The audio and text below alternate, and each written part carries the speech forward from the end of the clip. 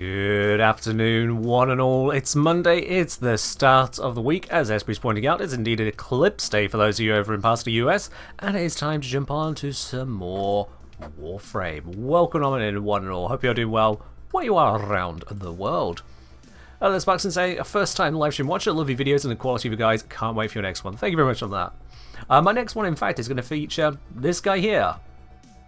Well, surprise.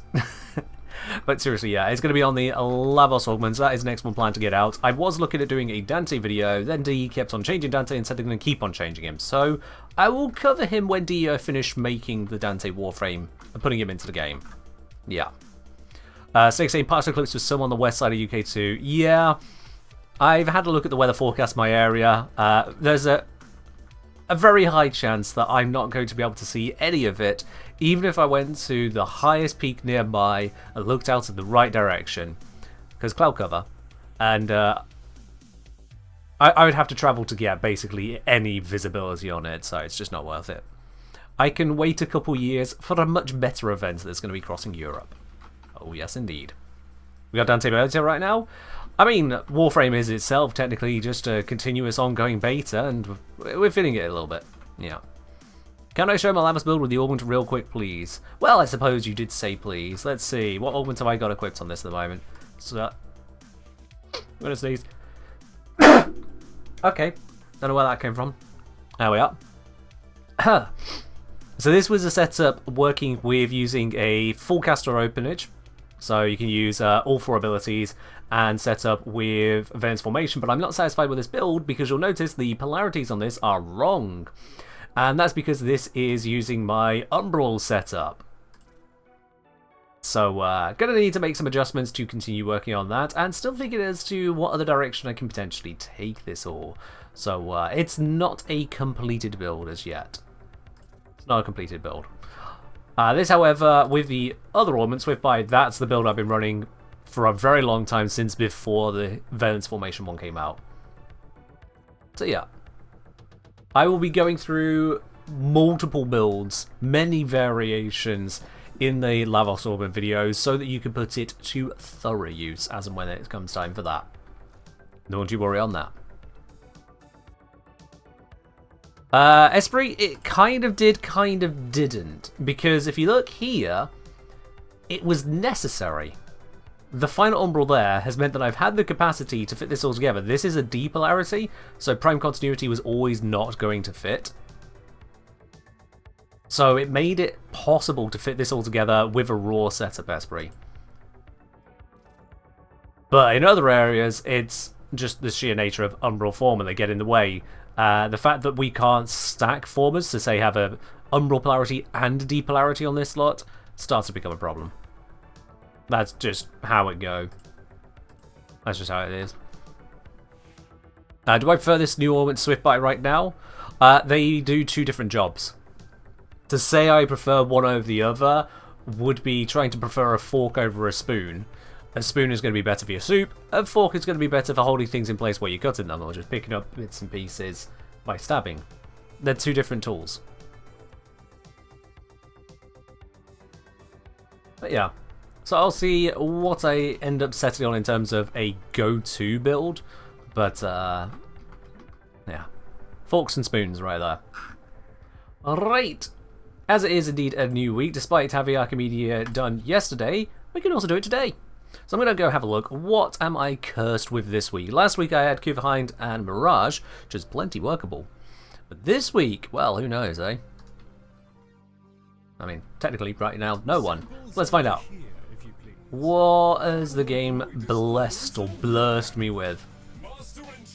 I have got Mesa Clever Vorben. Okay, that's a very big selection right there. I can go any of different directions on that one.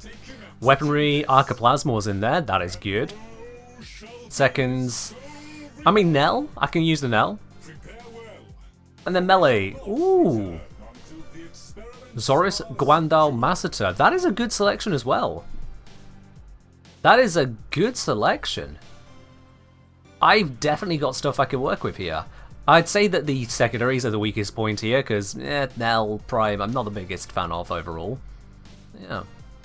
Can you farm shards from Archimedea non-stop. You can only farm it once per week. As in, once you've got any of these rewards, any of these boxes opened up, that's it. That's what you get from that box for that week. There is no changing that. Now, in terms of missions, we've got Alchemy, Mirror Defense, Assassination. Ooh. Okay. And, yeah, that adds an additional threat. In terms of additional threat, Vampiric Liminus. Slow-moving immortal Devuri Liminus. Drain health and energy from allies who get too close. See, I've already heard that Mesa's Shatter Shield does not protect against that, which is deeply concerning.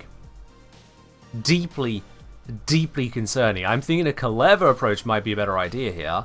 It's also got Coordinated Front. Xmas units support the Fragmented Tide and its final form, including Guardian Xmas. So I'm thinking some kind of AoE explosive, which we can get out of Calevo, might be a better trick here. And because it's going to have all of those Xmas types, Xmas units, Guardian Xmas, and Immortal Liminus, the crowd control on Vauban is going to get walked over, unfortunately. As much as it might be nice for the mirror defense, it's just going to be insufficient when everything is immune to it. That is a problem. And that is kind of how Vauban stays alive, is making it where things can't attack him so easily. Yeah, I think Calevo is probably going to be the right answer here. What else have we got mission-wise? Alchemical Invulnerability. 10% of enemies are equipped with an impervious elemental barrier that can only be destroyed when amphor of the corresponding element. Kinda weird. Post-mortal surges. Slain enemies burst of void energy. Yeah. Myopic munitions. Enemies will only take damage if a player is within 15 meters of them. Wow, just dunk on my Calevo idea. Okay. That's, okay. And then Mirror Defense, we've got Barbed Glyphs. Each glyph inflicts a small amount of damage when collected. Bolster Belligerence. All enemies have Overguard. Just no. Vauban absolutely out. Vauban has no chance. What? And Hostile Regeneration. Enemy health slowly regenerates. Not that much of a deal. Yeah, so this is just Xmas boss overload. This has literally Overguard everywhere. And we don't need Vauban for alchemy. So Vauban's an absolute out. Or stunks on Mesa, chase enemies down while shooting. I don't know that Mesa would struggle as much with this, but Vauban, yeah. Vauban is a crowd control focus, so he's out. Just no chance. I mean, someone else can have one if they have him on the list. It's just, there's no reason for me to rock it when I can rock Calevo. Calevo is just the answer here. So I'm going to go Calevo, Plasmor, Mel, and Melee is where I'm stuck for choice.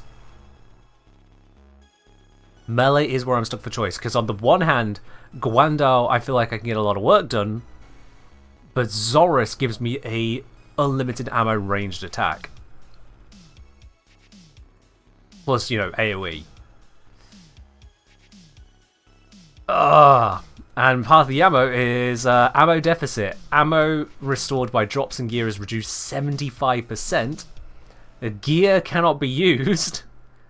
Lose energy with nearby enemies. And each personal modifier... gain 1 puncture status effect every time you take damage. So that's going to murder my damage output, murder my ammo, murder my ability to restore myself, and murder my energy. Woo boy! Let's just say, Zorus won't work well with Calevo though if you're going for multiple raffle advances.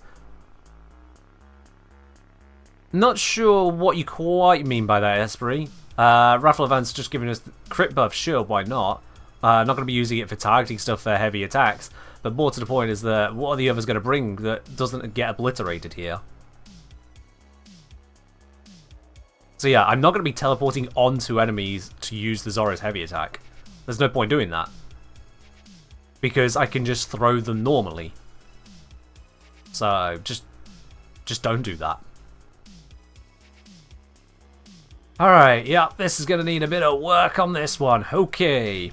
If you would like to join me in what is no doubt going to be an ordeal, send me a message in game, the Engineer. I'll bring you on into the squad, and we'll try our very best at this. We managed it first try last week, and this time we can go straight in on the Elite as well.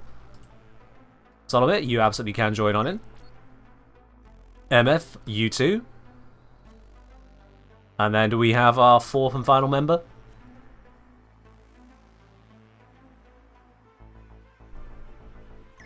You went in solo for Archimedea? Yeah, I'm not doing that. And M87, we got the 2 M's today. Alrighty. Let's start gearing up. I hope everything is appropriately formed. Okay, so, Clevo.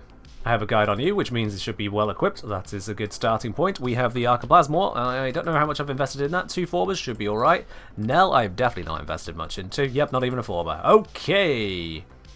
And then Zoris. I might need to do some work on that because I've been focusing on other things. But sure, let's pop it there. Operator can be used, and Zoris is not a combo weapon. So I can switch off of Naramon and thinking it through, I'm probably going to want to have Madurai for this. Because if I go down and go into operator mode, armor stripping is not so much a concern, whereas, because a lot of enemies are just not armored, whereas being able to use Void Strike for just sheer amount of damage output in operator, that could do a lot of work, I think. That really could do a lot of work. In terms of her abilities, nothing too amazing to it. But yeah. It pretty much all comes down to having that Void Strike. And having a little bit of enhanced damage doesn't hurt either. Solo is doable. Solo is doable, I just don't want to do it. That's just... Why make it even harder like that? Solomon's got Loki with Safeguard Switch, yeah, fair do. I hope that works out well for you. What else have everyone got in the squad then? So it looks like we've got Mesa Zephyr lining up. That could be interesting. It's assuming that is actually what people are bringing. Haven't had the opportunity to delve into Archimedea yet. Does it run like a raid? I don't know what a raid runs like. So I can't answer that question. I can tell you it is up to 4 people, all the gear restrictions you just saw there, and then 3 missions back to back. I make it harder, you don't have friends to play with. There's a Discord of people you can play with. Exclamation mark Discord. Join the Discord. Say hi to peeps there. See if you can't get a squad together. If you post what your loadout is going to be as well, that'll give people more of an idea as to what they can match with to try and work with you. You did run with randoms? That's also an option. You go ahead and do that. Glorified Archon Hunt? Kind of. Kind of. I mean, with the assassination this time, more so. But yeah. Massively higher level, some crazy restrictions, and no equipment switching between missions is huge. Do not overlook that. Okay, so... This one sets up with a low duration, high range, higher strength, and neutral efficiency. Umbral set approach. I'm going to switch down the range, because I don't think that is as important, given the restrictions we have. Give myself just a bit of a duration boost on this. In terms of auras, what's everyone looking to be running at the moment? Okay, so we're not stacking corrosive projections, that's fine. It's manageable. I mean, it's not really going to matter that much. Given the energy issues we might have, I could elsewise consider... I mean, I've got 100 Adrenaline, which, once my Overguard cracks, is going to be a benefit to me. Roll this, and I'm going to fully level Adaptation, just to make it stack that little bit quicker. Yeah. Was Kent's community full of code names? It's not full of code names, but we've got a couple of people who love to have stellar classifications rather than usernames. It works. On both your EDA runs, one guy left on the last mission, has to be a crash. It has to be a crash, there's no point to leave. Yeah. Straight up crash. There is no other explanation for that, because they get no benefit from doing that. Alright, Archiplasmor, let's make sure this is set up with something worthwhile. This is currently set to a mostly heat viral approach, or no, rad viral approach. The heat is actually kind of minimal here.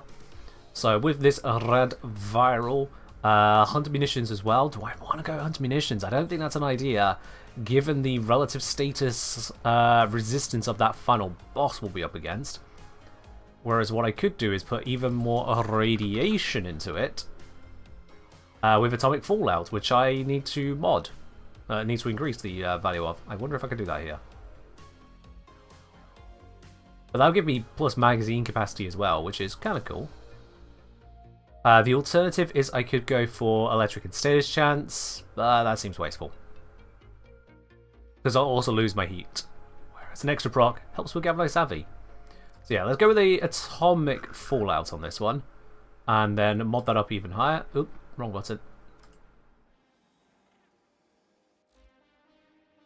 First time I'm using this mod, so that's why I just gotta do that real quick. Plus 40% magazine capacity isn't exactly something to write home about, but it's a benefit. Yep, I get a few extra shots. Why not? Why not? But aside from that, I mean, this is just going to have to work as is, isn't it? We're going to have extras in the fight, so Primary Merciless is still a worthwhile idea. What's on my companion? I've got a default Protective Worm, which does a lot of work. So I'm happy to just leave that there. Does Leighton require river mods? Nope, never will, never has done. You can put whatever you want onto that, within reason. Right, this looks painful. You know what? It's not exactly going to do me a lot, but let's make it something anyway. I can put a secondary adapter on so that I can put Deadhead into here, so it's got some power behind it. And let's see, if I form this, I can get some more power of it, because I can then equip Lethal Torrent. So let's former it. I only need 7 to equip Lethal Torrent, right? Because Lethal Torrent is 11 terrain? Yeah, so if I form this one, rather than the Heated Charge, because V-Polarity is just more malleable, more applicable. I do that, that's all I need to do to get Lethal Torrent on there. MR30 perk coming in clutch on this one. Have that much endo would be a dream? Yeah, I do have a little bit. Hello, Bullfin. It's going well. We're just getting ready for the Deep Archimedea. We're saying, surprised it didn't add companions to list restrictions. I think there has to be a line drawn, and I'm satisfied that they didn't also lock us down on our companions. Quite frankly, that would be painful. Okay, look at the setup here. This is, yep, clearly set up as a initial combo, just throw it out there and bash stuff to death approach.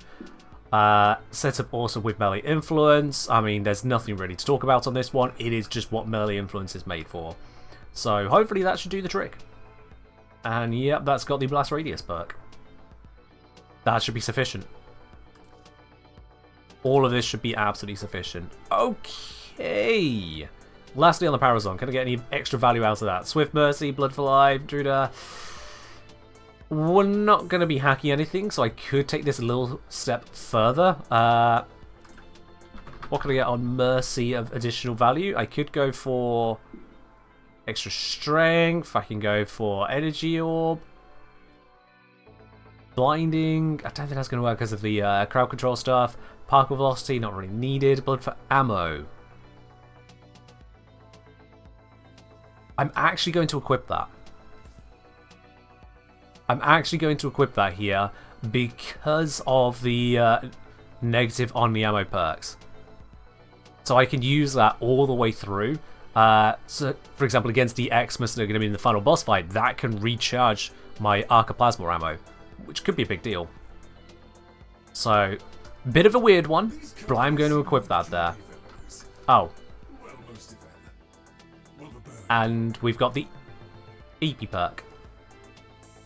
Can I... Is this really going to keep happening? Oh, for fuck's sake, I'm trying to actually speak to him. There we go. Seriously, G, what the fuck? What is happening? A bug, that's what. What is going on? A bug, that's what. Okay, gets knocked down in hub. No prime sure-footed. Don't normally need it because I'll have overguard, but there we are. Okay, we got our crew, we got our mods, we got our weapons, we got our conditions. We're set up to get even the Vosper. We don't need to go that far, but I'm going that far because, hey, what's worth skipping out? I could skip that, or I could skip the energy exhaustion. Might as well just go with it. Might as well just roll it. Pulse. Yeah, fair do, Thomas. Fair do. Let's begin. We only need to do a single run. I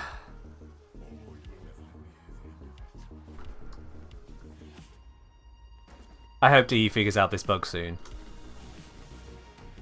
I really hope they figure out this bug soon.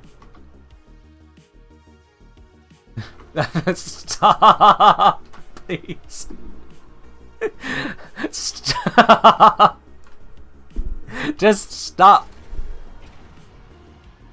Ah. Do I think there should be mission checkpoints we can continue from our last mission? I have no particular opinion on that, given this is meant to be hard mode. Without elements of the highest purity, our efforts will fail. Should we fail, the enemy succeeds. If the enemy succeeds, the mana falls. The mana Alright. will not fall. That's giving me all of this. Oh, that is beautiful damage right there. And that's a friendly one, isn't it? Woo!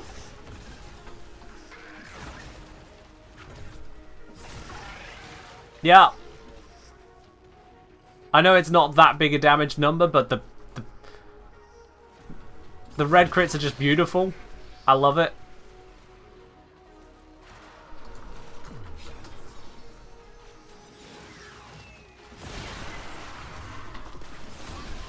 You'll notice I've got tap cast on my Calervo teleport because it's just better. The quick casting is just better. Alright. We need Toxin, we need Cold. Wait, why are you all immortal? Why are they immortal? Can the game please update the map if something is meant to be an ally or not? I just genuinely cannot tell. My up munitions? I was stood next to him, Solomir. Nice suggestion, but I was literally stood next to them. Oh, the Amphor ones, of course. Right, yes, I forgot about those. That'll do it.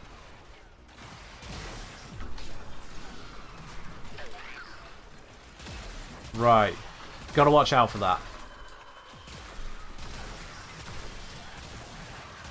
This thing is taking no damage from my attacks. That armor is too strong for me right now. I need stacks. At least you can CC the ones which are immune. We should probably not let that happen. Never mind, it happened anyway. Okay, things are about to get worse.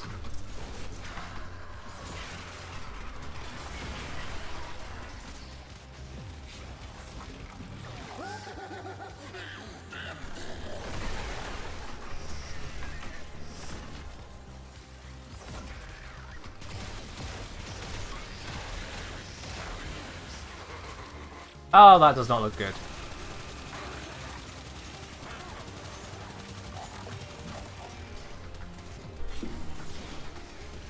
I'm trying to deal with this, and I don't think it's going to happen.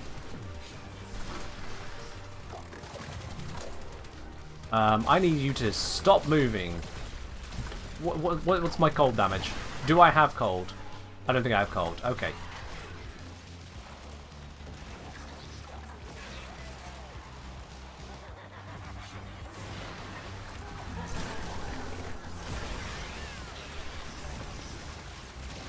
Please die, please die, please die, please die. We never should have let you exist.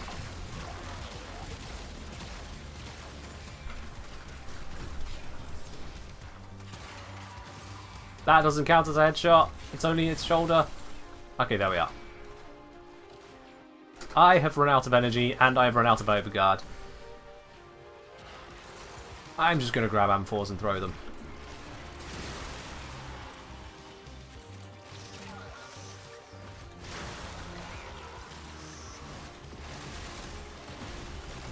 Just lob them all in.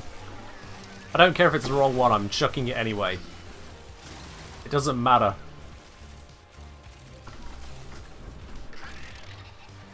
Where are you? Where are you? Can't be destroyed, so just chuck them all in. Oh god. No. After that last one, absolutely bloody well not. That doesn't count as a headshot? The Nell is so bad here. That doesn't count as a headshot. Ugh. Why would they make so many enemies without heads to headshot when there's so many headshot-based weapons? That literally just kills the Nell. The Nell is not an option as a result.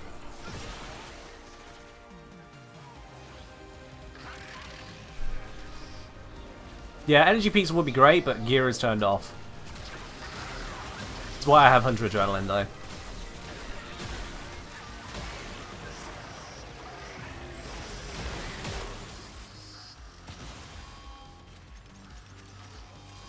No, no, no, no, no, no, no. Alright, that's dead. Headshots and weak points should be combined. I agree. Like, headshot is weak point. If the weak point is not its head, but it's still its head, then it's still a headshot. Sorry, still a weak point, yeah. Just, they should be the same thing, fundamentally. Otherwise, what's the point of aiming for them? What's the point of making things headshots?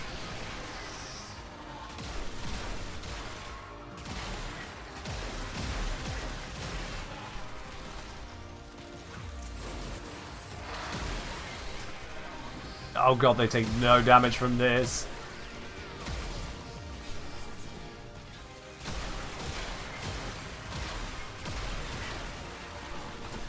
I'm going to get back closer to the group a bit.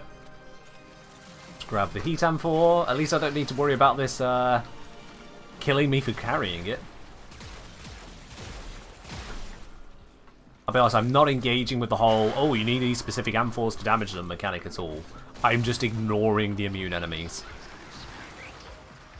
If someone else is dealing with them, thank goodness, but I am not.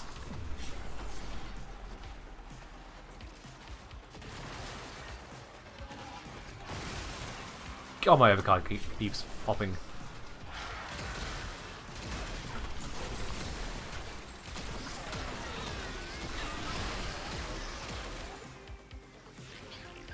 Amphors. Yep, there we go.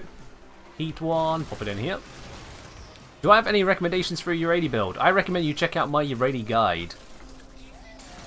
It might be a little bit interesting to listen to, but it is still a functional and accurate Uradi guide.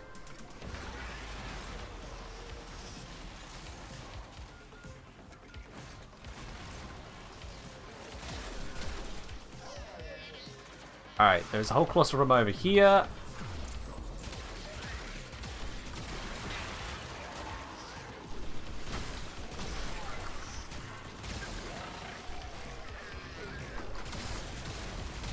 So they're not taking as much damage as I would expect here, even with the stacks of my weapons. Kind of weird.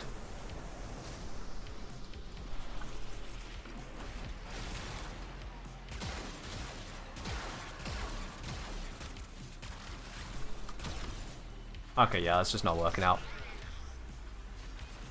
This one I was putting in work. Yes. It also seems to be interfering with the plasma. I'm not sure what's going on with that, I'll be honest with you. Probably just do this and then... I mean, that works. Honestly, that just works. Pouring these in. One in here. There we go. I think I just stood in front of someone else storing one. No. I think it worked. I think we got here in time. Yeah.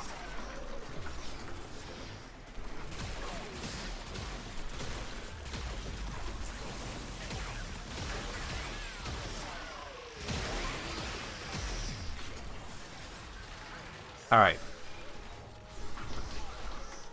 Punch blocks every time I'm damaged. Ah, that's true. I mean, I am blocking some of it, but that is true. I don't know if that goes through the overguard now I think about it, though. Because I've got no procs at the moment, so there's no way my worm is blocking that many. So my overguard might be protecting me here. Which, big if true.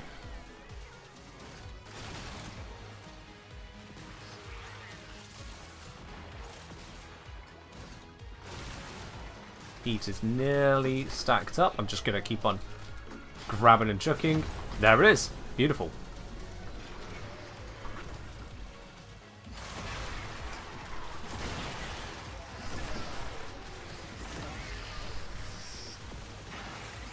This is quite the counter to the setup.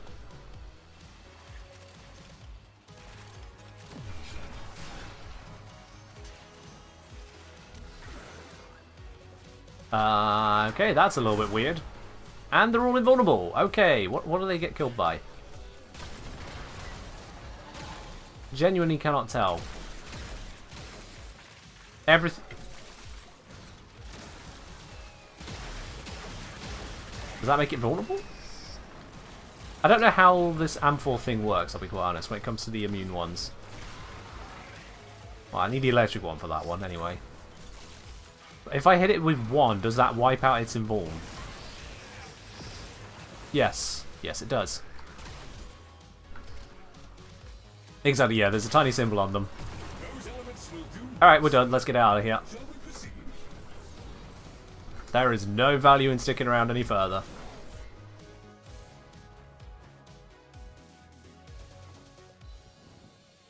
Beautiful. Woo!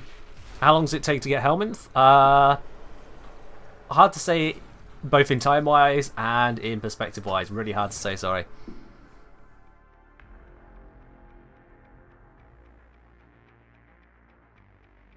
That's what I was thinking, Ladybug, yeah. Alright, mission 2. Locate the Oracle. We've received an Amber Shard and a Downforged Amber Shard. Nice. All the Ambers again today. Love it. Those are my most useful shards, yeah. Oh, these that are going to hurt us. I'm gaining health from something, not sure what. Arcane Grace, that'll do it. Alright, at least this time, no zone of vulnerability. We can just hit them wherever. So my range attacks are now valid. And I can pop in this.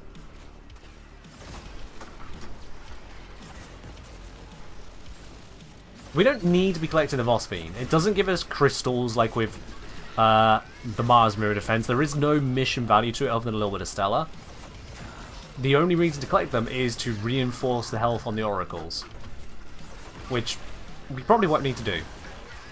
Waves remaining 4. Please tell me by waves remaining it means 2 on each side and not 4 on each side. There is no way they want to keep us here for 25 minutes. I refuse to accept that. But by waves it surely just means 2 rounds. A weird way of detailing it, if true.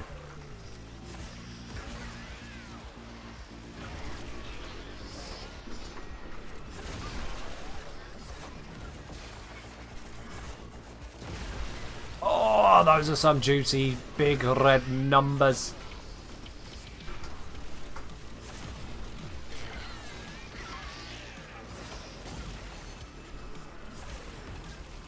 Okay, I'm going to let my Overguard run out. Next opportunity it does. Like, I won't refresh it. And I'll see if I start gaining a bunch of puncture procs.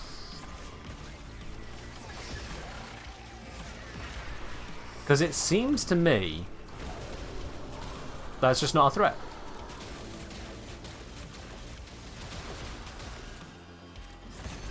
Okay, yeah, no, let's get rid of that thing. Okay, that doesn't count as a headshot, and it got to spawn it because it had Overguard. Wonderful, thanks game. And now I am gaining puncture procs, so yeah, my Overguard was in fact protecting for the puncture procs. Now I just need to deal with a near immortal Necromech, because that got spawned because Nell doesn't count weak spots as headshots.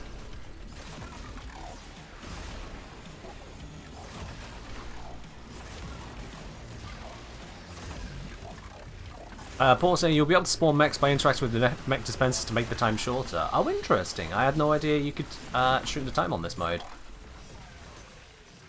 Okay, hold still, hold still. That works too.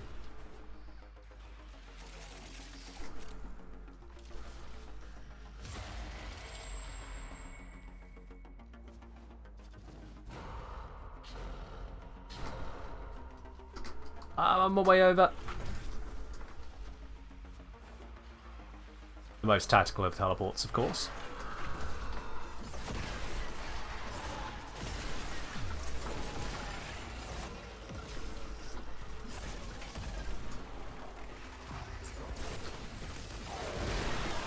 Oh, that's just so much good destruction. And that arm doesn't count as a headshot either. Why do some things count as headshots and some don't? DE, come on. You're just screwing with me.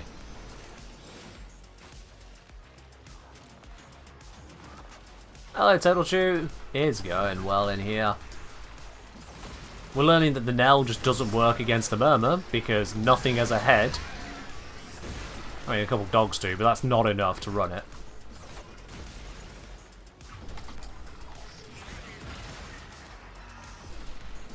I do wonder why DE created a faction with so little consideration for headshots when most of our high meta weapons are calling for headshots. It does feel like a weird choice.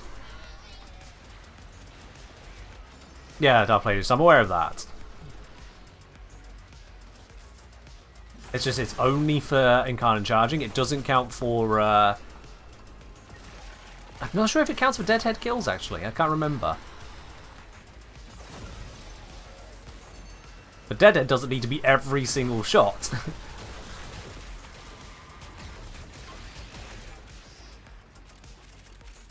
A little bit painful. There is a whole bunch of stuff up here, somewhere.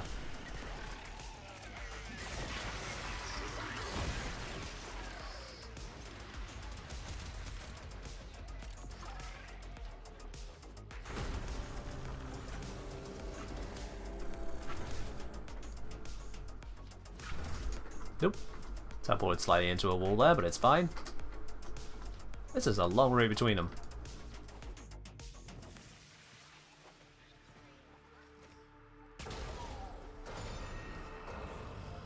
So, if we spawn that in... Oops.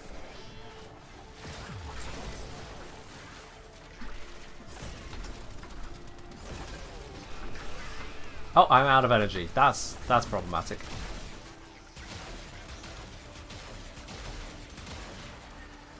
There we go.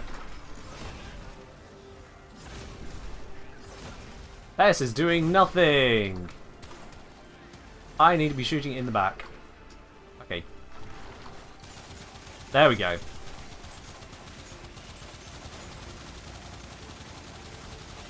Yeah! Fire rate! No! I need you! I need the back! I need the back! I need the back! Sit! Sit still! Sit still! Sit still! Oh shit! Woo! I nearly died!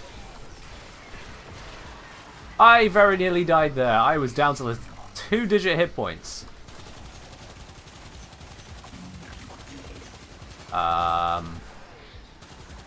Did it just charge at Solomir? Randomly? Ouch. Oh shit, this thing's about to blow up! No! Okay. Well, that's not good. Alright. I do not like the options I have here, and I hate the fact that my headshot weapon does not headshot.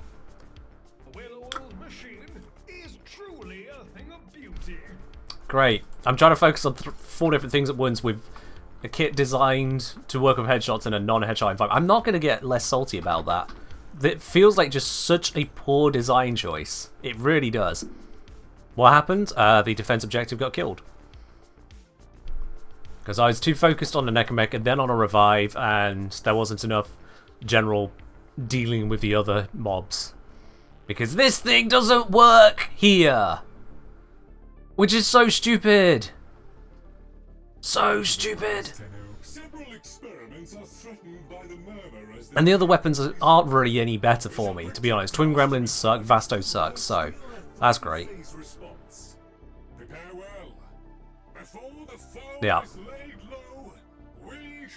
We're just gonna have to go again. Vasto is incarnate? True. I don't think I have incarnated it.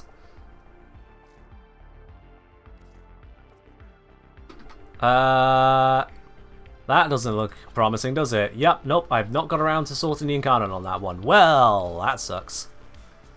I could drop one weapon for my choice. I want to go for the full thing. I want to go for the full thing. Drop melee for Glaive Prime. What would that achieve? Zorus is amazing with melee influence.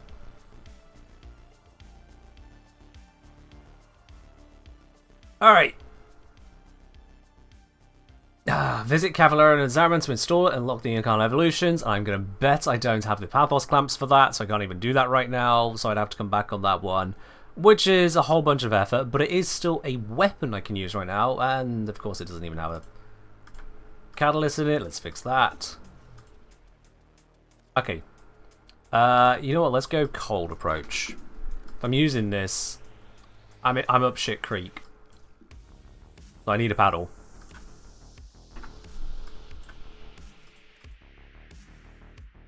Can't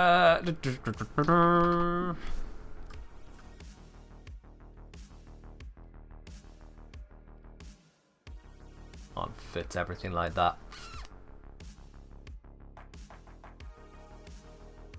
Drop the deep freeze. And then I can go like so. Alright, that'll have to do. About as basic as it gets, but I'll have to do. Let's pop a secondary adapter in. Let's use... I know Deadhead seems like the obvious choice here, but maybe not.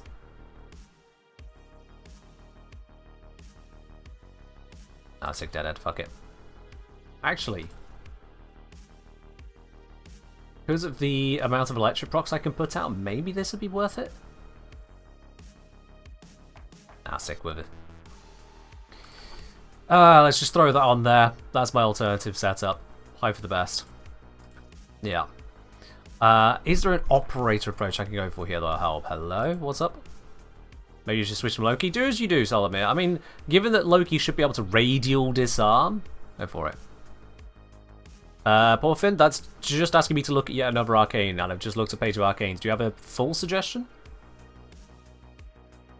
Do I know for a fact I don't have the Pathos Clamps? Considering I had to farm Pathos Clamps for the most recent Incarnate upgrade I did, probably yes, Pelagius.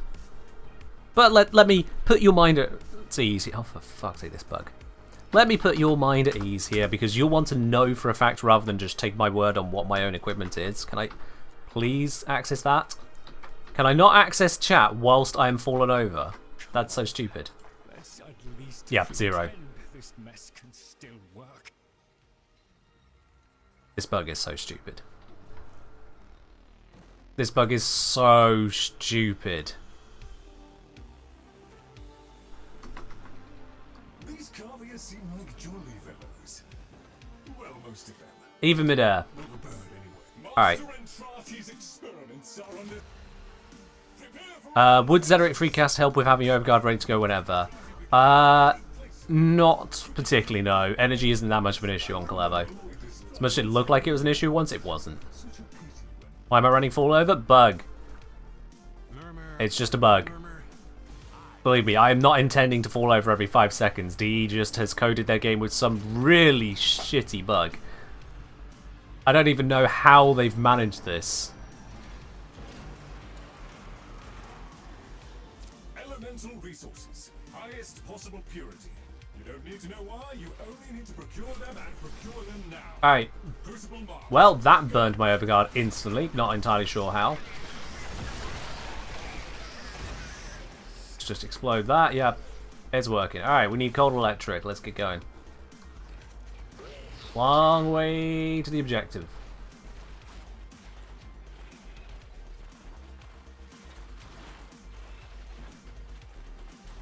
No more sticky corners, no more sticky anything. I slip.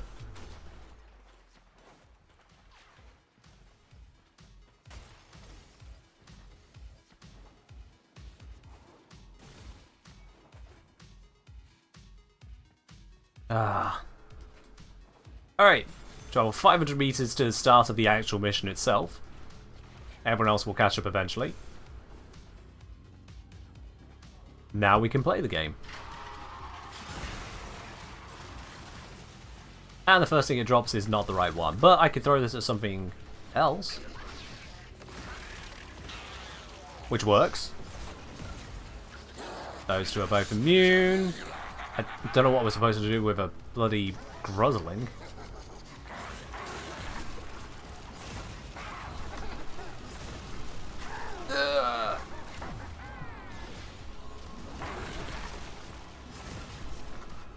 Come on, perish, perish, perish, perish.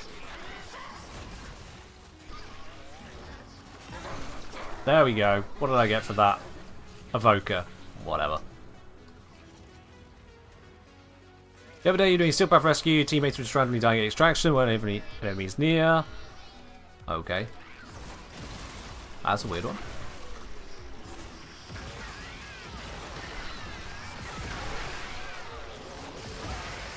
Just detonate my way through everything at close range. Oh, Overguard ran out.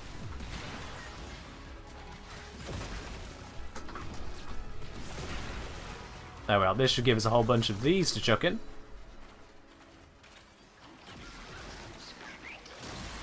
I did hit, yeah.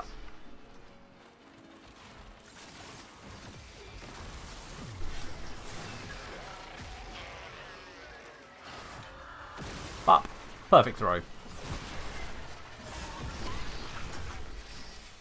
What the hell was that? How did my camera lock onto a guy? Oh shit, I just realised what I'm hearing. Nope, nope, nope, nope, nope, nope. Okay, there we are. That was better than Nell, at least. Hit the weak point. Stop it. Please don't wipe my Overguard so quick. Why is everything away from my Overguard so quickly? That was not in range. M-Fan down. Someone's got them. Excellent.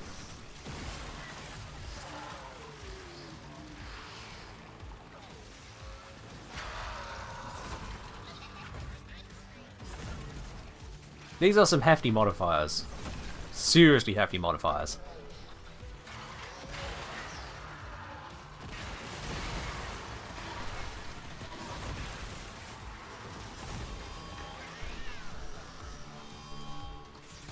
What the fuck? Oh, okay. Sunbathe. Not Sunbathe, Solomir.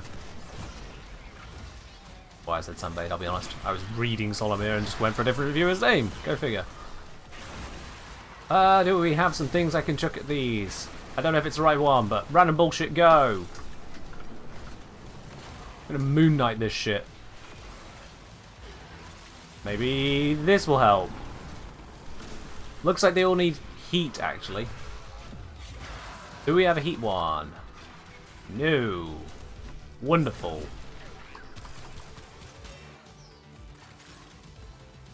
Yeah, I'm just gonna grab this and run away. Ah! Heat. And a sudden teleport.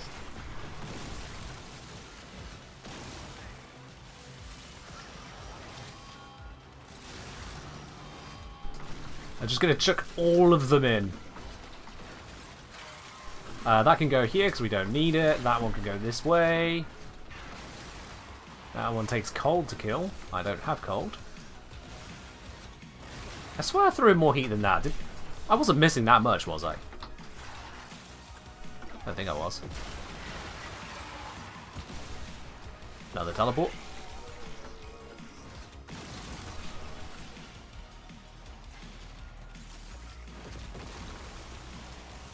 Grab the electrics.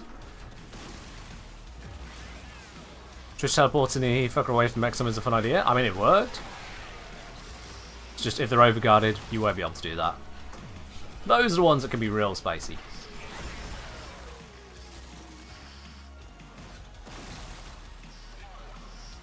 There's another heat one. There is another Sound of Doom. Oh. Where are arms? I don't think we succeeded.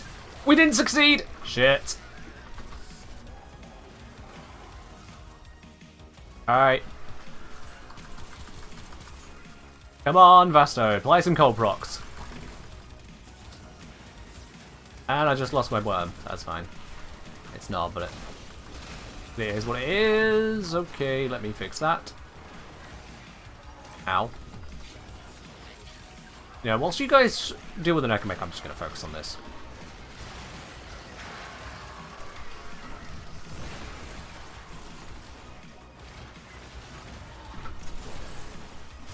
Oh god, they're all bloody immune. What does it take to kill you guys? Toxin and cold. I have neither of these things.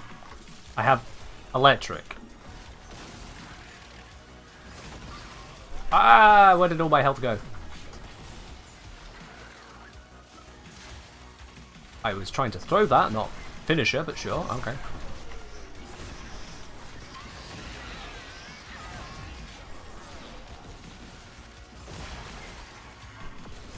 Hey, that sounds grand, Moon. Make sure you do it at a time I can properly react, so probably not during this mission. You got that one, okie dokie. Still got the toxin immune dude here. Oh, immune to all but toxin. Will cold hurt any of these? Not sure, to be honest.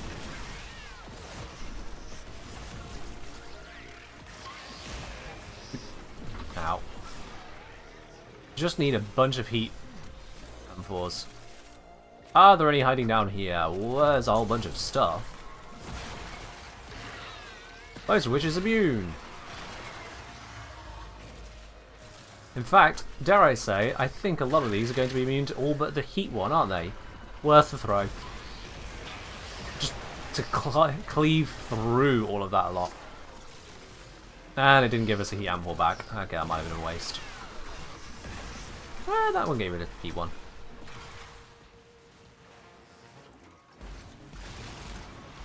Yeah, there were indeed towers of murmur there, weren't there?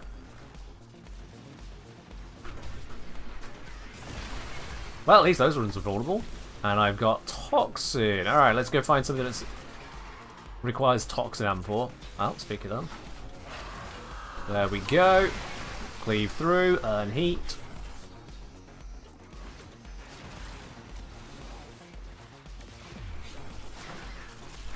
Do defenses. Give it a throw. None of this is really doing a lot.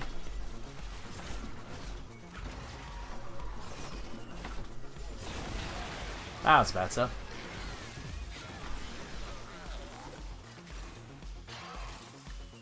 Don't need the Toxin for, let's throw it into the cluster of them. Maybe you'll do something useful. Same with the electric. Grab the heat. One more heat will do it. And we're in. Okay, good. Whew. We just need to see this through now. Which cannot go wrong, thankfully. How about over Riven is multi-shot, mag capacity, crit damage, negative status, Trumner. I forget the exact stats on the Trumner to properly evaluate that. Mag capacity is a little bit of a waste. But multi-shot crit damage is nice to have. The status chance, I don't recall Trumner really being a status-focused weapon. You probably okay there? Oh god, stop it, stop it, stop it, stop it. No, no, no. Got it. Woo! Oh, the Viper's on this side. And then we need... Wait. Oop. Please give me my Everguard back.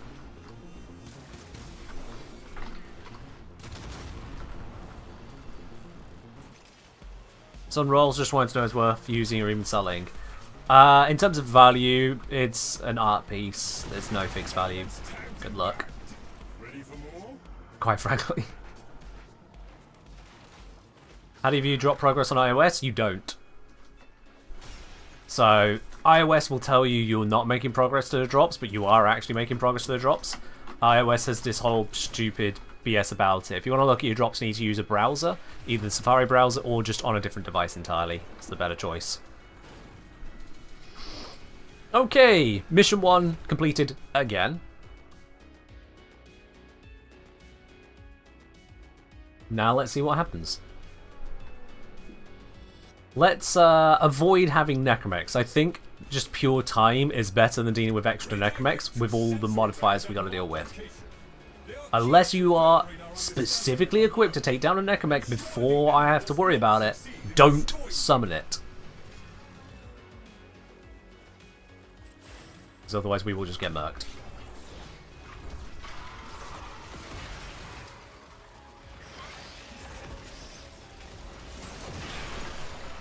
I'm going to focus on the trash. Or do a very bad job of it, apparently. There we are.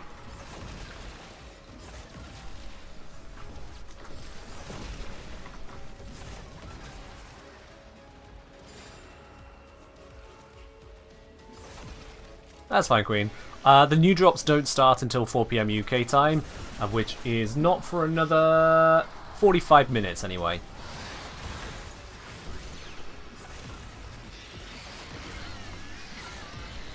Oh, bonus affinity gain. Neat.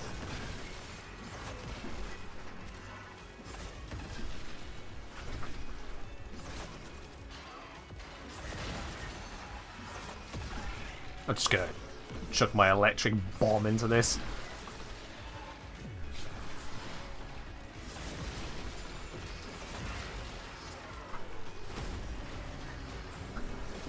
Oracle Reinforce, it gives it 4,000 overshields. That's not really a lot.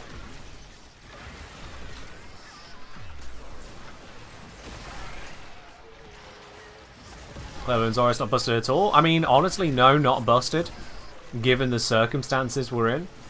Given that in the previous mission, I had to be within 15 meters of an enemy to damage them.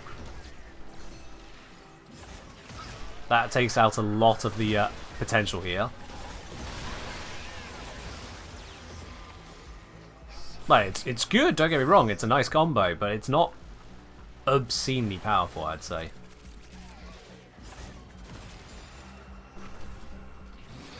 Do the random Warframe weapon options deep Archimedea change day or week? Per week. What you've got now is what you've got. Anyone who tells you otherwise has not been reading patch notes.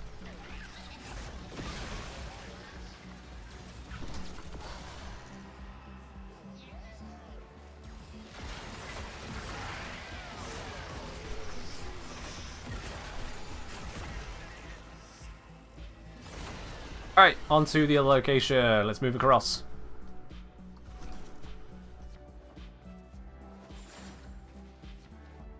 Pick up a few of these all the way. I mean, no reason not to, eh? Automech, or I could not. Like I just discussed earlier, and I know you know this because you laughed at the end of the previous attempt at this run. Because we had mech death, bullshit about Nanel not working as advertised. Yeah. Hello, can you do your deep Archimedea now and still help your friend do it later in the week? Oh yeah. Just because you got the rewards doesn't mean you can't run it again, it just means you can't get the rewards again. That's all.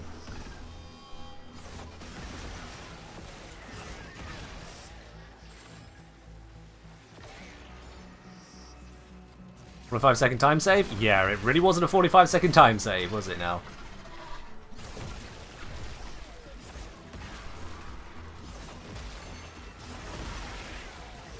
I don't even read that. Hacking console to spawn our mech won't summon anyone, right? Make sure you're going to the right console. Make sure you know for certain what that console does. If you do not know for certain, please, for the love of God, do not waste our time by accidentally summoning a rogue necromech. You do that, I kick you out of squad. Permanently.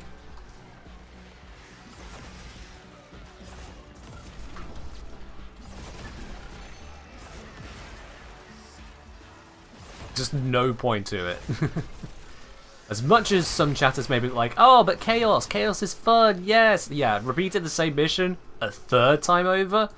Just to try and get through this? No, not fun.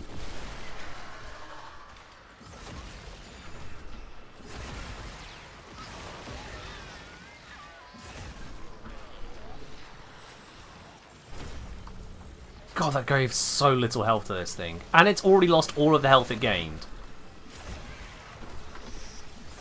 How does it lose that much health that quickly?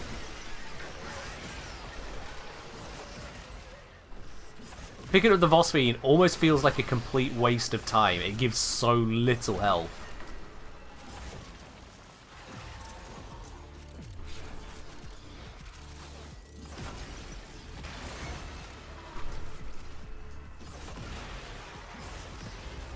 It is mostly by virtue of us just keeping up the pace that it's not dying. That's it. The mission objective is a lie.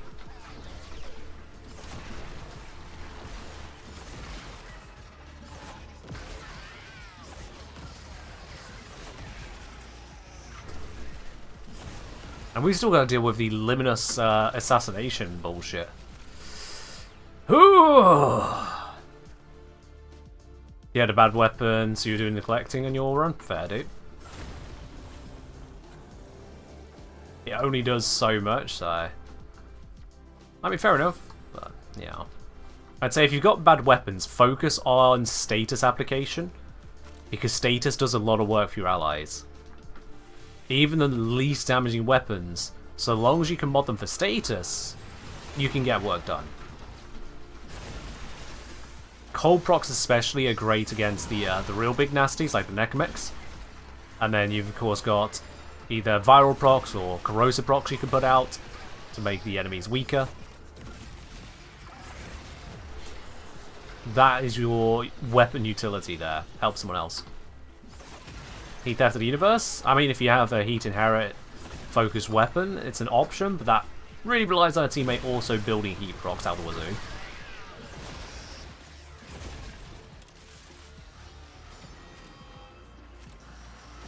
Yep, so let's absolutely have none of that, and it's already dealt with. Wonderful.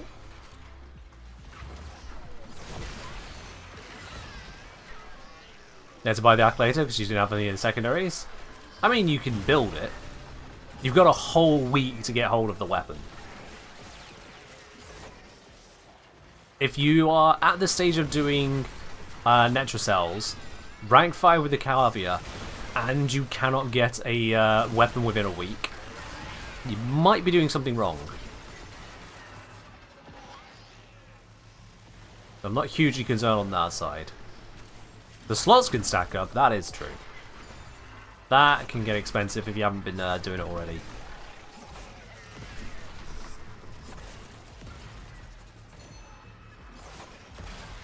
Hello there, cat.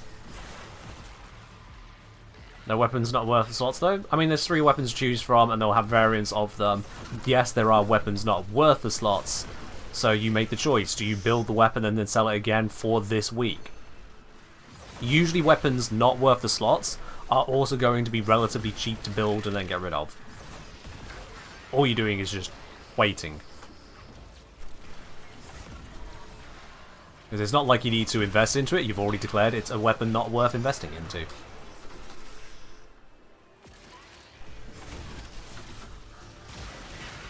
Well, stop that one straight away.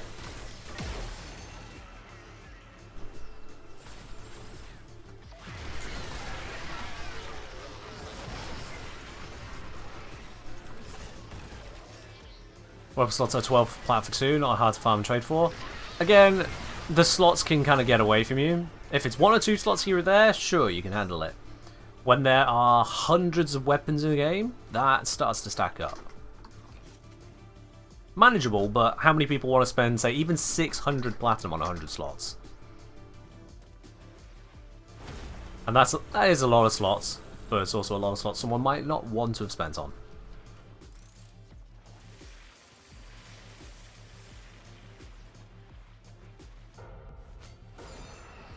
Alright, let's get defending. Final wave.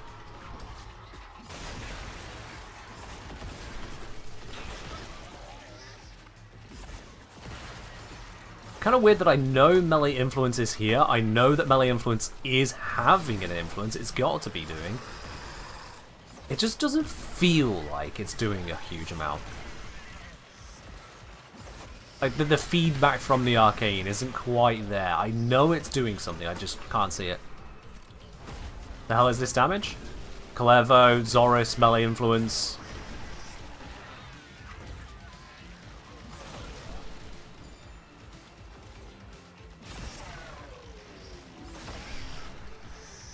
I mean, I'd see how much damage it'll do on the proc, but those guys die straight away, so yeah. There we go, yeah. It's 40k damage per second, but it's armoured.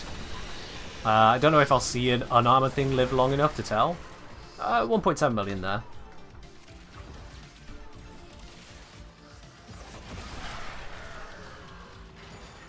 Good. The moment that spawned, someone else was already on it. That's fine. The moment that triggered, didn't even spawn.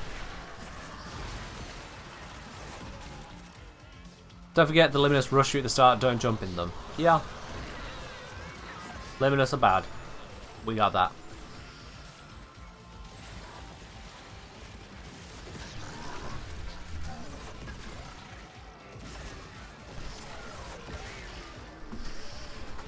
Hope you guys running a bit low. Let's re-up it.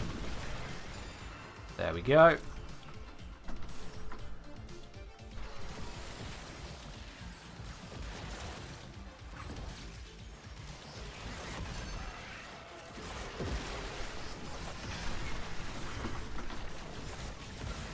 Got these floaty triangles, which are resistant to the Zorus.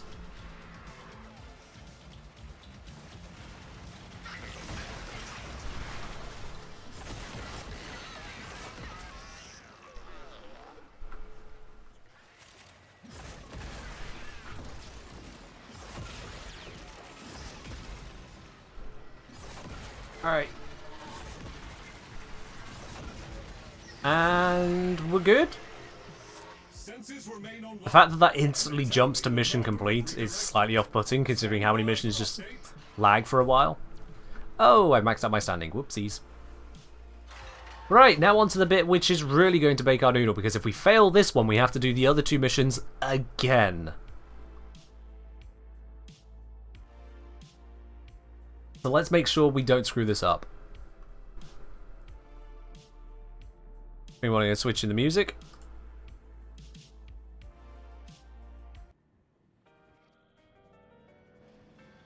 I think I selected the wrong one. Yes, I did. But yeah. Sorry, cat. Now is not the time to request my attention. Yeah. Yeah.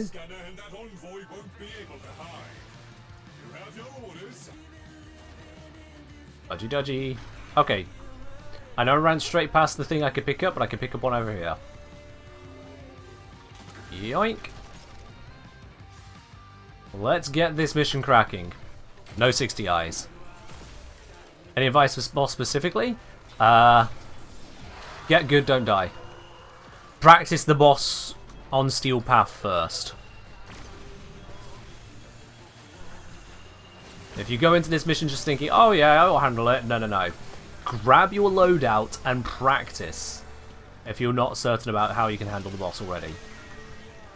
Okay, on to the next location, which is, I think, this way. There's so many markers, it's kind of hard to tell. Yeah, it's this way.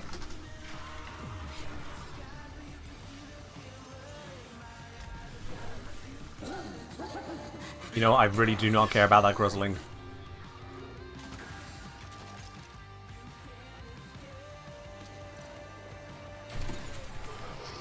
Okay, Vitrium seeking.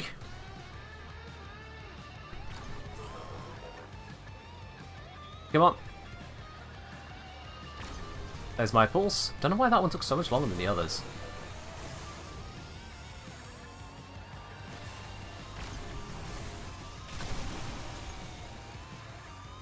Alright, someone's given us a temporary buff. And there we are. We've searched this room. Let's head to the final one. I don't care what loot that is behind me, I'm not getting distracted. Mission objective is #1 or we are screwed.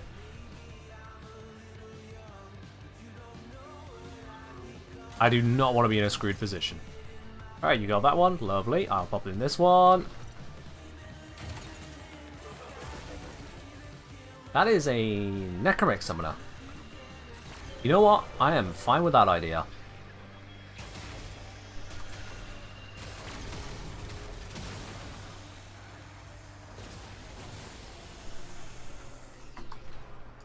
Terrible jumps.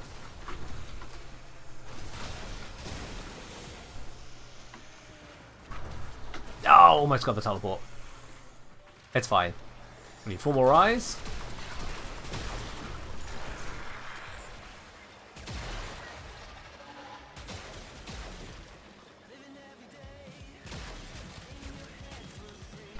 Something's pinging. It's this one. There's some eyes. I miss not having my parkour shard. Or I miss having the parkour shard, I should say. I hate not having it. We only got 2 of these active? Where's the third one? Eh.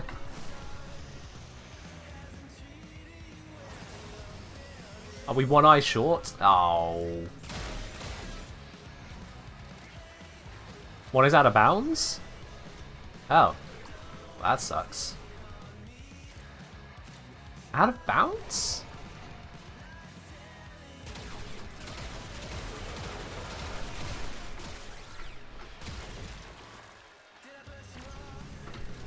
That wasn't ready for that. Alright, Victory exhausted, we know where to go. Let's go deal with the tide.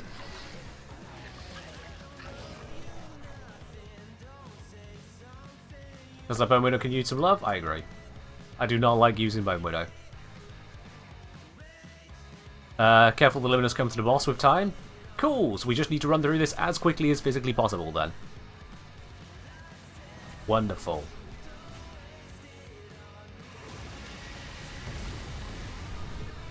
So much for with time, they are here.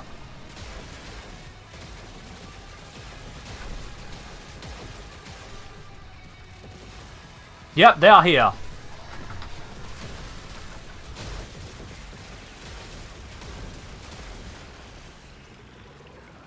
Someone grab their neck and make that sensible. I did not grab mine.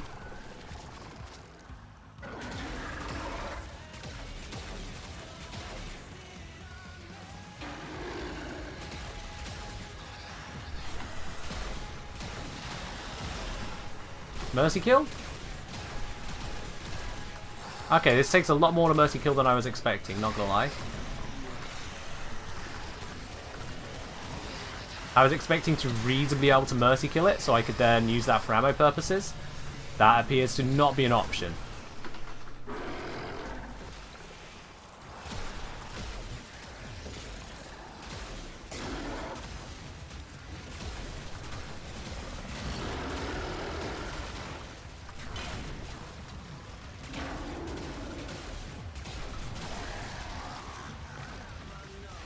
Yeah. Not sure what could be my option here, but that ain't it.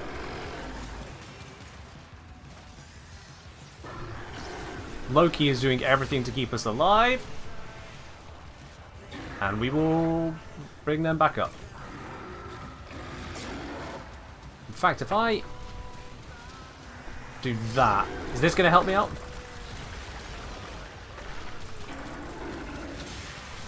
Don't think that did much for me. Ow.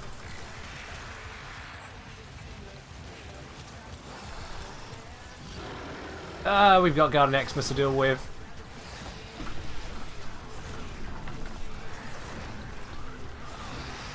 Throwing's a neat trick.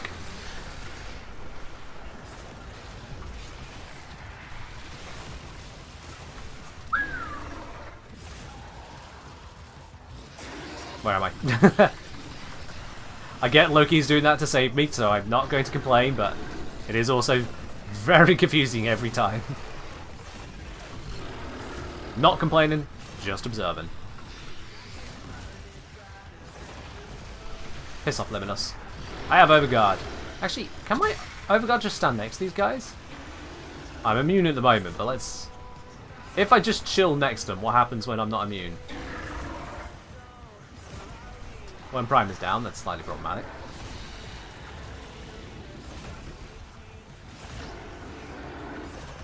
Yeah, they're slowly working on my Overguard, but I'm actually just kind of tanking it. So that's good.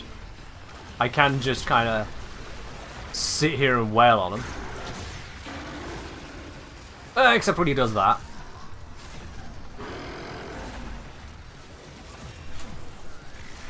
I need things for my blades to hit. Where are all the Xmas I was promised? There we are.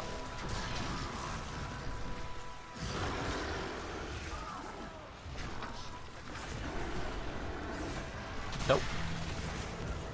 Throw it off.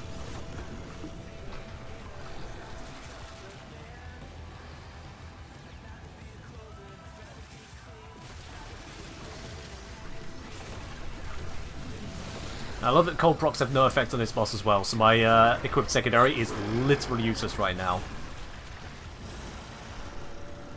Yeah.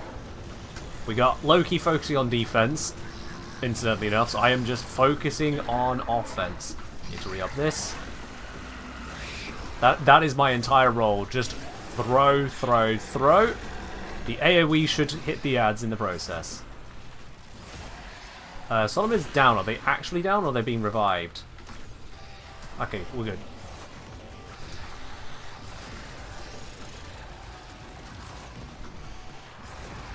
Dash eliminates Luminous? When you say eliminates, kills? That'd be wild if true.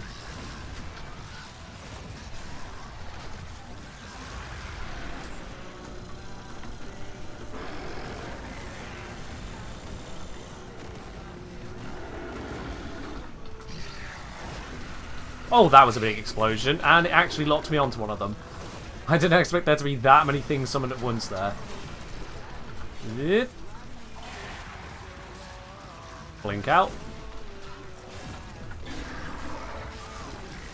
Multiple downs at once. Where? Get you up. Is there someone else down at the moment? I can't tell. I don't think so.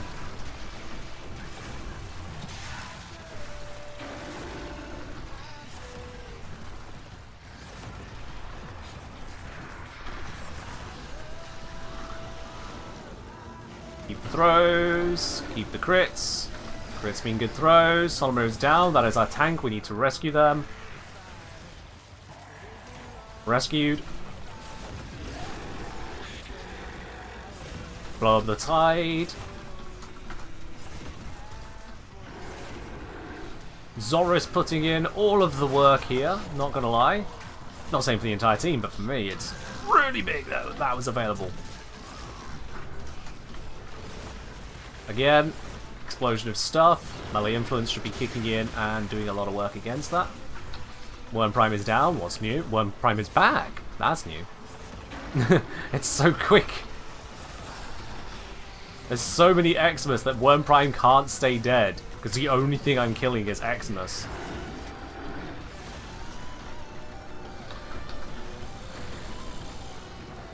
Solom is down. Okay, is anyone on that? I think they are. Yep. Need to re-up my Overguard.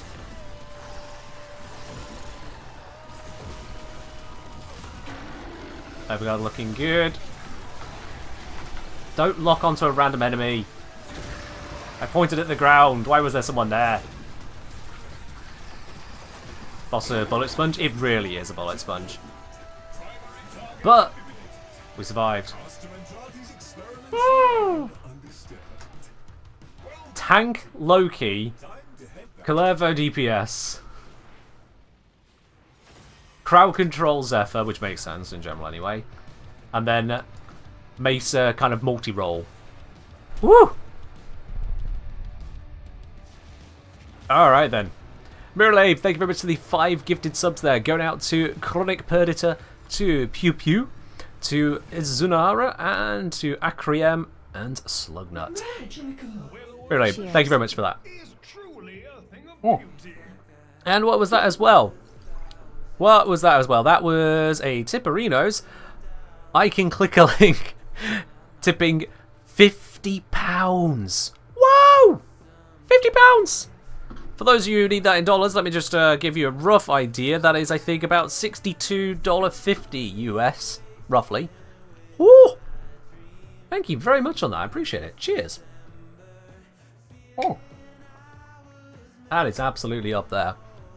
I get £50 worth of tea. I mean, for that, I could probably get physically £50 of tea, you know. It'd be half my body weight in tea.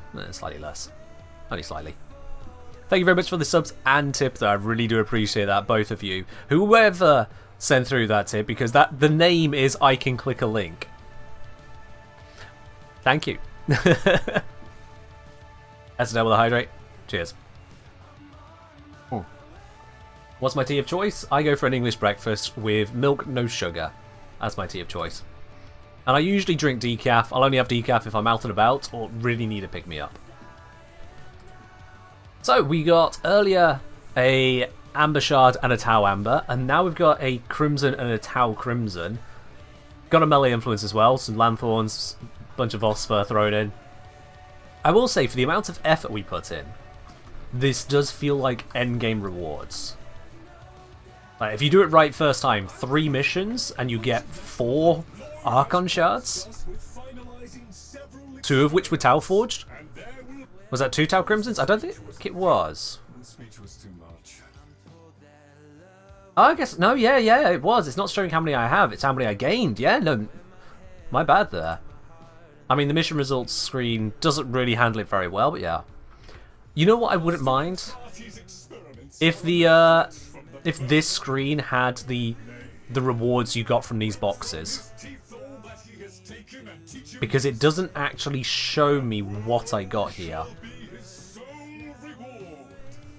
So, if there was a reward pop out, Archimedian research completed, or research rewards, whatever you want to call it. I would like that. GG's all round. People say Switch Teleport ain't useful. I mean, in the hands of someone adept at using it, it became useful. Very, very much so. I'm almost to the point that I kind of want to pay homage to that effect in the D&D design for Loki. I'm considering that. Just slightly. Just because of how impactful that was there. But yeah, GG's. Alright, let's pop out of here. Woo! We can get back to more runs in a little bit. But for a moment, let's just kind of slow that down a moment. That was a lot of jump, press E, press middle click. Jump, press E, press middle click. Keep an eye on all the other trackers I need to keep an eye on.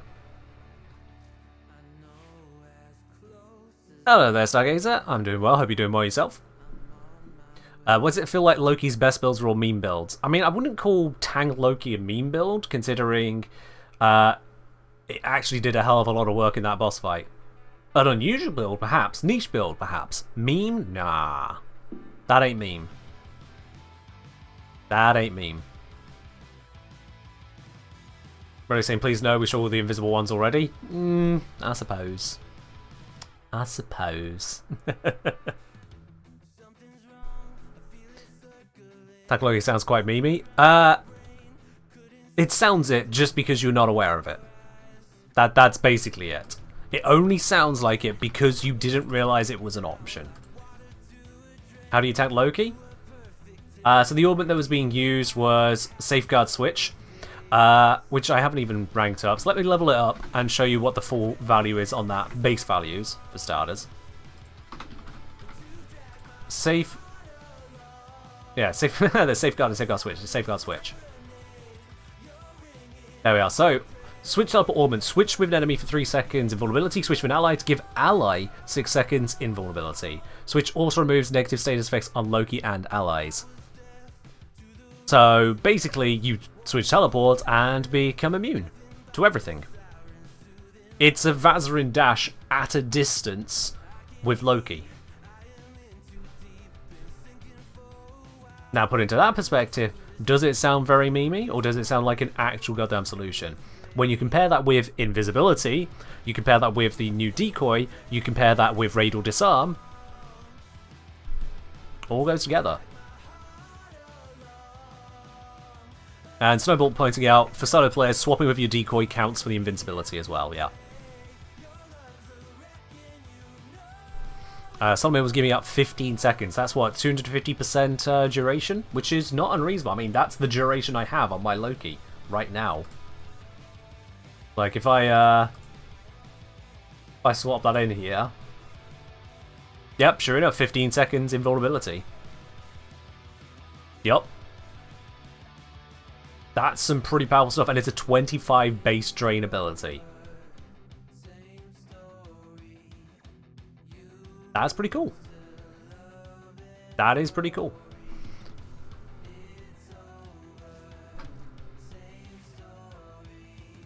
be honest, that run made you take yourself out for a spin. I think that's what D were really going for with the whole randomized loadout stuff. It's just the weapons can feel a bit cruel.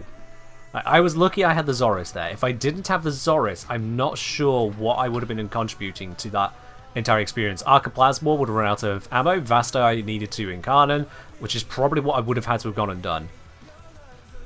If I didn't have the Zoris there, I probably would have had to go and just sort out the Vasto. Yeah. Wonder how much your 381% Loki would give? Well, it's simple. We go 6 times 3.81, and the answer is 22.86 seconds. There you are. Wonder no more. We could just do the math. Okay. So we're going to break away from being in the labs for a bit. Let's grab good old Lavos. Let's grab good old weaponry. All the good things we know and love and use to such power. Let's shove the Cronin in there somewhere. Alright then. So, we have got the Archon Hunt to have a look at. Because it's another guaranteed Archon Shard. Hey, why not? I've got a bonus to Mesa, but I'm just not going to do that. Same with the weapons. No. We don't need that. We don't need that. We've got Exterminate, Interception, Showdown. I mean, it couldn't be much easier, could it? So, if you'd like to join me on the Archon Hunt, send me a message in-game, the Kenjnir, I'll bring you on into the squad. First come, first serve, with a little bit of priority for those who've not been in a squad yet today. Just a little bit of priority. So saying Guado isn't a bad weapon, the range helps? Yeah, the range on the Zoris was doing a lot there. And the fact that it was forced electric proc explosion, I mean, you know, you can't ignore that. Relave, come on in. Puck, come on in. You'll be too slow on the PM? Well, I mean, this is why I give a lot of walk into what I'm doing, so you can go, oh, Ken's about to do Archon Hunt. Right, let's get ready to message.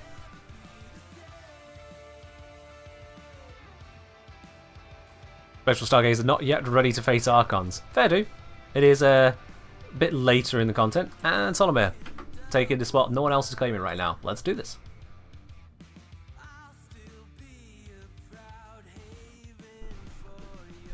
So only 2 Angels, Siren and Whispers and all. Yeah, fair do. You're still working your way through the quest, that makes sense.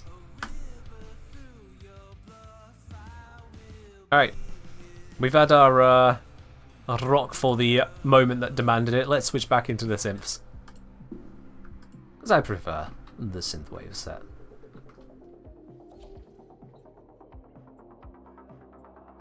This should feel just a cakewalk in comparison to what we've just done. Absolute cakewalk.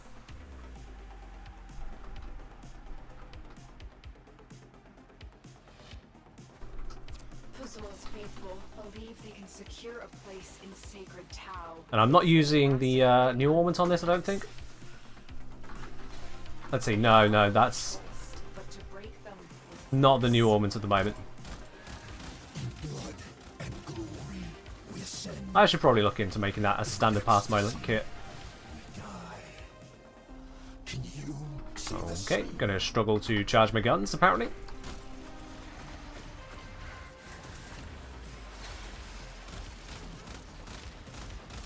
Another downside of headshot charging Incarnons. If everyone kills the other stuff sooner, well, what are you doing?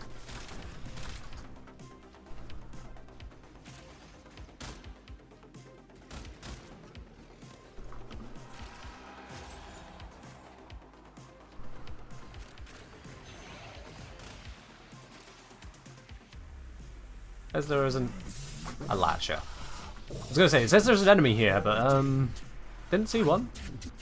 Latcher.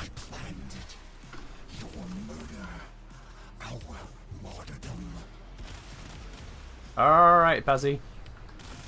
Oh, good old Puzzle. Going on and on and on. I'm such a big bad guy. Listen to how I talk. Don't you know I am important? Yeah. We've heard it all before, mate.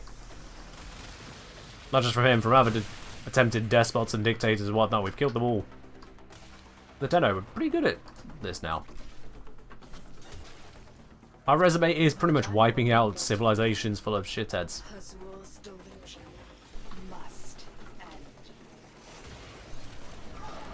Don't know how I side rolled there, but okay. There we are. Void Rig, the ultimate cheese for Elite Deep Archimedea. Yeah, fair do. If it works for you, it works for you.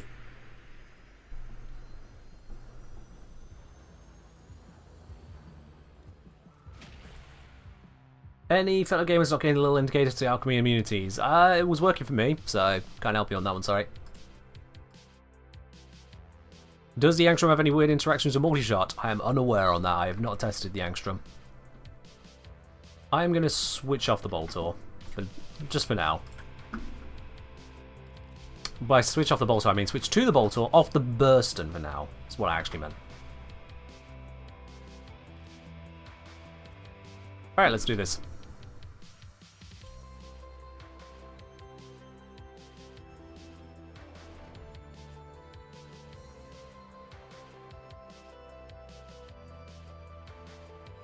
Get cracking on mission 2 of this Archon hunt. Listen in. I want to know what he's telling his flock. Do you remember, little? That first day. Okay, I thought I saw enemies. Nope, they got picked up into whatever the hell is happening over there. Oh, is that an Aros doing an Aros stings? Right. I was wondering why the enemies would just be scooped and swept away. That'll be why. I'll head over to point B then.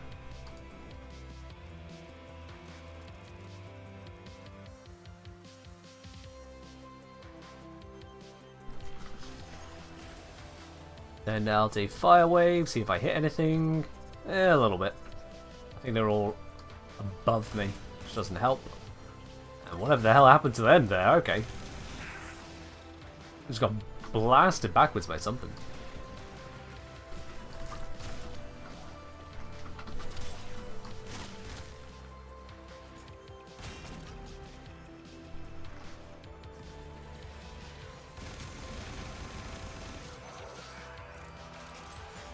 Professor, happy to report the new Lavos Orbit does in fact force the extra hits from decrees to proc the infused element, in addition to the force proc from the decree.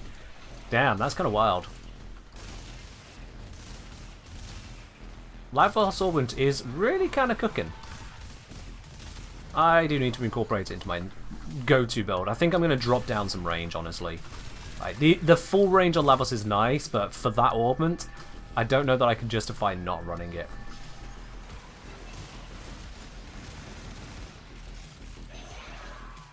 And I want to stick with Swift Bite because as an all-round build, then it gives me a lot of casting, a lot of damage, a lot of fun.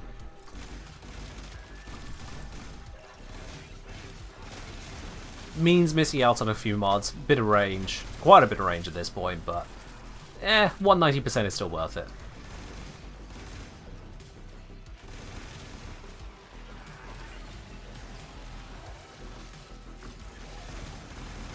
I am struggling to tell which things I can headshot.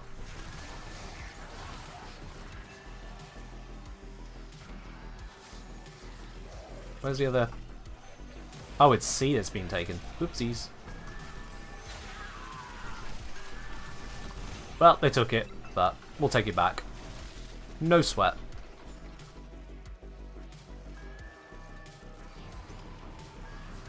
D is under challenge. Someone gonna go get D. Oops, I didn't finish catching that. My bad. There we are. Just a second too early on that.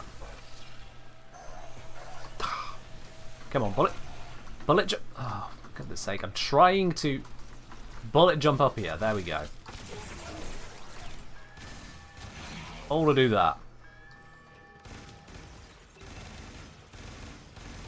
What do I have on this at the moment? Damage type wise. Have I got Rad Viral? Huh. I'm also seeing cold procs.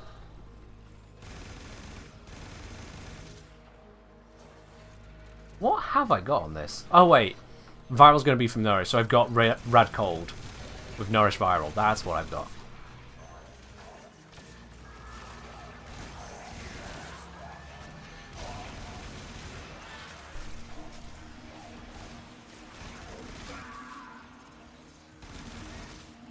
There we go, near a full charge. I'll take it. It's the last sentient cause. It is a bit, isn't it?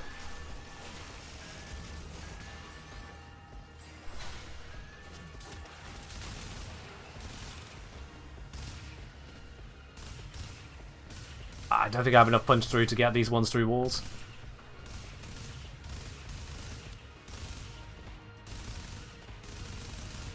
Yeah, nope. I'll just stay here. Hello, Chosen. Just looking, the drops are about to tick over, so I'm just going to update the stream title. There we go. Oops. And upon his tongue, the Zariman flame. New week of drops will be activating very shortly.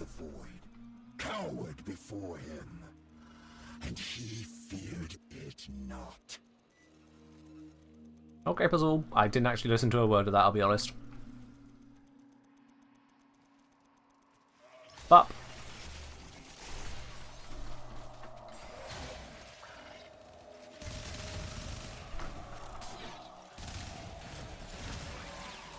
damn, they just do not live long enough for me to get any charge. Well, that one does. I got half charge on that one. That's something. Hi. Nope, instant.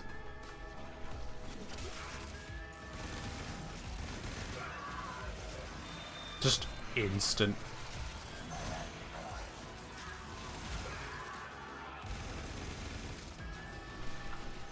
What colour shard does puzzle have? Chromatic. Rainbow. Black shard. I don't know. Take your pick, really.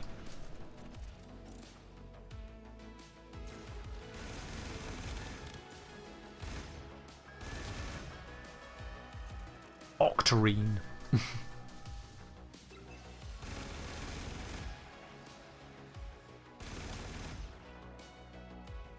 Who knows, when it comes around to fighting Bazul, if indeed that's the thing we get to do, and claiming his shard, maybe it'll be one with negatives on it. It'll be a corrupted shard.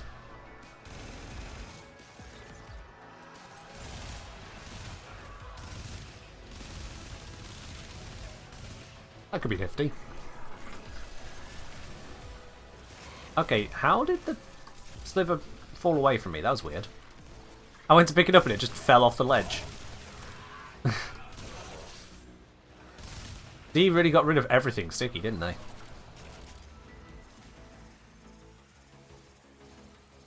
Boop.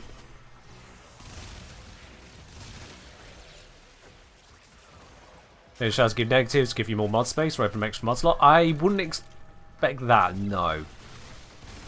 I'd expect like a positive negative combo built together. Like a corrupted mod.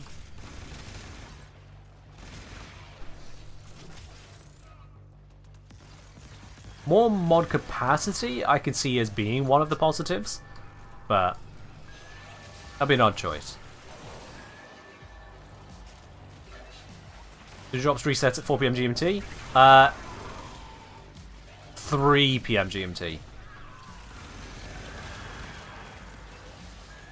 Yeah. Because the UK is in GMT +1.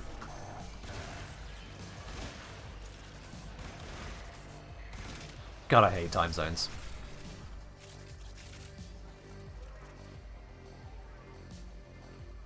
Corrupted Shard minus 100% ability strength in Incarnate weapons or always Incarnate mode. I don't know if that's a fair enough trade-off, honestly.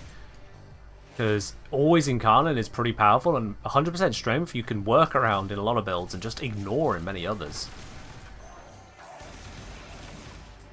I don't know if that's where it's at. Like, ability strength is halved, perhaps. It's a multiplicative 50% loss. Maybe that'd be too harsh. I mean, always on Incarnate is still pretty strong. All messages decrypted. Fazul is not merely insane. Certainly for things which have more difficulty gaining their charge. Just admit it, Nata. You're scared to face the possibility that I'm Exactly, right. Porphin, yeah. Dual Toxis, Lex, Burst, and I'll be honest, can be a pain to charge because of its, well, burst nature. It takes a lot of shots to charge up, but if the first shot kills, the rest of the burst doesn't matter.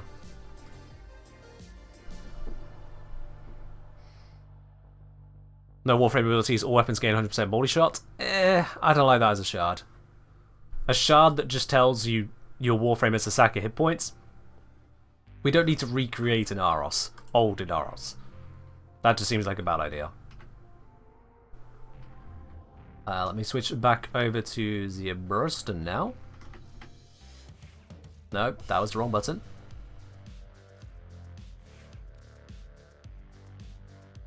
There we go. Set to corrosive. Yes, it is. Which is wrong because I need radiation, right? Actually, yeah, I need radiation. And my bolt will set for radiation. Let's just give that a whirl, actually. Let's try Bolter against the Archons. And I'm going to take off the damage numbers. I did that wrong as well. Absolutely doing my best here. Damage numbers off so I can see what the hell I'm aiming at. What an armor enemy's weak to? The same things they're normally weak to. With the exception of Archons, which are the only unique enemies of note, and they are weak to radiation.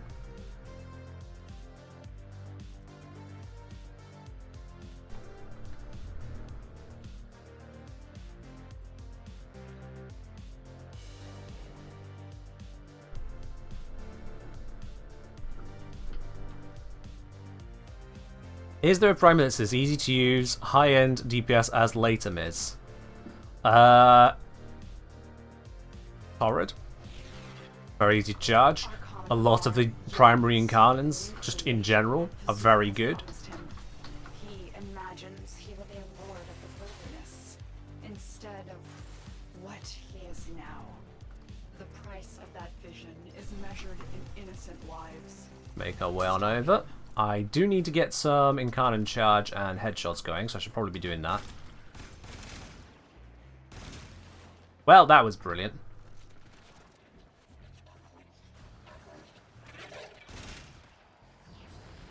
I have some incarnate charge. Hey mate, can you look at me? Look at me, look at me, look at me. Nope. Actually turned away at the last second there. That was helpful.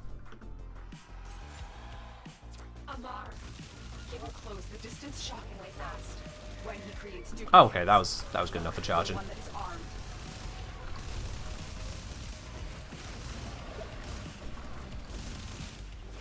Got it. On to the next stage. Team too strong. Team just too strong. I mean, we can handle Deep Archimedea, so elite Deep Archimedea. What is this in comparison?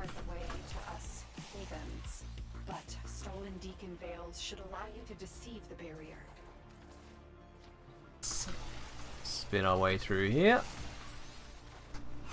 Hello, I gotta guard it, go burr.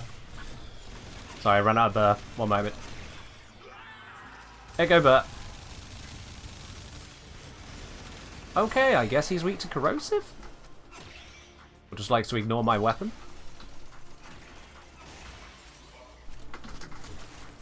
Didn't expect it to live as long as it did there. I'll be quite honest with you.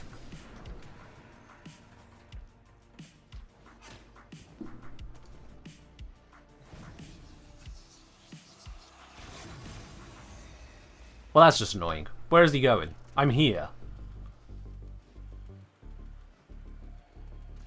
That's one hell of a jump. Oh, sit still, sit still, sit still. Thank you. Why does it feel like I'm firing a pea shooter?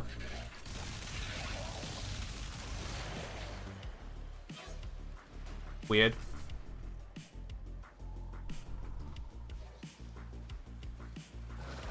That. I can only imagine stacks have just run out. Yeah, stacks have run out. Fall off? It's the Boltor. It's not a shotgun. I think his stacks have run out and I'm using radiation. It must be one of the corrosive weak ones. So radiation doesn't really do shit to them, comparatively speaking. I will not say he deserved better, but I grieve for who he could have been.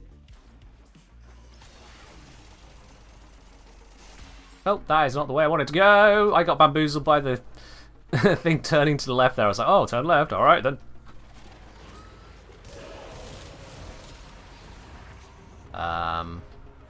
Where?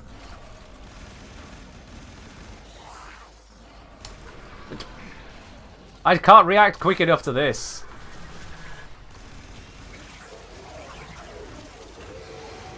Why is he in the corner? Because he's going to immediately leave said corner. Like an annoying little bitch. I cannot see through all these effects. Oh my dear god, do you guys have anything less blinding? Even more blinding.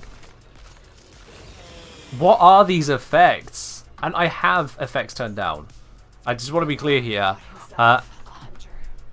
Reduce teammate visual effects is turned on. How do you play the game with things this bright on your weapons? You can't aim for shit with that.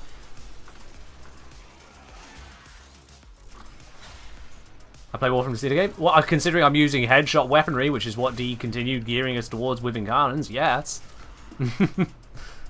Absolutely. There we are. Another shot obtained.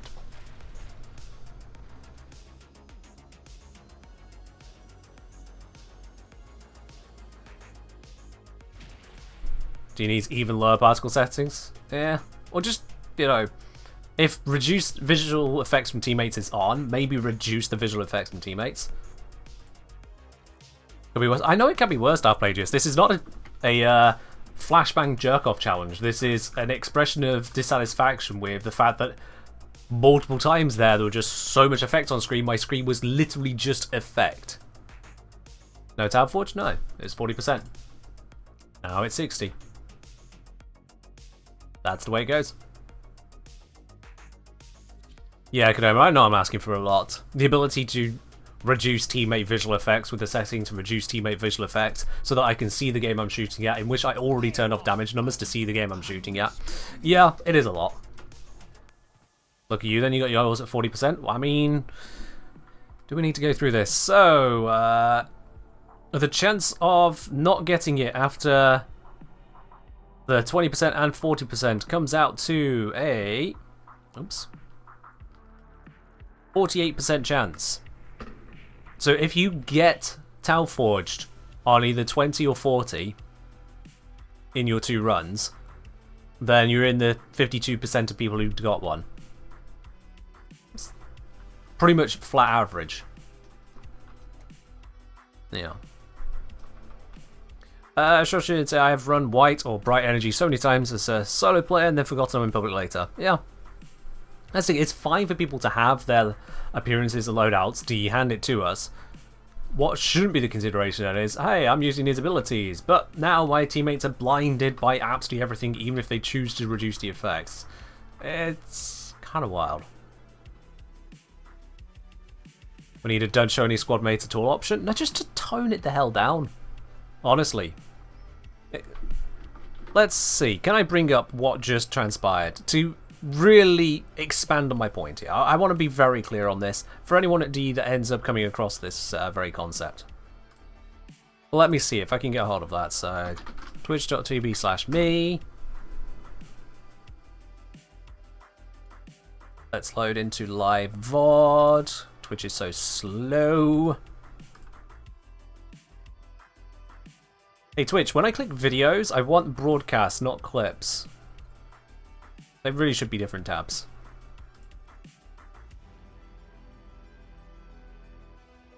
Alright. Let's have a gander at this, shall we? Let's have a gander. So it was right into the Archon Hunt. That was too far. Now it's been killed. Damn, we killed it that quickly? Okay. Right. So, we got the experience, we've got the fight going on, trying to figure out what's going on. Goes into the corner here. I mean, you could just see the amount of effects already on screen there. He teleports off, and if I recall, it was here where it gets kind of a little bit redonkulous. So, things going off to the side of me, particles everywhere. Whatever the hell this thing is, this just beam of brightness.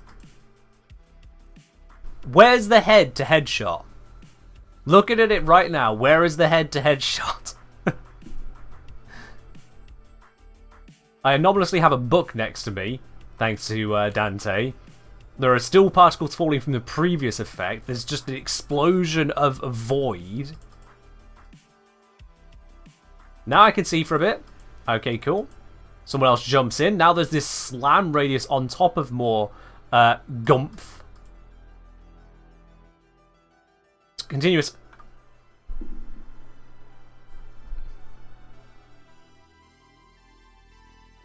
I don't have a weapon that does this. I was using the Boltor.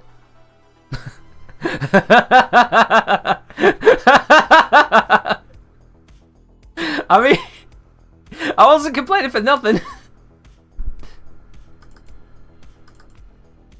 And then lingering particles and glowing and smoke and how many different coloured effects? And just all of this. I mean, the bitrate is struggling here, but so are my eyeballs. This is exactly what I mean about the whole visual effect. I have no idea during that. And you see, I was actually shooting over his shoulder. I've just pulled it back down. Twitch, unfortunately, doesn't let me go frame by frame. Was the orange tome alt fire? I don't think it was, no. The alt fires are either just a wide projectile or a slow rolling electric sphere. That orange boom was an explosion. And then, yeah, even more effects just there. Blinded. You can't even see on my face, hiding my face. If I, bip. Yeah, clearly I was having a grand old time there. And it finally comes to an end. Whilst I'm still trying to recover from the visual overload. Now, yes, some teammates are going to have brighter effects, some are going to have less bright effects, some are going to have more particles, some are going to have less particles. But I do think there is certainly a space there for, when I turn on the option of give me less blindness, maybe actually give me less blindness, is what I'm getting at on that. Because that was a lot of blindness. I think we can all agree there. That was a lot of blindness.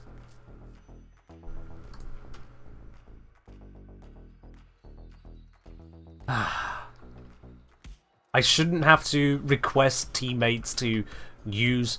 To ignore the colour palettes that would work for their fashion. I shouldn't have to request that teammates tone that down. There should be the setting for it. And the setting is there and it doesn't do anything. No. Those 10 seconds were still worse flashbang than Isolator Burster. Or less worse. I mean, Isolator Burster is a literal flashbang.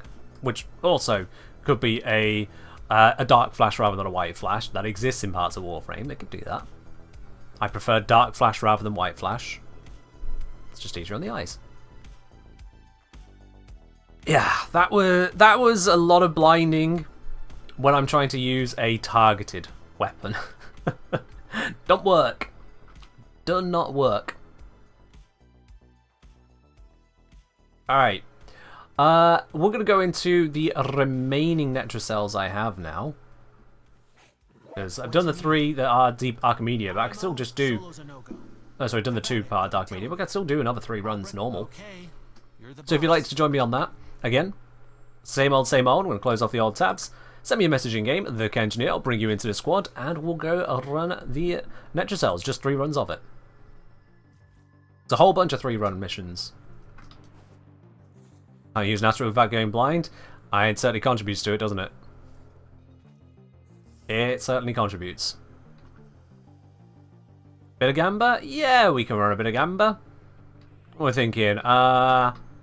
Will I get a Tau Forge? Love you too, baby.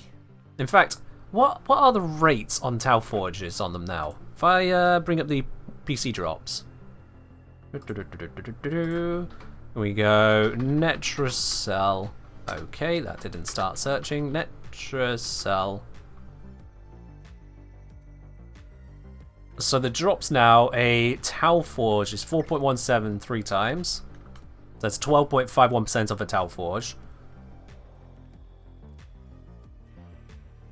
which means across 3 runs, the chance of a Tau Forge is about 1 in 3.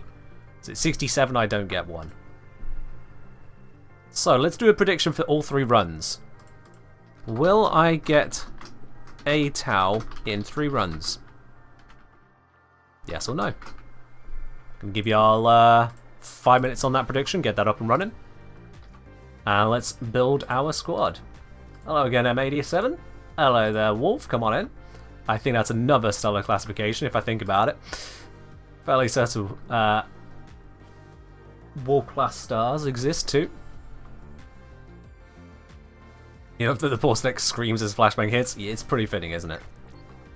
And we have our final. We have Cheeky Jockey. Come on in.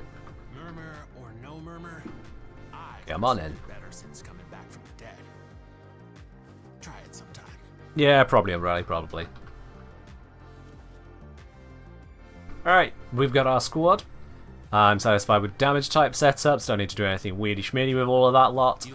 What I will do is I'm going to switch around my Lavos.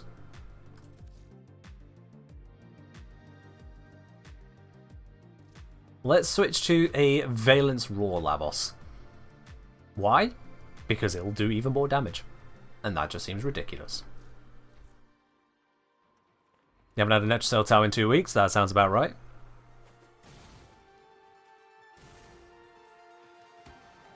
You worried about your Bile supply? I have so many normal shards. I mean, Bile is only cost if you were taking them out. So how much are you taking them out?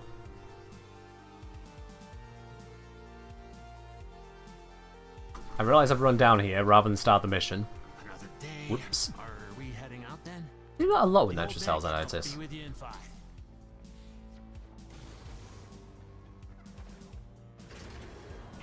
Alright.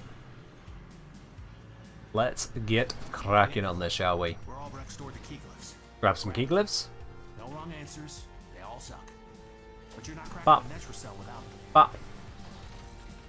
Bop. And bop. Easy. Ready?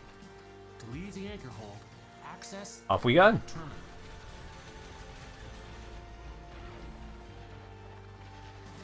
Infusing him into Tau. I mean, you're only going to go through so much bile that way.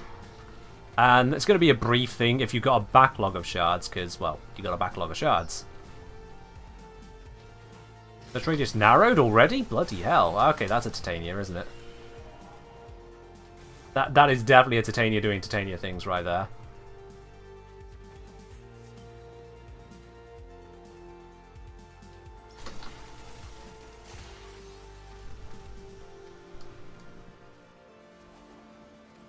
Head out this way.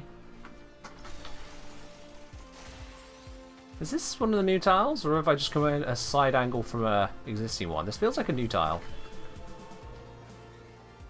And then this is an older tile. Not that much older, just older.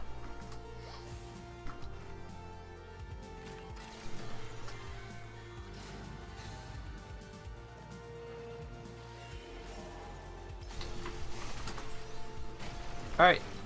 I just need to get on location now, because I'm the one with all of the keys. This is it. Use the key glyph and get ready for whatever. There we go. happens next. Let's do this. I was afraid of this. Netracell security system won't Raw open with active. all these around.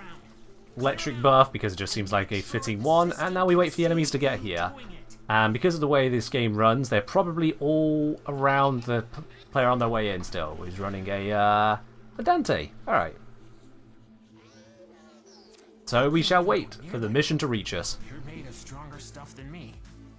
If you start fighting that buck, I will Alt F4. Well, no, I'll just quit the game. We're here to do a Natural Cell, not fight a buck for a shitty arcane. Can I ask your opinion on line of sight requirement for abilities? I don't really have much of an opinion to give you on that. Not sure what opinion you'd be looking for.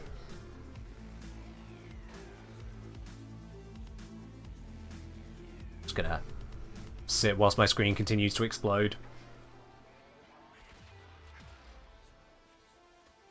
Any second now, there might be an enemy in range. Any second.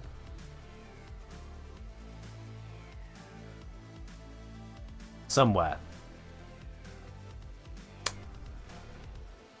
Dante's arrived. That's be a bug. This is how these missions run.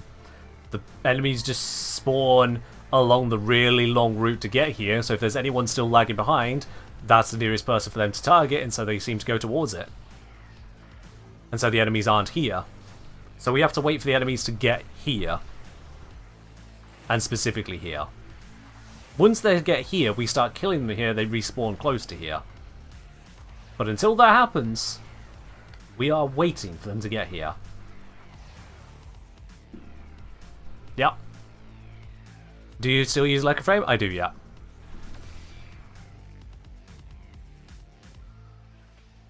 Nah, it's fine, Wolf. It's D's mission design. I'm gonna poke my head out. See if they're actually on their way. Have we broken the AI? We might have broken the AI.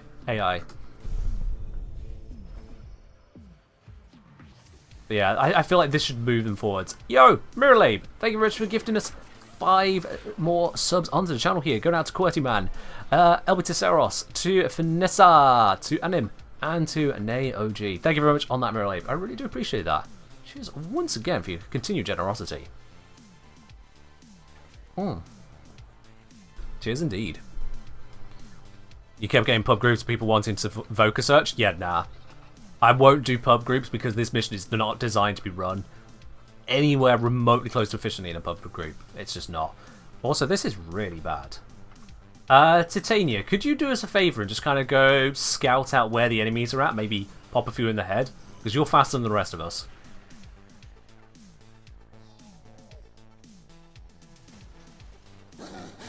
Oh, we have a Grozling. Raw, buff. Imagine if I was relying on having stacks and charges to kill this. Well, he's gone. Out of the zone. An enemy that spawns and then guides everyone out of the zone. On this mission. Yeah, here we go. Right, some are spawning over here now, so Titania must be killing some of the ones further away. Excellent. And I could see one on the map literally ignored the 3 of us here and went after Titania. I literally watched it walk away from us.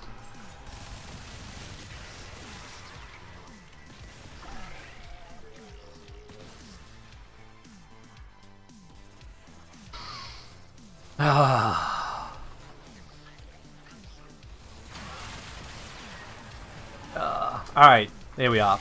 Titania has sent some spawns our way now. Had to go pretty far? Yeah. This is the worst I've ever seen, I'll be quite honest. Like, it's not normally this bad, but this really goes to show do you need to reconsider how they handle the enemy spawns for this. Like, if the enemies need to be targeted in this circle, the enemies need to be coming to this circle. And if they're more than a certain distance away, they need to be teleporting over. Because that was just ridiculous.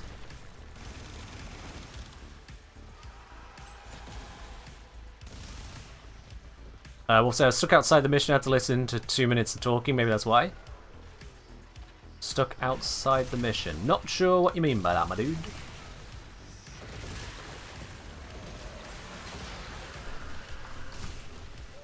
Not sure. Okay, Necromite. Titania is probably on that. Titania is on that. It's already dead.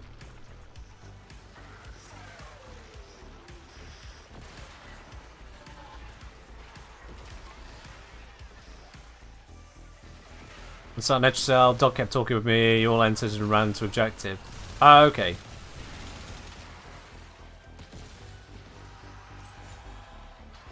Man's dog was talking to him. What a life.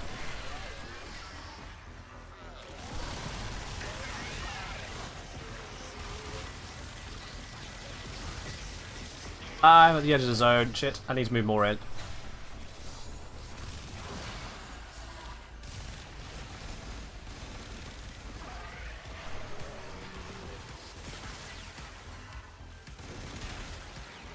Oh, hello.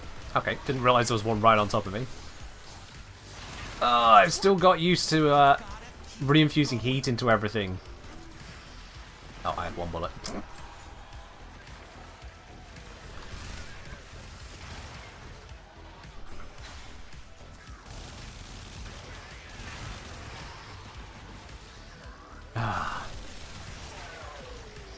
But yeah, I do feel the design of enemies must be killed in the zone. By the way, you can not really see the zone in world. You can just about see it. If I clear through this group of enemies, by the way, mind all the explosions, because who needs eyes?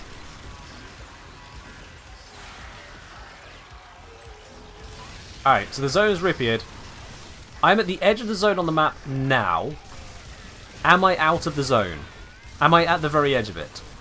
The answer is no. The zone, if I look very, very carefully, there is a marker. There is a radius. It is really obnoxiously hard to see, and I can't actually see it over there at the moment. I'm going to try over this side.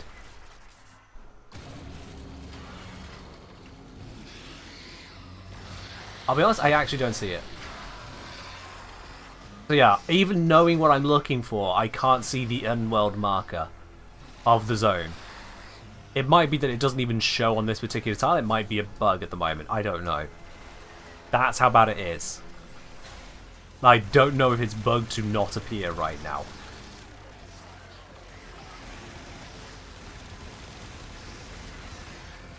And then there's, as I say, the enemy pathing issues. Just getting them here in the first place. It's above the ground.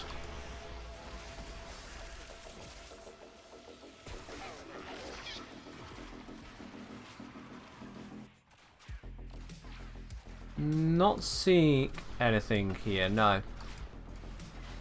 Do we have 2 Necromites? Yeah, we've done 2 Necromites. Monday stream? Yes, indeed, Yatta. This is the third and last of the Monday streams in this current series of them. Because there are directory-wide drops, I am streaming on a Monday, so that everyone can get access to those drops immediately. Also, thank you very much for resubscribing there. 34 months of support is absolutely huge. Thank you very much, my dude. And I hope you're doing well.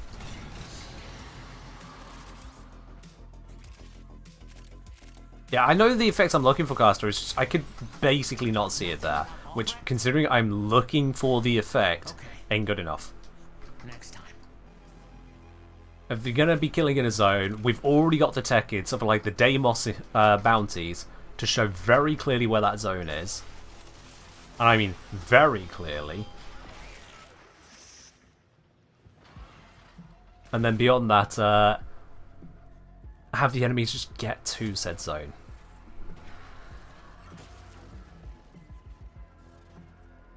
I'm brilliant saying, Archimedea, love your content on YouTube, solve some of my problems in Warframe. Exactly what I intend to do there. I'm glad that helped out for you. Welcome on in. Hey, we got ourselves a Crimson Archon Shard. Ain't a Tale Forge, but we've still got 2 more runs on that. Okay, so it doesn't help the zones are placed terribly in some of the tiles. I agree, yeah. Like we say, it might be reduced effect intensity. Yeah, it's a fun fact about that. Visual effect intensity I have just slightly below standard. Because of the effect it has on so many features of the game, that having it low hides a lot of what's actually going on. I can't win. I genuinely cannot win on that. People say, honestly, on the fireworks display there was a flashbang earlier. Would a small colour change really help anything there? No. That's also part of the point. We can't fix these issues. It's only DE that can. Netracell action. What'll it be? Yeah, we'll keep running the Netracell and keep struggling. Hopefully this time the enemies will actually path towards the objective in a reasonable amount of time. Maybe we need visual effects intensity for player effects, weapons, and the rest of the world. Hey, Sparkson, what do you know? There is an option for that. I just got pulled out of options because we're loading the mission, but I'll load it again. Effect. Really? Twice? No, I can't spell. Reduce teammate visual effects. It exists. And I have it on always.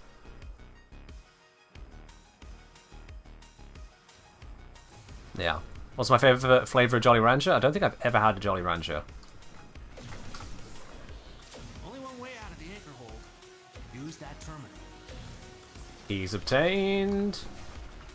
Terminal cracked. Off we pop. Yo, Railin. Thank you very much for subscribing at the tier 1. Welcome to the channel proper. Let's not have it that way. Enjoy your lovely blue sub badge emotes. Your access to the supporter team lounge, that's the premium channel on my Discord, and no more ads for you. Cheers indeed on that, dude.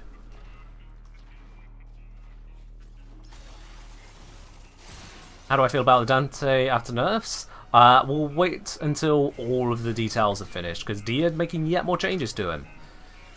Much to my slight annoyance that they did not finish designing him before adding him to the game, and then making changes week 1. So I'll let you know when Dia finished designing the frame, how I feel about him. How's Lavos Orbment? Amazing. Boop. Does creator mode remove the pet option? Yes, as well as the customize option on it. I have to turn off creator mode to change the colours, but the colours are still visible after I turn creator mode back on again. Go figure. Okay, let's see. Can I see the zone on this map? Yeah, there it is. You see that there? You see that line? That is the kill zone. That right there. Can anyone see it? I bet the Twitch bitrate limit is probably blocking you from telling. It is the faintest green line and it's fading in and out slightly. It is right here. When I stand on it, it's invisible to me. You can probably see it there. Where is this energy leech one? Fuck off. Why did none of that hit? There we go.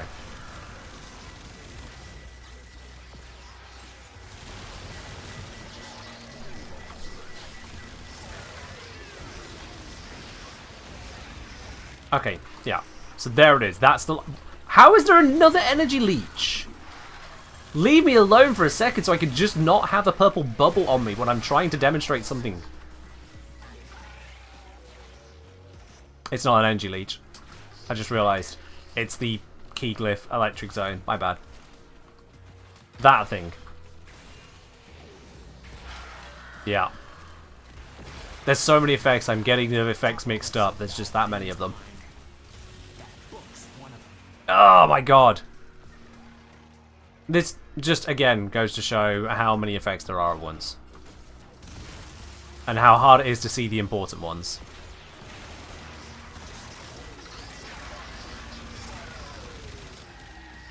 Warframe is in a good spot overall. I do feel like the last couple of updates have introduced issues that didn't need to be here. I do feel like we have taken a little bit of a step back. Also, just killed all those outside the zone. That's stupid.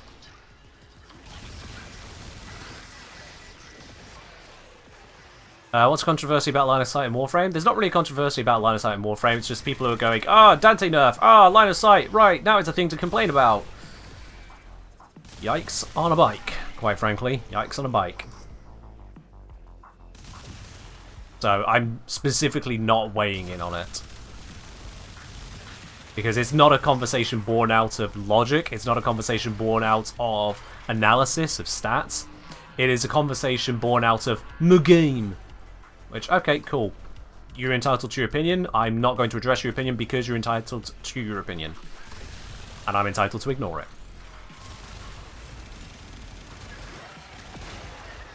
There are those that like LOS checks. There are those that don't. There are those that have intermediate opinions on this, that, the other. And I'm just not touching any of that.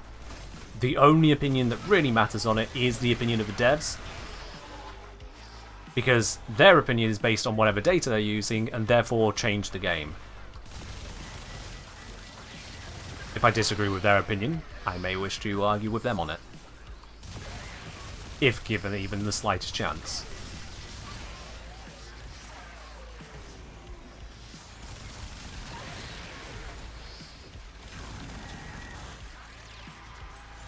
Roland said, your content really got me to stop just copying builds and actually understand what goes into them. You explain things really in a really effective, concise and friendly manner. Thank you.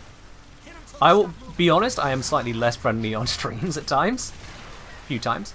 This is live, Ken, unscripted. You'll very quickly get used to that. I'm glad the videos help you out.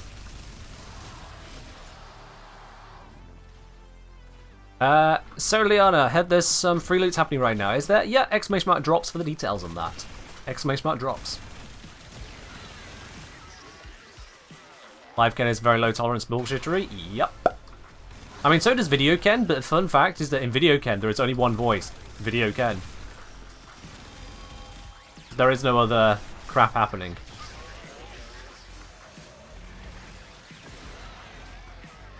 I'm gonna move down here so I can stop accidentally shooting things outside the really tiny zone.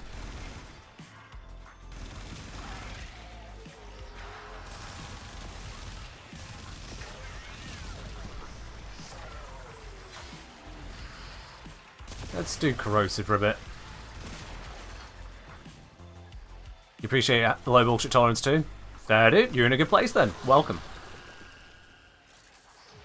Have I tried out the new Incarnate? Sorry if this sounds already. You mean the Ruvox and Onos? If so, they're crap. Well, they're not crap, they are painfully mid for a late game Incarnate. So, I am uninterested in them.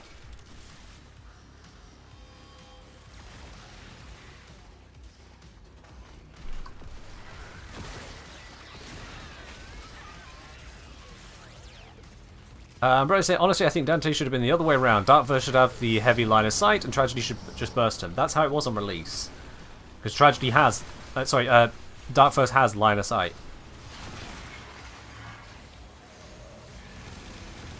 He screwed up the implementation of line of sight on Tragedy. They admitted that. I don't know how they achieved it in the first place, because it was different to Darkverse's line of sight check. That confuses me. But yeah. On release, that's how it was. LOS on Darkverse, not on Tragedy. Ruvox was fun until they made its own punches disable its Incarnate bonus. Honestly, in general, the Ruvox was just... Even before that, was still just mid. I wasn't excited about it. I tried to get excited about it. I couldn't. That's not good for an Incarnate weapon. Same with the Onos. If I can't get excited about it, I don't care what stats it's got. Or those stats have to be Omega. And it's very far from that. Come on, walk towards me. Come into the zone. Come where I can kill you.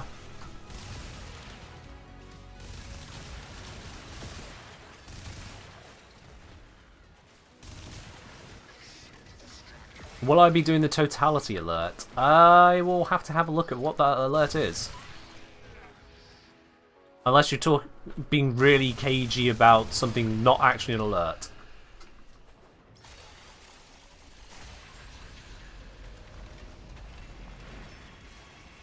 Take whatever Albrecht was hiding and get back to the sanctum. Warframe 99 equal Warframe Battle Royale PvP FPS? No. I would like DE to stick to the games that they are good at making, rather than trying to enter a now somewhat well-developed genre and spend a lot of development time on trying to imitate said genre. I really would rather DE stick to what they're good at. Totality's name of this week's special alert, Nornoggle and some other stuff. I'll have to have a look then. Alright. But not in the middle of these missions. Conclave stream when? What's a conclave? Any hopes for Soulframe? I will look at Soulframe when it is ready for release. I don't like looking at artwork that is in production, and video games are predominantly artwork. So I will wait for them to make the game, then I'll have a look at it.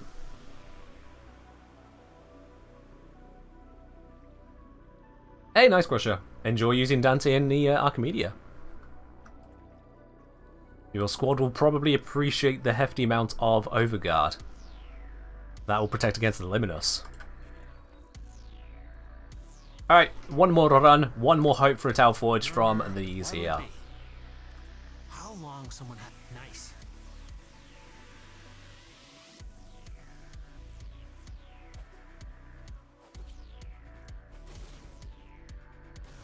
Somebody else saying, why are all incarnates, including Felox, lost their reloading stat? And now it can't be modified. So you're wrong on both of those, Samael. They do have a reload stat, and it can still be modded. Mouse over the magazine capacity stat in your arsenal. No wrong answers. They all suck. But you're not cracking a Netra cell without them.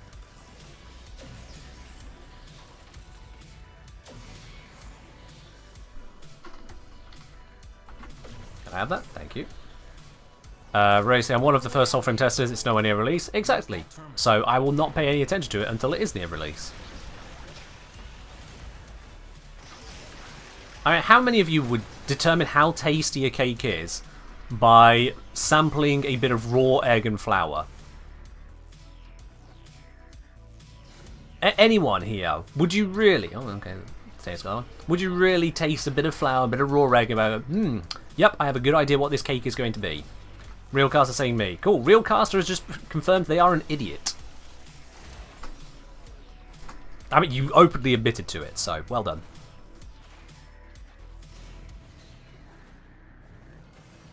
I'm not... You're gonna act the idiot? No, call you the idiot. Nothing like salmonella? Salmonella? God sake, that word does not like work in my mouth today. And yeah, that's more of a concern in the US than it is in the UK. Slightly different egg laying standards. Fun fact. 10 supportive community. Hey, if a guy, gal or otherwise wants to turn around and say, yeah, I'm going to rate a cake based on raw egg. Yeah, no. That's an idiot.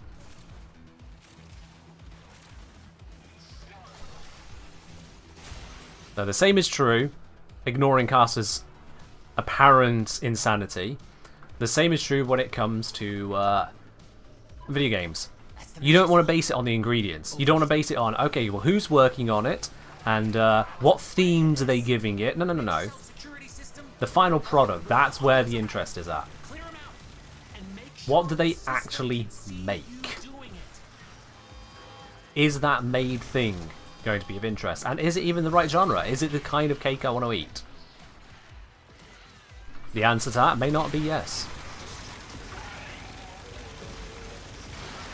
We have no obligations as players, as consumers, to get excited for the creation of a product. We owe them nothing. Once they've created the product, we'll have a look at it then. To do otherwise is to keep on giving Bethesda all of the money for making games as flat and boring as Starfield, quite frankly. Alright, Sparkson, you take care. Did you leave the Squadrinos? I didn't even notice someone left the Squadrinos. Whoopsies. Yep. Alright. Okay then. That's fine, we'll just run with 3.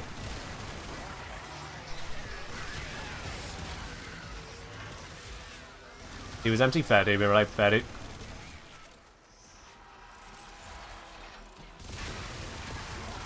Sounds like you're quoting someone I don't care to listen to the quote of, A8Mas, because I don't know who you're quoting. Host migration kicked you? Oh, that's weird. The host didn't migrate. Oh yeah, that is extra weird.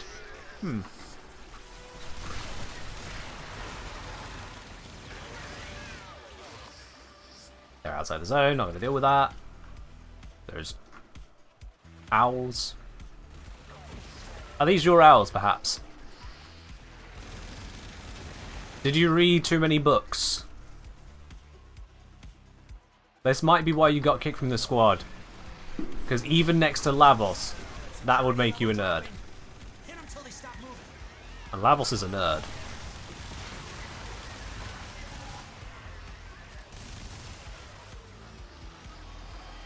The already complete Deep Archimedea? Yep, that's been done. Did the elite run. Took us 2 attempts. The first attempt we unfortunately failed the mirror defense.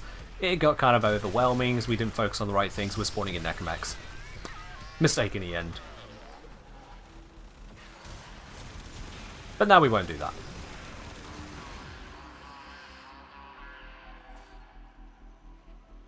Is Melee Influence the most broken arcane in the game? How are we defining this question? This sounds like the kind of question that gets posted onto Reddit to get people upset. So how are we defining this question?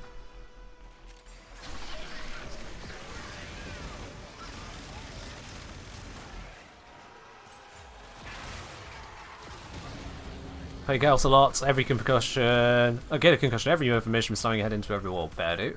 Have you considered putting armor on, like your second ability, to reduce the damage you take? And prevent self-stagger, which can lead to concussions. I'll say, the fact that Melee Influence cannot be refreshed ruined it for me. You know, if you've got an appropriate build, you'll not notice much of a difference between refreshable and slightest bit of downtime.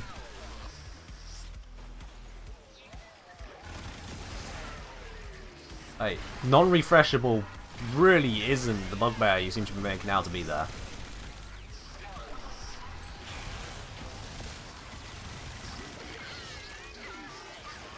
Alright, with the cake metaphor, quality ingredients matter in the final product. I don't think it's fair to judge the final quality, I agree. You can at least get some idea of how a game is faring by seeing the beta. I also dislike viewing that before it's complete though. Yeah, again, if you got someone who's coming in with clearly inappropriate ingredients, if they say, hey, I'm making a cake, I'm using this bowl of dirt and some sewage that I found in Florida. If someone said to me that's what they were using to make a cake, obviously I wouldn't believe them. They're not making a cake, they're just making a mess. Can't wait to see what you got when you get back here. But, if someone turns around and says, yeah, they're making a cake, they've got some premium flour, premium eggs, all the other ingredients, premium, sure, cool, they've got the right ingredients. It'll be interesting to see how the cake comes out. I'm not going to do any rating of the cake whatsoever until the cake is baked. Hell, to extend the metaphor, in some cases, the cake batter gets mixed and then they just never put it in the oven because they ran out of money to turn the oven on. That happens. No Tau Forge. Another Archon Shard, which is nice, put it on the pile, but not a Tau Forge on these 3 runs. So those of you who gambled on no Tau, you were right. Also, I just realised I've got a typo in the prediction. That's, I don't care. How does Chronon Prime compare to the Praedos? I think Praedos is useful as a parkour stick. So the Praedos and Chronon Prime are mostly similar when it comes to average damage output. The Praedos has greater ability for range and attack speed thanks to its Incarnate mode, giving you more modding flexibility. You've got more spaces available for that. If you don't mind so much about those 2 stats, if you're getting them elsewise or just move in close to enemies, then the base status chance on the Chronon Prime really pulls ahead. And in terms of pulling ahead then, that means it's also much better for something like Melee Influence, which requires status chance above all else. So yeah, Praedos and Chronon, they are quite similar. Praedos more flexible, Chronon is much more of the damage and status focus. It's more a standard weapon, as it were, rather than trying to be quirky. 87, Jockey, and the unfortunately lost Wolf, thanks for joining in on those Netra cells. In Chrono, slightly high crit. If it does, it's not going to be to a point that matters. Any stat effects on the bunny ears on frames? +1 cuteness? No Tau? No Tau. Not from those runs. Not from those 3. We got plenty of Tails otherwise, but not from that one. This was Legendary Arcane? Yeah, I got that, yeah, absolutely. The updated drop tables are very nice. Kale says also some game companies put the cake in the oven and forget to take it out. Again, extending of the analogy, but you'll get the point I was going for there. I will judge a game, just like I'll judge an update, based on what actually gets into my hands as a player. It's like when people are asking all the way on their prelude to the release of Lavos' Augment, what do you think of the Augment? What do you think of the Augment? What do you think of the Augment? Don't know, not in the game, can't test it, can't see what the stats are. The wording on it changed between the announcement and the actual release, which just further proves I was right to hold off. We didn't know. We didn't know the details. Something that doesn't exist shouldn't be reviewed. Certainly, don't pre-order. There's not limited discs. There's not any restrictions on that. You don't need to pre-order. Can you ask me to sing? With Yo DJ, you're trying to get me to sing. Nope. That's not how that works. I'm not about to sit here and start singing. I am a gamer, not a singer. Alright, chat. I am going to take a very quick step away just for a moment. I'll be back in like 2 minutes. In the meantime, don't go anywhere, and certainly please do not spam a whole load of drones. Umbrella asking, stream source is 936p. Yeah, it allows me to stream at 60 FPS within Twitch's bitrate limit. Whereas if I went to 1080p, the bitrate would lead to worse quality. That's why. So I'll be back in just a moment. Don't you go anywhere.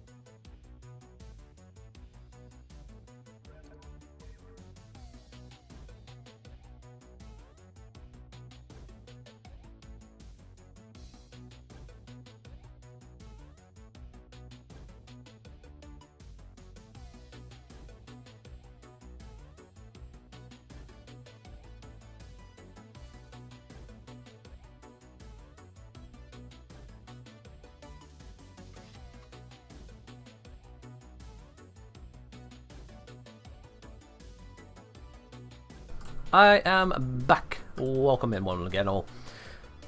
This is the best stream to finish writing a research paper to. Many intellectuals here.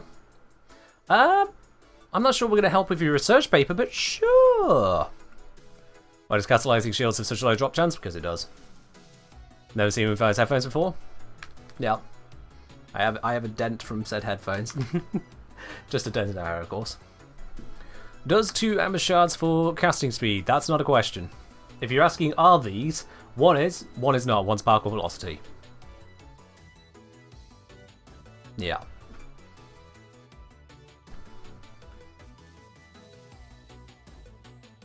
Can anyone here with Zenith do a quick check to see if the DOT from the alt fire shows up? I won't check up the Zenith on that one, sorry. Not entirely sure what you're looking for. Time to go report for AFK streaming? Ha. Ha. I think there are much worse ones than me for that. A mere 2-minute break does not count. An ear reveal? Yes, I have ears. I know this is surprising. I have ears. Let's have a math question, more of a preference one if it's okay to ask. What are your thoughts on using Umbra Former on non-prime frames? You know, one day you'll replace it, so how far away would the prime release have to be worth it? Well, prime frames don't give you a huge benefit in most cases anyway, so you're relatively safe just using it as is. Am I doing a level build vid with New Orbit? Yes. So let's get a somewhat recent setup where Umbras could be considered. Grendel versus Grendel Prime. If we just take Grendel, and then we get Grendel Prime, we get a little bit more armor and a little bit more energy. Yay. That's your entire benefit. Aside from the whole, let's see, Death Orbs in the Void tile set, which doesn't really matter that much. So it's a tiny benefit overall, and not one you should be too concerned with. If you're using a Warframe and you really would benefit from those Umbral Former, pop them in. You can get more Umbral Former later. You really can. Also, drip. Yeah, okay. If someone cares more about the drip, then they should never put an Umbral Former in, because the drip will get better later. Bleh. Higher base energy scales better with Prime Flow. You're just stating random facts at this point. It's still a little bit. It's still just a little bit.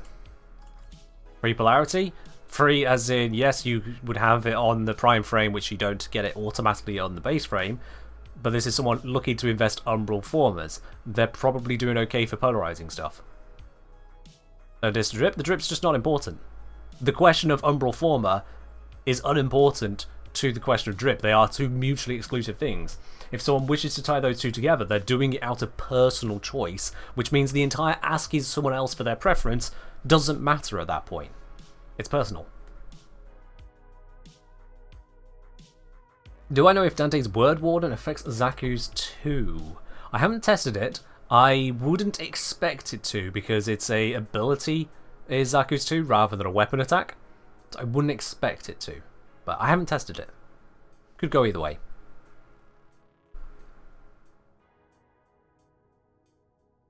Drip gives a psychological boost? Alright, sure, go for it. No one's stopping you. If you think that the next Prime frame coming out, or the Prime frame variant of the one you're looking at, would be better and you want to hold off for that, then you don't need to ask me. There is no value in asking me, should I hold off on the Umbral Former, if then on hearing my answer you go, oh, but I want to hold off. Okay, you've already made your decision.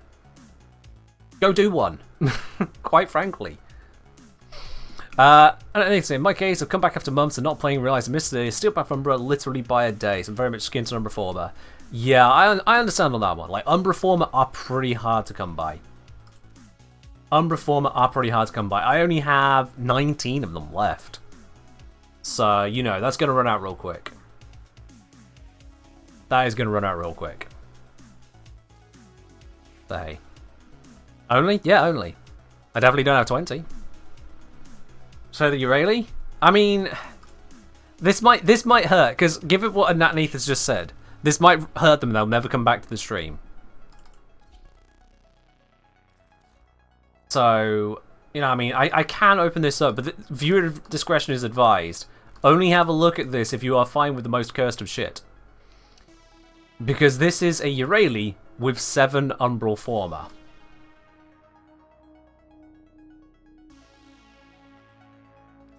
Yeah. There's a reason it's called Twitch's fault. I did not do this. Keep all the Platums on the top row.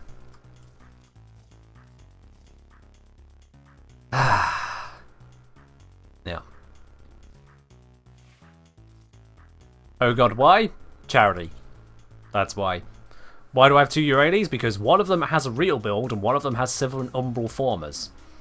I think you can figure out which one's the real build.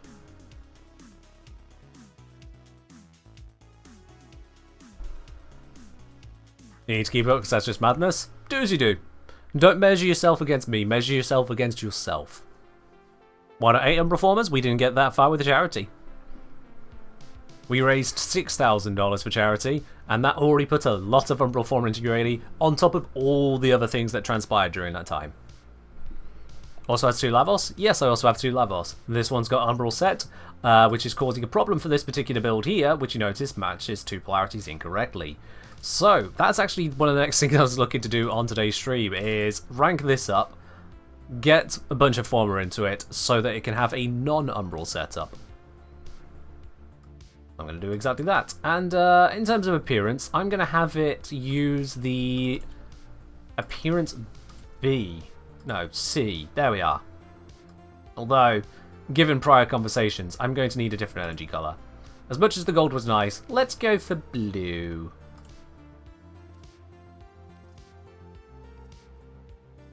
Get all the blues in here, based on prior conversations. Just so we can nip this one in the bud. There we are.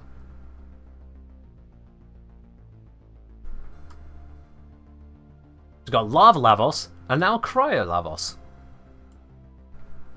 Or Cryos. Something like that. Make him all blue? No, thank you. Is Zaku worth it? Yes. The answer to every Warframe except Caliban is yes. Caliban is a maybe. Right, now if I just go here, if I go public, that creates a squad. And then having created a squad, I can link the look in the squad chat and only send it to myself without annoying anyone else.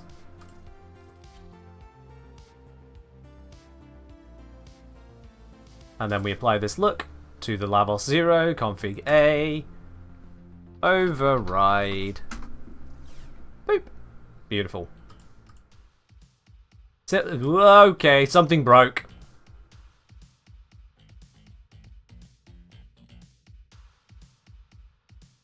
Yep. Something really broke on that one. Alright. That is,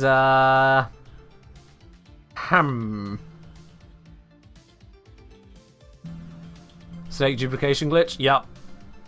Just all the snakes. John Limdiner say, just realised I didn't get to build my Mesa Prime on its true peak just because back then I was just getting started and literally it's my first Prime frame. Got a steel pack build just for Mesa Prime. Alrighty.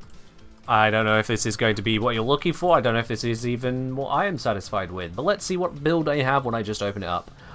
There we go. That is Mesa. This is using Dispensary to assist with the energy economy. And Equilibrium to assist yet further with said energy economy. And Arcane Velocity... Yeah, that one should be ranked higher. Otherwise can just exist. Ah, yes, I have Snaked Mesa. Let's leave the arsenal and return to it. There we are.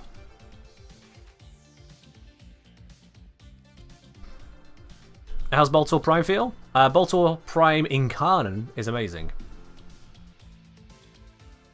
Specifically with the Incarnon. Alright, yeah. We got different Cyanidana, different colours. This makes it a very different Lavos. This is going to be the non-Umbral Lavos. Let's do this. I need to level him up. And I think in terms of leveling, I need to first do some modding on him. So, let's give it a good old Corrosive Projection. Can't go too wrong with that. Let's go with the Archon Vitality and the Archon Continuity, as that is the entire idea that we're going to be using those mods. Slotted Adaptation, we don't need a full ranked one, it's a waste of space. Let's slap in the Augments, Swift Bite, Valence Formation, and let's go... Now, Overextended is going to be expensive, but we can take the hit to the strength, because we can then bring the strength back up again where it matters with Precision Intensify. And that's all that we can fit. And that doesn't use a single dash polarity mod. Wonder how I'm going to handle that, to be honest. Do I use the Salvage Silence method ever? For leveling frames? No. Just not interested in subsuming ability just to level a frame. It just doesn't gel with me. I know it's an option. It's probably faster. I just don't want to. Instead, I prefer to play the frame. Prime Flow? Yeah, no! Not gonna do that. Not gonna do it. Instead, let's go shoot some things for a bit. It's currently set to Rad, and you know what? That's gonna be fine because I have Lavos. Lavos can fix the rest of that. Yeah, we'll stick on Naramon as well. Why not? Is Boltor my favourite Incarnate? Honestly, it's a real nice one at the moment. Assisted significantly by the fact that I have a God Ribbon for it. Although I'm going to take it to the one place where it's not considered God, and that's against a Grineer. Just because the minus Grineer on it. It's near enough God roll. What's the most subsumed... what are most have subsumed ability in general? Or a must have? I'd recommend getting Nourish, Roar, Breach Surge, Dispensary, Pillage, Terrify, Tharos Strike. Those are the key ones that come to mind. Eclipse should be in there. Gloom, and Gloom's an option. Gloom is an option. have just shut down all systems. That's gonna be a long list. I'm sending Get life working on support it. capsules your way.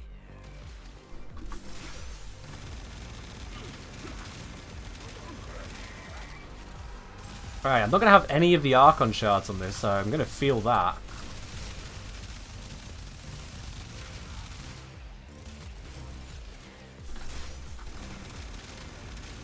So if Arcane Grace could kick in, that would be great. Fairly certain I put Arcane Grace on this build.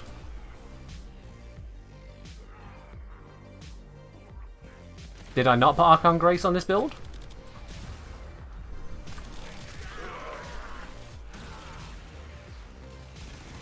What arcanes have I got on this then?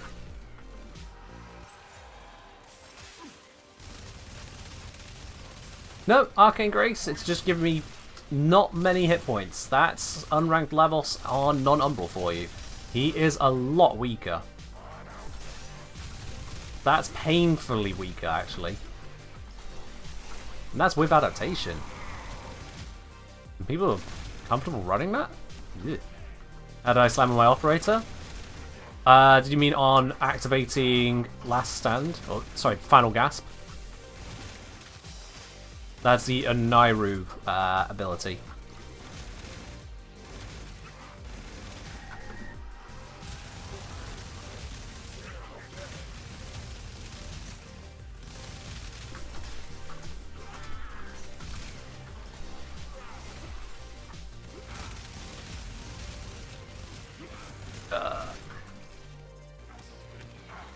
Not Final Gasp. Last Gasp. Oh, whatever. Umbrella. You know you can be nicer about these things? You mocked Clover, now you're mocking me. You know we all talk, right? You can be nicer about these things. Oh, that did not give me a lot of healing. Because of course I got low strength. Uh-oh. Low strength, underleveled ability. Ugh.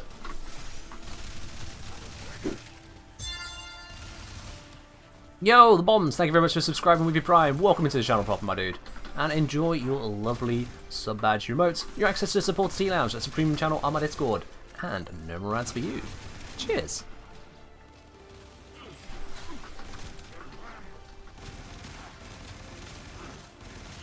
Yeah, maybe slow down on the lulls. Have ye not lulls at your neighbour's expense?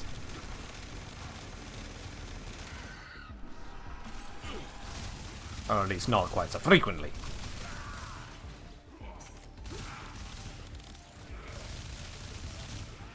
It feels a bit weird not having the damage numbers on. And still just everything dies, because it looks... If you get used to seeing damage numbers means hits, it might look like I'm missing a lot of the time, or shooting a door for no reason. Oh god, that stuck. But it is actually working.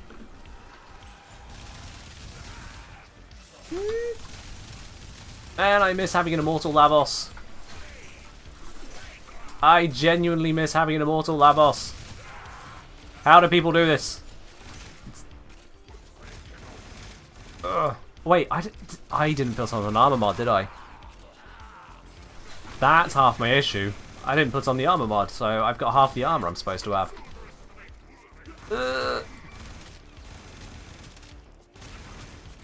Which means this entire build is going to use no dash polarity. And there's a built-in dash? Well, that sucks.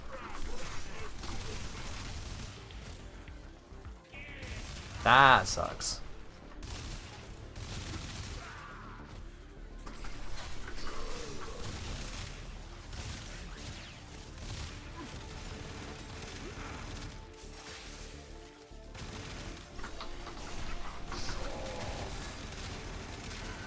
Fully charged.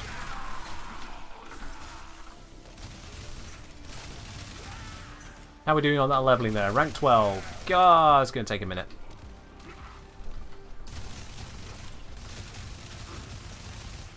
Bob saying, long time YouTube enjoyer, first time catching you live. So nice to hear that you talk the same way, huh? I mean, fair dude. A lot of people disagree on that. Strangely enough, a lot of people say I sound very different, but hey, all the same, you seem happy, so welcome on in. Hello, Violence, here to ruin my day. Excellent. Oh, by the way, I'm using corrosive on level, so sorry, violence, you're not allowed. I have the sheer damage output today. It was a nice try, though. I mean, he spawned in really well. You gotta give him credit there. Like, it was a proper wow appearance. Then he... That's all he did, but it was cool. But for the... What, 1.3 seconds he existed? It seemed interesting. But we solve violence with violence. As is the age-old pun since before even I started playing this game. What stats would you look for in a Furious Ribbon? Multi-shot, and if you're building it for crits, crit damage, crit chance. If not, depends on what your build actually is, quite frankly. I don't memorize every weapon. But in the end, it has to be this way. Yo! Twilight Researcher, thank you very much for the 100 bits right there. In the end, it has to be this way. Not sure I follow, but thank you all the same. Just not sure I quite follow.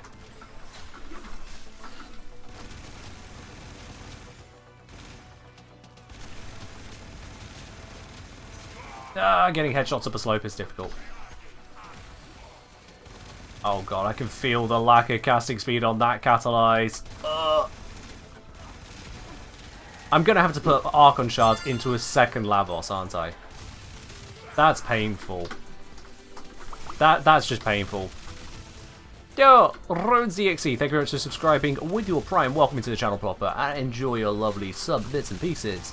From the badge, to the lack of ads, to the emotes, and all the rest. And Rowling, thank you very much for the 100 bits there as well. Appreciate it, my dude. Glad you're enjoying the channel. I mean, I assume you're enjoying the channel. You didn't say so, but, I mean... Would you give bits to a channel you're not enjoying? Hopefully not. Hopefully not. Metal Gear reference. We beat violence with violence. Okay. I have never played Metal Gear, so that'll be why I did not catch that I accidentally referenced something else. That happens. I do it a lot.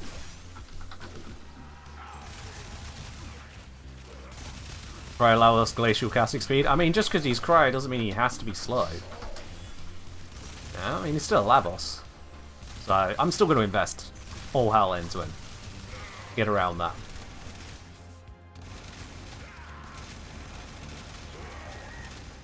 Just gonna take some work. What are we doing? Rank 17. Oh. I can only put in so much damage. Please die quicker.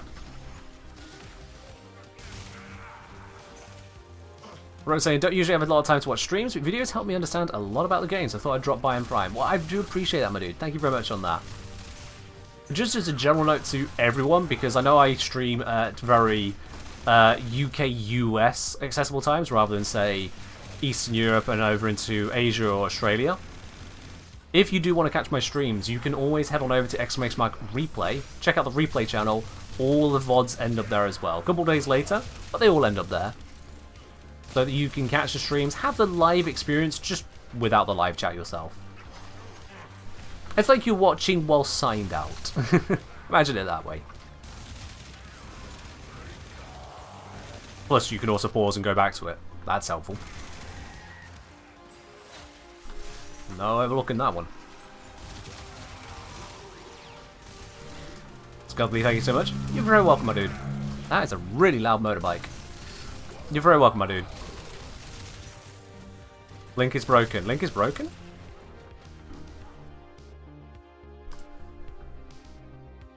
Nope. Works for me.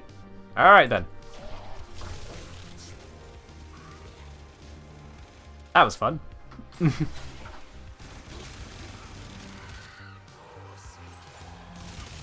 Maybe if you're on mobile? Just guessing. Torment, where are you? I can't shoot you if I don't know where you are. Oh, there you are. Goodbye.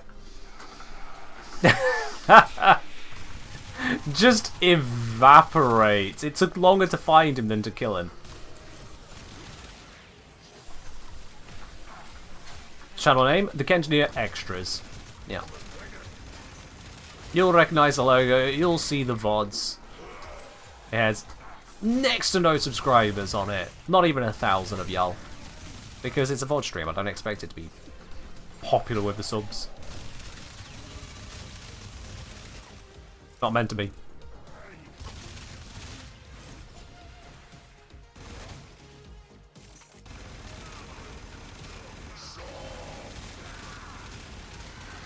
There we go, charged up. Alright, all of these things just because I can.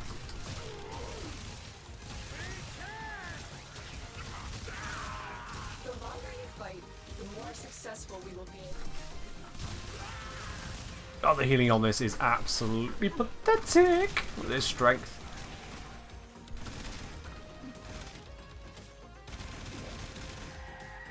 How am I doing? Rank 22. Still... Well, we've gone past the halfway mark. There's that. We're getting there. Oh, hello. Okay. What do I think about them reusing Luminous in new areas? I don't have an issue with it. It's just a choice of enemy, really. Given that it is void-connected area as well, you know, it's the labs. They are something that has a reason to turn up. A malevolent void entity. Yeah, I got no issue with it.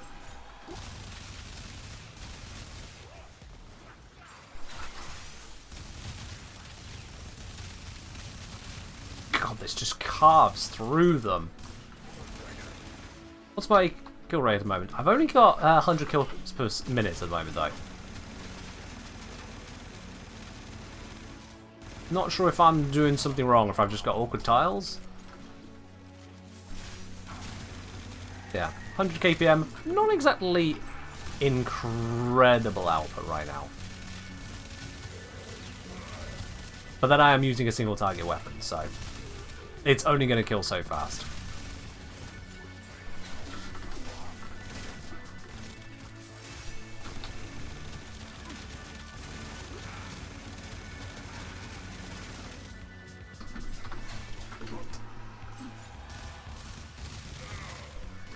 I think my only issue with the Luminous is just how scary they can be.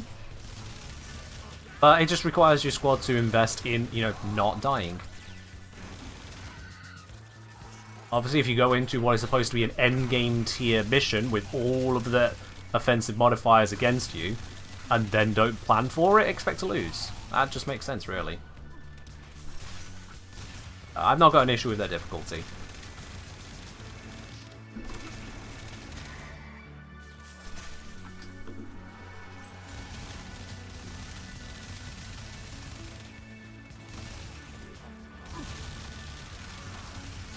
I am just tearing through all of these. It's actually kind of ridiculous. I wonder if the Radprocs are causing the ones I don't immediately annihilate to then slow down the approach of our other enemies. Might be having an impact here, but I doubt it's a significant impact. All told.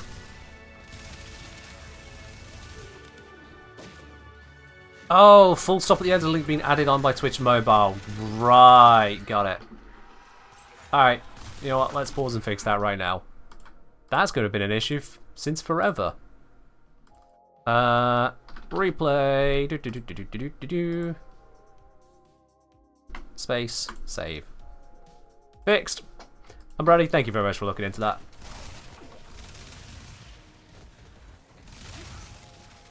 Now that should work straight up.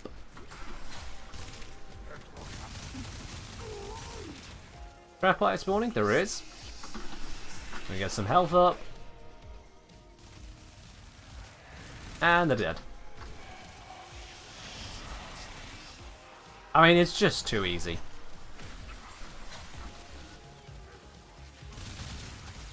Yeah, Nightmare, I agree on that. It is weird to go from Luminous not being a threat to being an absolute threat. And that's kind of this game in a nutshell, in having leveled enemies and levels the way they handle them. And then also random modifiers like making them immortal. That's a thing. Whereas like a level 1 Butcher is the most hilariously pointless creature in existence. Make it level 400 and give it overguard so you can't see it, and their swings can one-shot your shields. Or health if your shields are down. So that could be problematic. And the only difference between them that you can really see is the number on their head. Enemies just get stronger. In some locations, they get stronger even without a number on their head, to say so. They're just better. And then there's also the comparison of levels. If you're a new player, you don't understand the differences between the units. A level 5 Butcher and a level 5 Heavy Gunner, who's more dangerous? How much more dangerous? Well, you certainly don't know intuitively. The game doesn't just guide you into this understanding. Look what our Tenno operative just found. They could not do this without... Oh, a Miso Relic. I've never seen one of those before. Thanks, Lotus. Do Acolytes count as Grenadier for faction mods? No, they are effectively part of the Stalker faction and therefore functionally factionless. Only a universal faction buff affects them.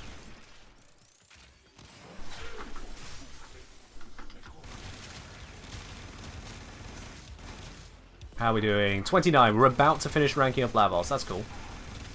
I know this is far from the fastest way, but it's a more interesting way to me. Really using the frame as the frame.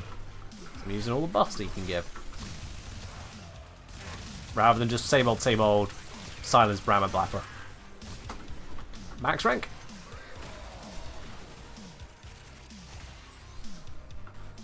There we go. The universal faction buffs? Yes. Raw and the damage buff from a Relay Blessing. What's me over this way? Relay Blessing damage buff is actually a faction modifier, additive to other faction modifiers. Just applies universally. You still like using Hydron to level stuff? Yeah, that's valid. Hydron and Helene, both good spots there for low level leveling or low intensity leveling. Helene especially because you also get Orokin cells out of it. Which, fun fact, I've also gained here. I've gained 7 Orokin cells. I think I have a resource drop chance booster. So you conquer Yeah, I do. So typically that'd be more like 3 to 4, but still. I've gained Orokin cells whilst leveling up a Warframe, whilst using the Warframe for the Warframe. And all the extra benefits, like the Stale Essence. Yeah. How overpowered would an ability that lets you see and shoot all weapons through walls be? No idea, Crusher. It would depend on the specifics. It would depend. Oh, inbox message. What we got here? Vazia! Haha! The drops are kicking in. I've got my Void Plume Pinions. Wonderful. If the previous 2 weeks drops or anything else to go by, that's the only one Vazia's going to hand me on stream. Because the previous times is that the other ones, if I go... Yep. Vazia sent the other 2 in a later message. That's fine. Have I covered or talked about the crowd control changes? There's not really a lot to talk about there. DE finally got around to acknowledging a number of abilities affecting Overguard with crowd control effects, when they'd said that Overguard prevents crowd control effects. So they made a design choice there. And that's more than anything, making Warframe more consistent. Yeah. What is Observe? Observe is a kit gun. It is a gaze kit gun. Using these parts here.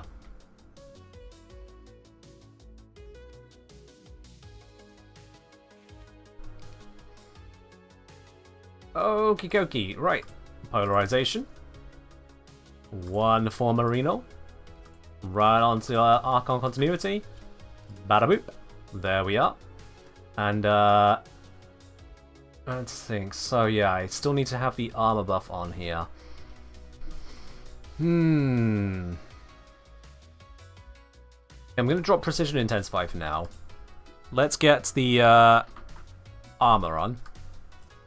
There we are. I'm just going to keep all the defensive mods together-ish. And then I think for now I can just shore up a little bit of strength on that. It ain't great. Why not just drop overextended for stretch? Because they do different things. Overextended gives 90% range, whereas stretch is would give me 45. And a really low range Lavos, or even just mid range Lavos, is missing out on just how much more effect Lavos can have at high range. So, Ophidian Bite reaches out further with higher range. Vile Rush, that one, the explosion goes up and you go a long distance with it. Transmutation Probe, you increase the range of it, and that is, if I recall, the radius of it, which can have an even greater overall effect on that side. And then Catalyze, it's in a ring, so increasing the range actually increases the area by the square of that multiplier. Yeah, lots of range is a good idea on Lavos, as long as you can work it into your kit. What's the second Lavos for? It is for polarity purposes. So this one is going to be a non-Umbral Lavos to go alongside the Umbral Lavos, so I can go over the builds in a more appropriate way. Okay, but this is going to need some more Forma into it to get everything going on that side, and let's go slap in some Archon Shards as well to match what Lavos Umbral has. Let's give some shards out. So, I believe I have some casting speed in him, so let's get that one here. One casting speed, yep, there we go. And we can have the particle velocity, because I was missing that. Let's see, what else do I use at the moment? So I have a blue, red, and green. So green, I'd need to make a new Tau Forge of that, which, fun fact, I don't have the means to make the Tau Forge. So I could go with a normal green on him, just 2, rather than the 3. That's a toughie, really. Alternatively, I could not go Tau Parkour, and then I could get the Tau Green. That's actually a better idea. So let's immediately waste some bile. Whatever. There we go, there we go, there we go. Why did they change that? After so long of us getting used to press escape to feed, it's press escape to not feed. I'm going to be making that issue for a long time. Okay. Why not just 3 for 1 a yellow and a blue? Because that's spending resources I don't want to be doing right now. That's why. I'm aware that these functions exist, LK. I'm just not doing what you think I could do when I'm doing something I want to do.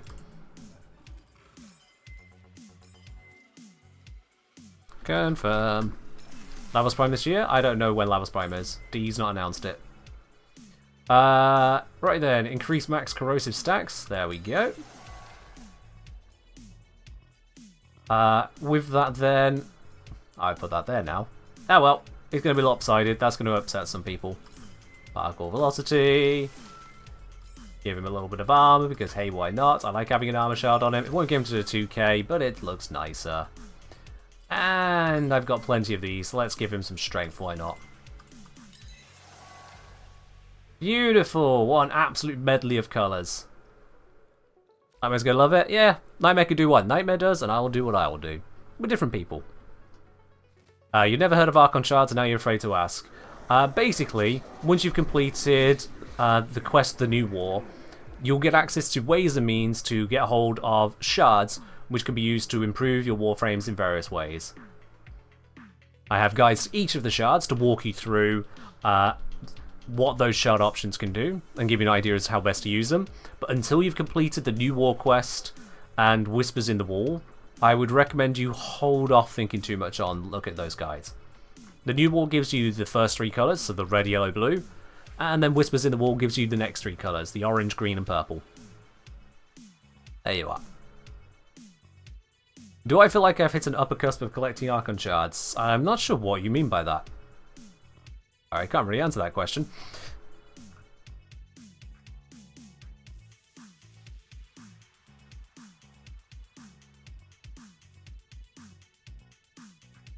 Yeah. Need to complete Veilbreaker for them, not New War. No. Mosin, why do you think you need to complete Veilbreaker for them? I don't remember that being part of the requirement. Maybe I'm missing a detail here, but if I recall correctly, you fight the Archons in the New War quest, and that unlocks the Archon hunts. To do the hunts, Veilbreaker is access to the Khal missions, is it not? Do you need Khal's Garrison for it?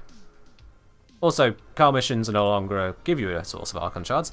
Alright, let me just go to the Archon shard page rather than asking random people in Twitch, because I know that this is a gamble in the best place.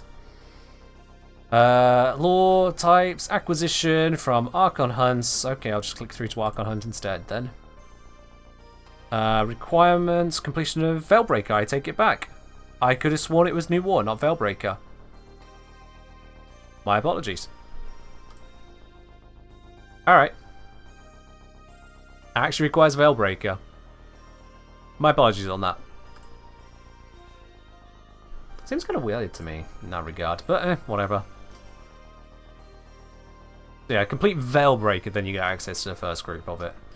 I'll be honest, the bits all kind of blur together in my head. So that's my bad on that one.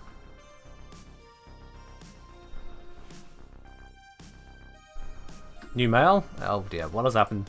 Is it another drop? Nope, it's a mirror lab for the next time. Was it that painful for you, Mirror Lab?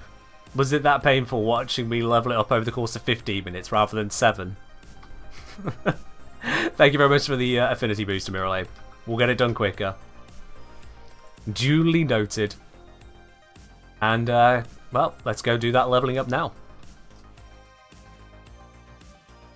To assist with that, I'm going to head on over to Relay real quickly. Let's go to Strata Relay. There's a busy one. Strata 4 Europe.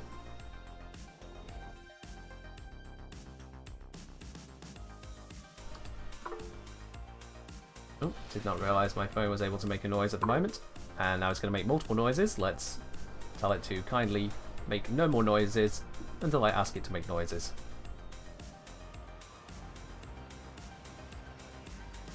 There we go. That should be sufficient. New to Sister Parvos, what's a fast way to kill the hounds? Magnetic procs and damage.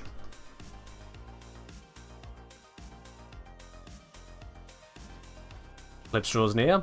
Y'all enjoy the clips. I'll catch one in a couple years because I'm on the wrong bloody continent to enjoy it. Taking longer than 2 minutes to level frame is painful. In your experience, I am not you.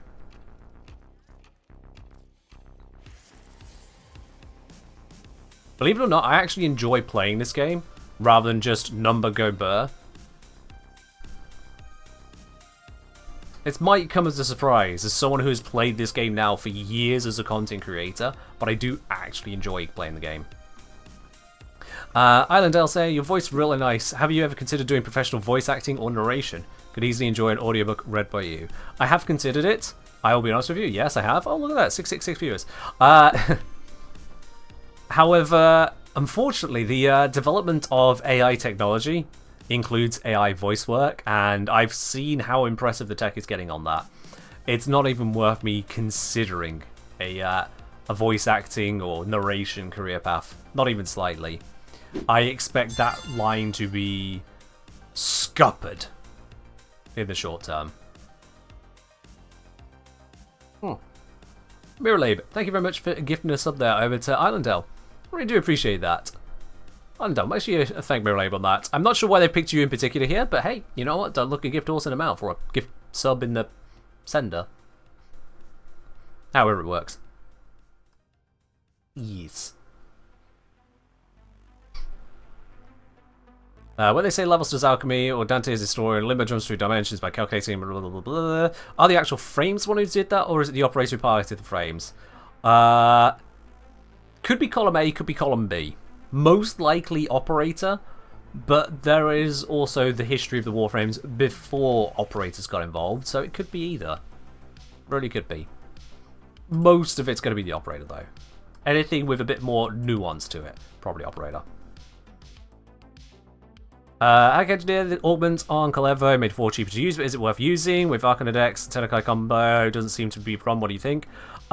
Some people swear by it. I found the 4 to be underwhelming even before being able to teleport it around. I don't imagine it to be that much better now. Hooray, you can move a small zone of raining daggers to somewhere else. You can still just Collective Curse slap. Yeah. Isn't Lavos Prime coming this year? He might be. I don't know. Is it no longer possible to do an Exotic Contagion heavy attack? I've not tested it on the most recent update. When DE announced that they gutted it, I tested it, and I even put a short together showing off the testing, and I still hit the damage cap with Mirage. So I went from damage cap to damage cap with the heavy attack setup. God knows what happened. If they nerfed something, I didn't see it. And Lisa has got themselves timed out. Kenshia, do you think, given the Lavos unpopularity, do you think they will adjust his kit for his prime? No. No, I do not. They may make it easier to infuse the elements. They may choose to switch to, if you put it in, it stays in until you remove it. But aside from that, no.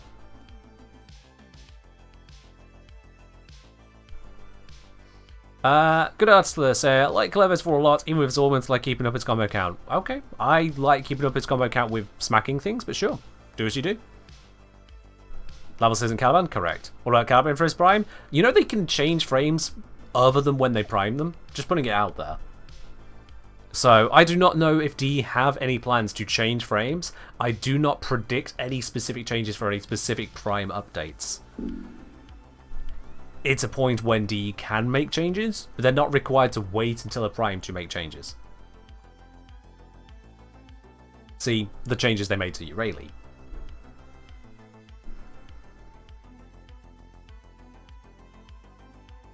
What would I do for Caliban rework?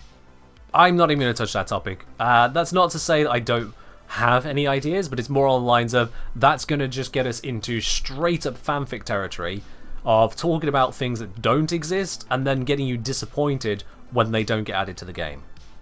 I'm not going to disappoint you all by making you imagine a Warframe that doesn't exist.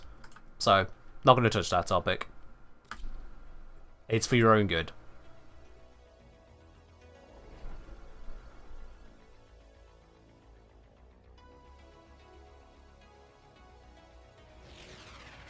Can imagine if they did changes only when Warframe got a prime. Poor Hydroid. Yeah. That would suck. Your weapons make music, and the enemy calls for a song. Alright. Let's start cracking through this. Been cut off. They're Where are they going to come from? This way. I'm sending auxiliary life support. Let's start getting some levels. Now, I think I put fiber on him now, so I should have a lot more tank in general. It's still no Umbral set. We're still going to feel the difference on that. Also, I don't want to stay in this room. This room is a little bit annoying to shoot in.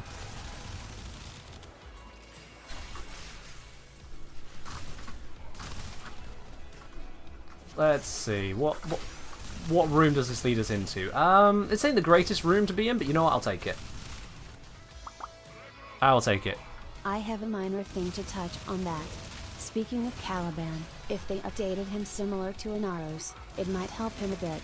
Sentient Wrath and Fusion Ray are both good abilities, it's that Razor Gyre has no utility like Sandstorm to make it useful in a damage meta, and Progeny needs more utility / variation / better AI. He needs more synergy basically. 2/4 are good, but 1/3 needs work. Okay. I mean, that's certainly an opinion on the matter there, Twilight Researcher, and thank you very much for the reasoned approach, as well as the 300 bits there. I really do appreciate that. Again, I'm not going to engage much in the topic there, even with the 300 bits, because it comes down to what will DE do, and working with what we've got in the game, rather than praying for what could exist. I really do hold tight to the opinion that imagining what could be, rather than playing what is a great way to disappoint and burn yourself out in gaming. Actually, in life. Not just in gaming, in life. When you dream of what isn't, rather than enjoy what is, you find yourself enjoying what is less. Connect with the world, not with dreams.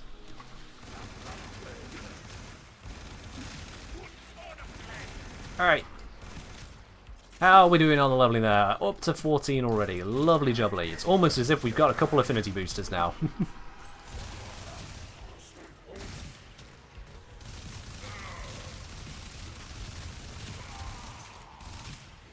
Caliban's farm is awful. I will agree on that. Caliban does have an awful farm.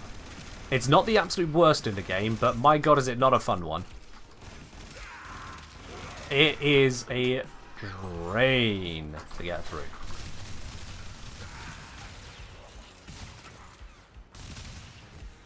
Plus the whole, sometimes you could just log in and the game will be like, yep, nope, you can't continue this farm right now. Come back in 4 hours. Yeah. Sorry, I wasn't here when the build was put together. Is this a weapon platform Labos? So this is a all-rounder Labos using the pair of augments. Like, at the moment I've been using a lot of... Oh, balls, didn't mean to do that. At the moment I've been using a lot of corrosive to use it as a weapons platform. I can do heat focus.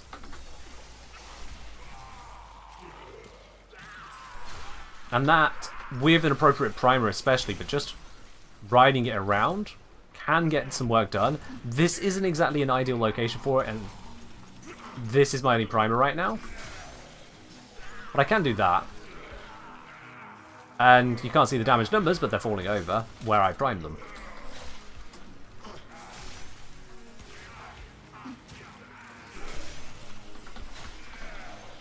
But I mean, that does some work. But the fact of the matter is that without a dedicated primer, Labos does better as a gun frame.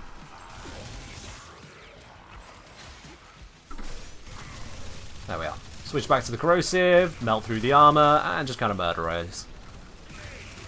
What would I say is the most life-draining frame grind? That's honestly a toughie these days. That is a toughie. I mean, there is the grind to get hold of Styanax, which, you can see why DE gave everyone Styanax for free on release. That's really, really unusual. To introduce a brand new Warframe in brand new content, and then just give it to everyone for free anyway. Like, I know it was talked about at the time, but it's still worth stating. They saw at the time just how much that would get in the way of everyone. That you'd be waiting weeks to get him. To the point that they had to go, we need to hand it out for free straight away. Is that really what happened? Yep. Everyone who signed into Warframe within a couple weeks of the update going live got Styanax for free. Immediately, as if you bought it with Platinum. No other Warframe that I'm aware of has been done that way. Nothing has been like that, in my experience.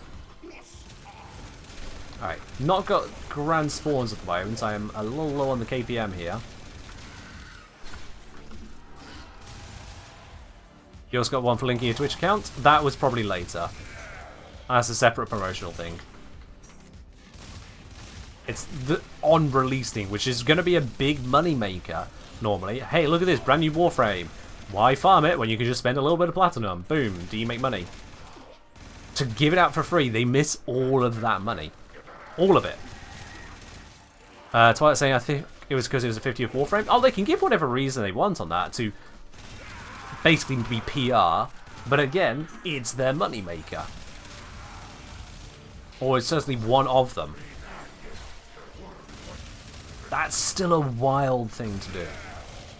And the fact that it pairs up with a really long farm at the same time, kind of a choice there. They didn't have to make the farm as long as they did. They did. But the Clevo farm, nowhere near as bad. Nowhere near as bad. It's work, don't get me wrong. And there are times when, again, you just can't access the farm. I'm not a fan of farms where the game can just say, yeah, you just can't do it right now. I'm really not a fan of that. People have lives. People have jobs. People have commitments other than playing Warframe when Warframe demands it. So any kind of farm which just straight up says, nope, you've logged in at the wrong time of day, you can't play. I don't like that. Yep, Hildren's a problem on that side. Stynax is a problem on that side. Farming Eidolons, frankly, is a problem on that side. Getting the plants you need to advance, say, Titania quest is a problem on that side. Some people don't have 2-3 hours to play. Some people just have half hour to play on a casual game, maybe not even half an hour. They want to sign in, get a couple missions before the baby wakes up. That's their situation. And a game can easily accommodate that. It's a choice not to. So those kinds of ones I do find is difficult. That's a problem for me. Some people touch grass. Some people simply just don't have the opportunity to play much Warframe. Imagine you have 1 hour a week. 1 hour a week. You sign in for that hour and it says, yep, no. The Caliban part you're looking for just isn't available right now. Come back in. Even just 1 hour and you go, I'll be gone in an hour. Oh, try again next week. Okay, signs in next week. Yeah, coming back in 2 hours. But you said come back in an hour last time. Yeah, but no. I don't like that. Really do not like that. And the only real way around that for the player then is basically Platinum. Not a fan.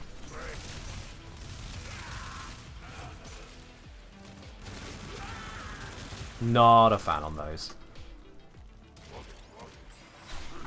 And I don't know the metrics to say whether or not that kind of decision has a noticeable positive or negative impact for DE. I don't have access to those kinds of metrics.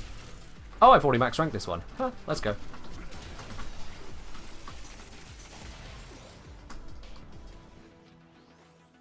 I don't expect it to be too positive, but I don't have access to that info.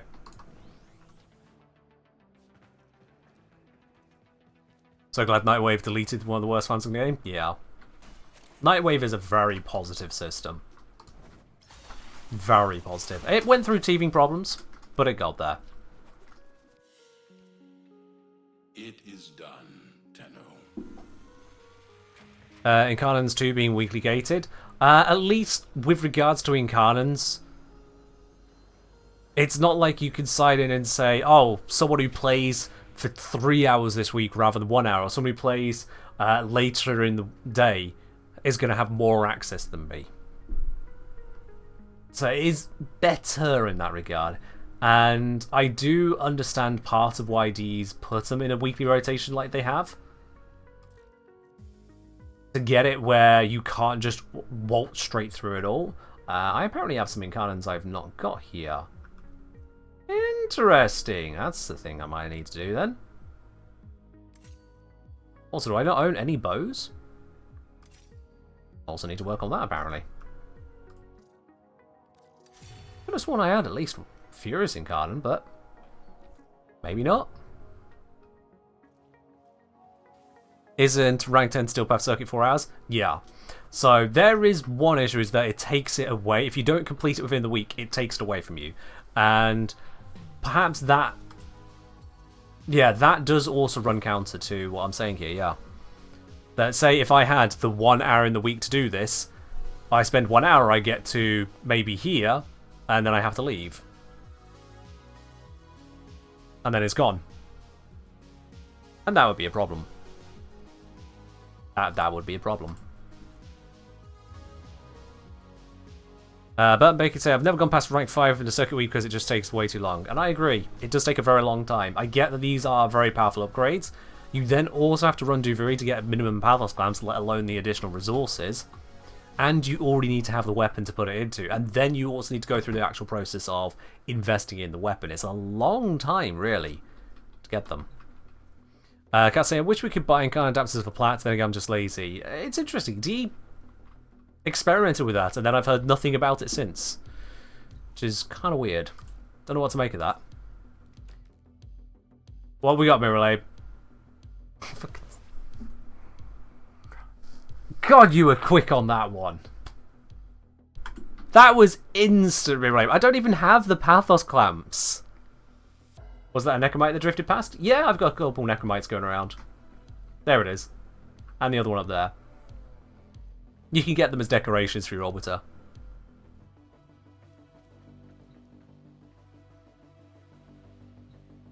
So yeah, D added in purchasable Incarnate adapters with the resources too, by the way. But it's one-time purchases. I think they're one-time purchases because they come with resources too. That's my guess. But it does feel strange to me. They created that and then just sat on it. I also get that they don't want the game to come across as pay to win. Honestly, I fully get that. But then, that's quite literally what this is. Pay to win or pay to access. Pay to skip, that's the wording. Because a bought Incarnate weapon isn't better than a farmed Incarnate weapon, so it's not pay to win. It's pay to skip.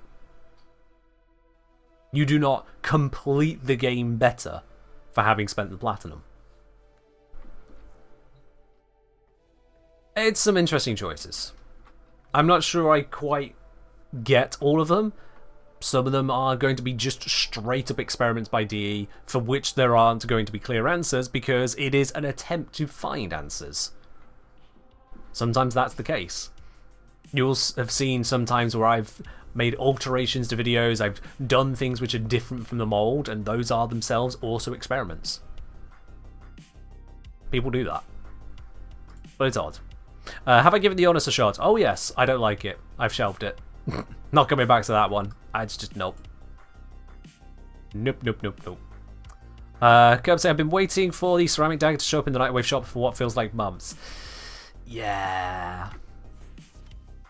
Yeah. I mean, is it there this week or we are on a new week? Probably not, given what you've just said. Yeah. Why is weapons not a tab? Is the miscellaneous... Okay, fair enough. Miscellaneous functional items, and then Orbiter decorations and a capture... Sure. Okay, fair enough. That's just odd layout, but yeah. I guess it splits it from those. It is kind of weird that,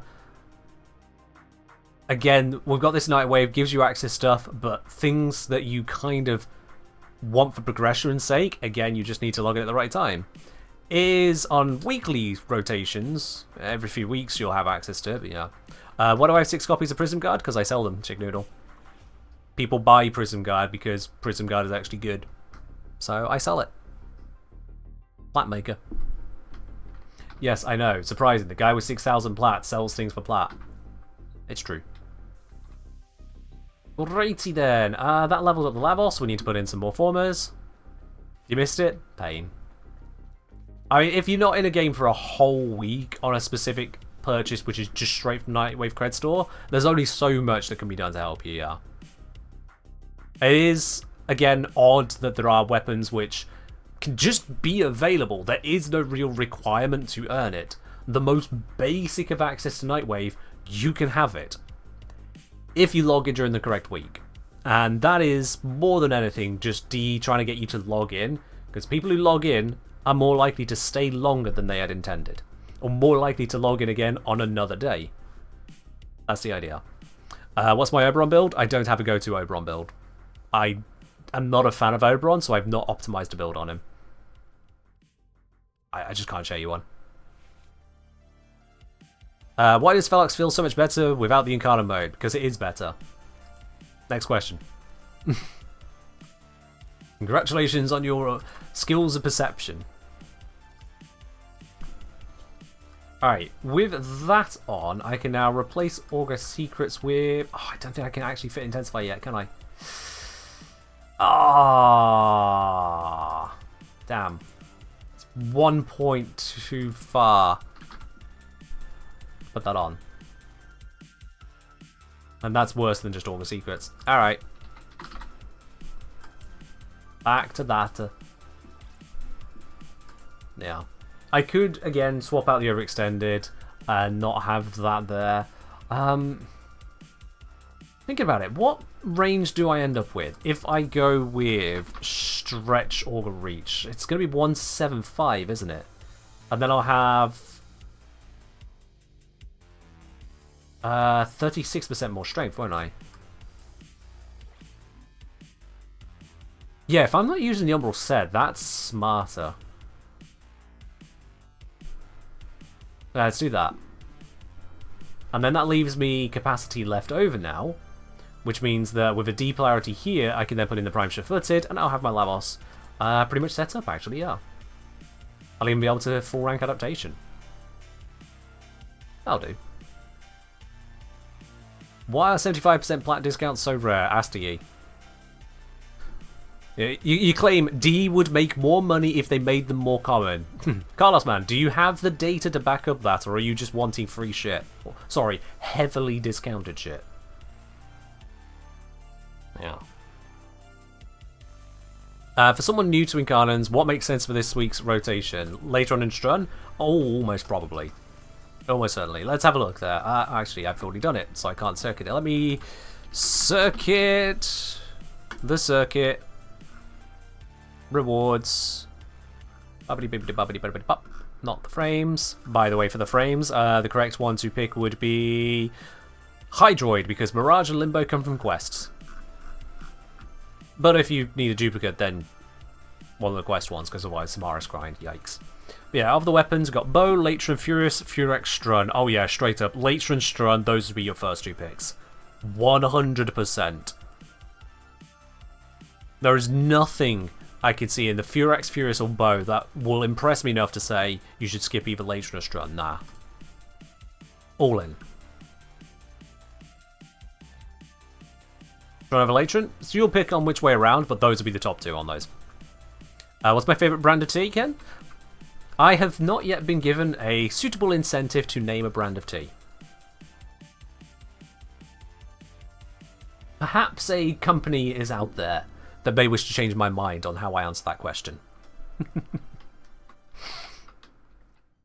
Yeah. Did Ken solve the Dante Raw buff which wasn't applying properly? What do you mean wasn't applying properly in Solve? We tested it, we saw where it applied, and that's how it works. If it's incorrect and DE need to fix that, then I can't solve that, DE have to solve that.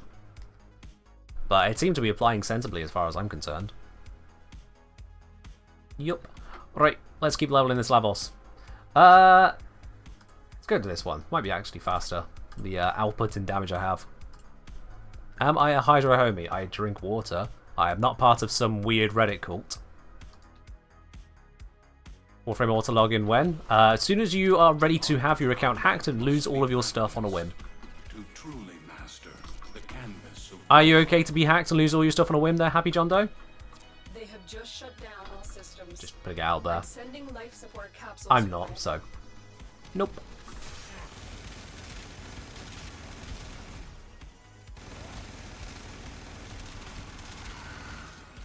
God, this gun just feels like it's cheating. I mean, just look at that. This is supposed to be Steel Path. Tips on reaching legendary rank 3 or 4. Rank up items that give you mastery. Yeah, that's it. That's the entire tip. I'm not really sure what tip you might expect for that.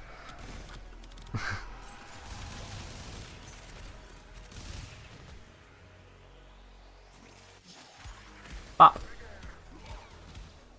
Ah, look, they're trying so hard. And now they're dead.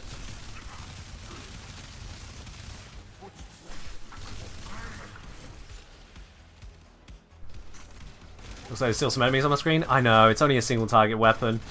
Ish.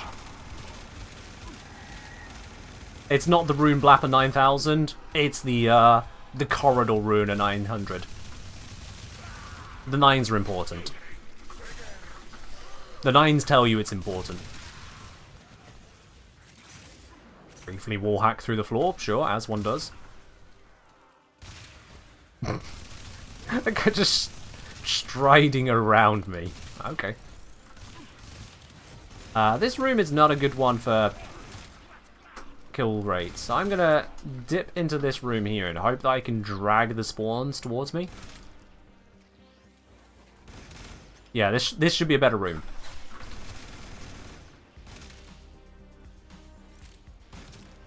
It'll take a moment to start trickling in from it, but this might lead to faster leveling. Is there any good way to level arc melees?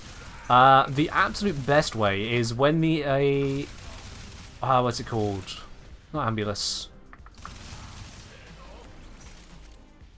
Whenever the Corpus Invasion boss fight triggers, I've genuinely forgotten the name of it, but that usually leads to a load of people doing the Steel Path Arcwing mobile defense, and that is the best place to level your arc melee.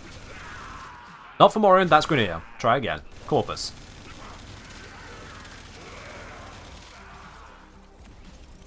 Because that's when you need the Corpus-specific resource. Razorback! That's it. Razorback Armada. So yeah, when that comes around, that's the best one. Best time to level your arc melee. Because then you can get people more easily to go into the Steel Path mobile defense. And whilst you're at it, you'll get a load of those resources. The cryptographic alus, so you'll never need to farm them again. Otherwise, you just grab a group together, and it's important to have a group for enemy spawns and for shared affinity. And again, Steel Path mobile defense, Arcwing mobile defense, and off you go. And it is absolute misery. I do not enjoy leveling up those arc melees. It feels pointless because you don't even want to get kills with your guns. You want to be using your melee or let your allies get the kill, which just makes life even worse. As a further tip on that, use Garuda when doing so. Garuda's passive works in Arcwing, which means you will get extra damage on your weapons in Arcwing.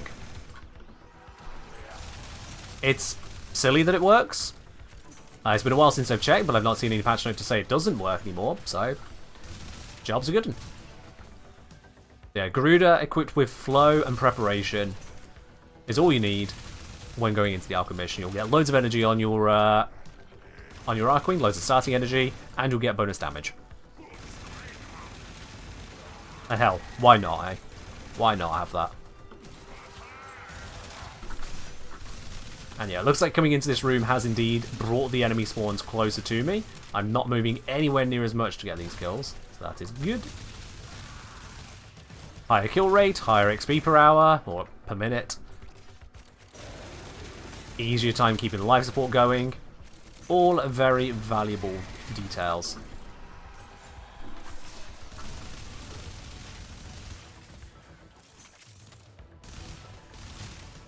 I mean, Elliot, if you enjoy Arc Melee, enjoy it. I am of the general opinion of not enjoying it. In general. Oh hey, Violence is back for another round. I'll kill you with the non-incarnate mode, apparently.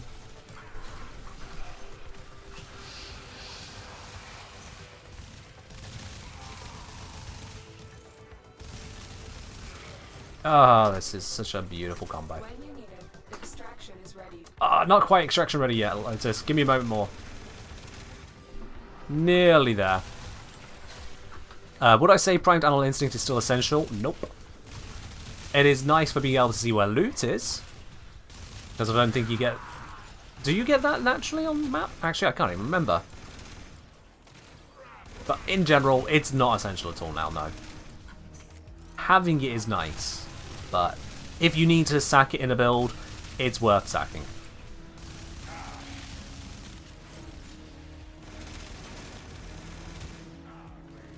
Do I plan on popping Misery today? If Misery sub, we can just shoot them in the head.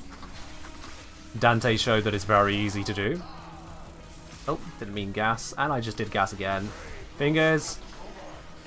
There we go. Did not want gas damage. We're nearly there. 29. This might actually take us over the edge. Oh, maybe there wasn't an Xmas in there. That's a couple Xmas, and that's taking us over the edge. Lovely, let's go.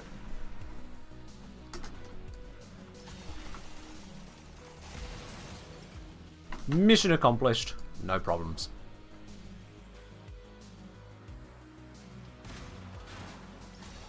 There we are. Did D miss a dev short last week? I don't know. I miss all of them. I don't have any inclination to drop what I'm doing and tune in for 15 minutes of whatevers that mostly could be summarized in a single forum post. I'm just not interested in tuning into dev shorts. It's not my kind of content.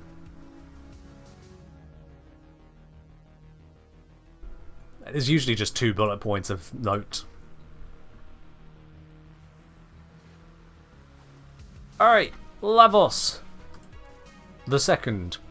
One more former needed, and it's this slot here. Because that'll allow me to... Let's just do that. Ba ba ba ba ba. Depolarity. Prime sure-footed.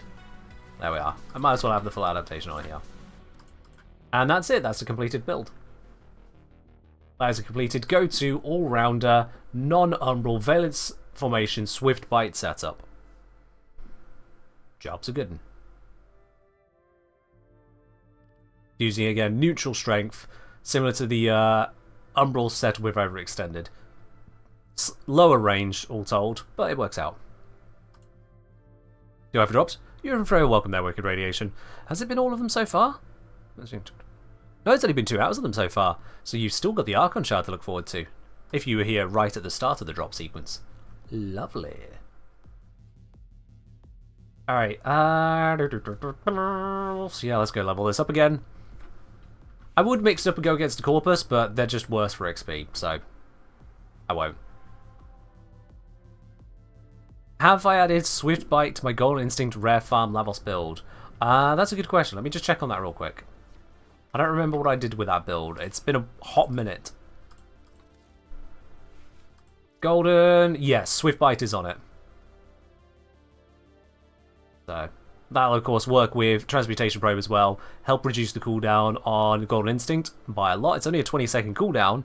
Every enemy hit by Transmutation Probe will bring down 2.4 seconds, and a successful Ophidian Bite will bring down 6.4 seconds on an 8-second ability. Like, in the course of 2 seconds, you can cast this twice, take nearly 13 seconds off that, plus the 2 actual seconds, 15 seconds reduction overall. 2 seconds of this goes from 20 down to 5. And it's allowed to add Transmutation on top of that. It's very, very nice. Alright, let's go re-level this one more time. Yeah, that's the one. It's kind of a shame, I'll be quite honest, that killing is by far and away the best source of affinity. Like, the next best options are not even close. Spy does not keep up.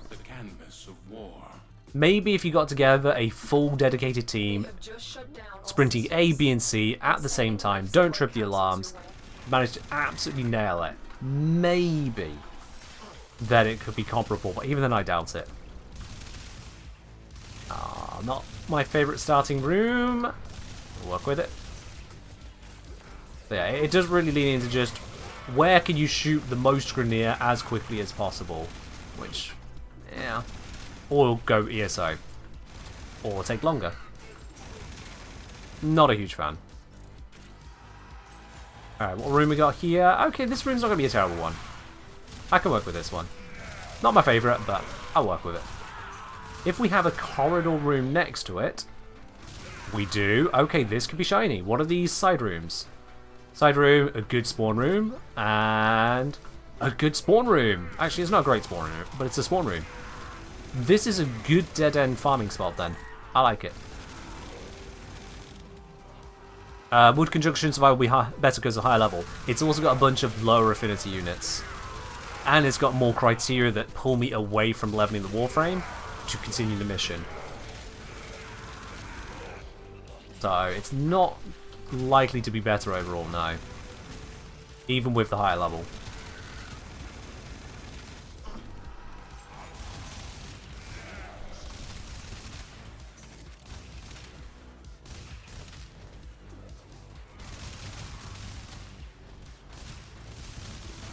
Doop.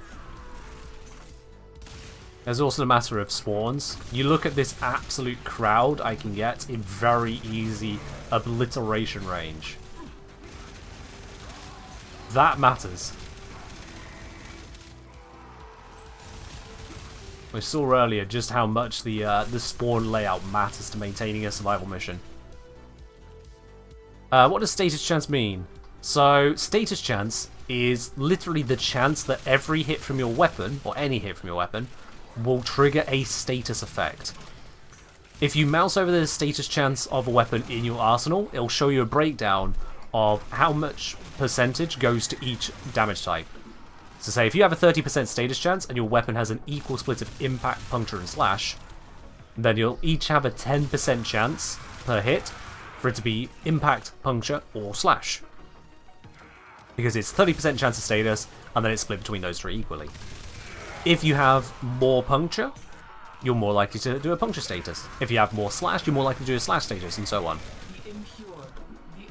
So that's what status chance is, and it can go above 100%. If it goes above 100, then you're guaranteed one status effect, and have a chance of more, based on how big your status chance is. Does that make sense, TV?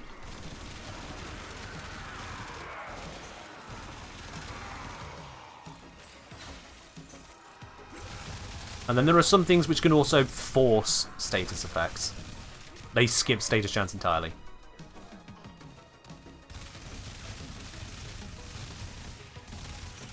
Yeah, that one's a win for the UI designers right there. Be able to just immediately point straight to, hey look, you could just look at your status breakdown now. No math needed. That was very recently added. And here's one that'll scare even players who've been in the game for a couple years. It used to be even more complicated status math, because impact, puncture and slash were weighted 4 times higher than elemental modifiers. So if you had 100 slash and 400 viral, you had a 50-50 chance of proccing slash or viral. Oh, all that life support. It's kind of wasteful to pick it all up like that, but I'm picking it up anyway. How are we doing on leveling? Almost there, and it's not reached the 5-minute mark. This is the power of having a good farming tile. You can see I've just got an absolute abundance of enemies.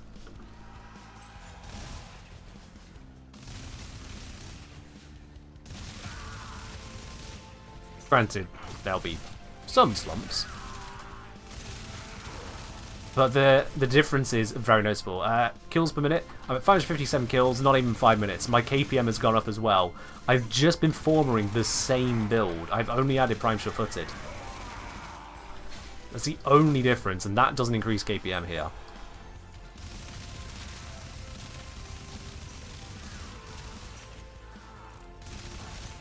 Tile management is a big deal.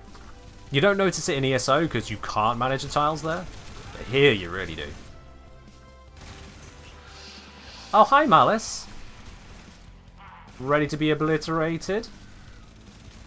Yup. Didn't even get the bubble up. Didn't even get the bubble up.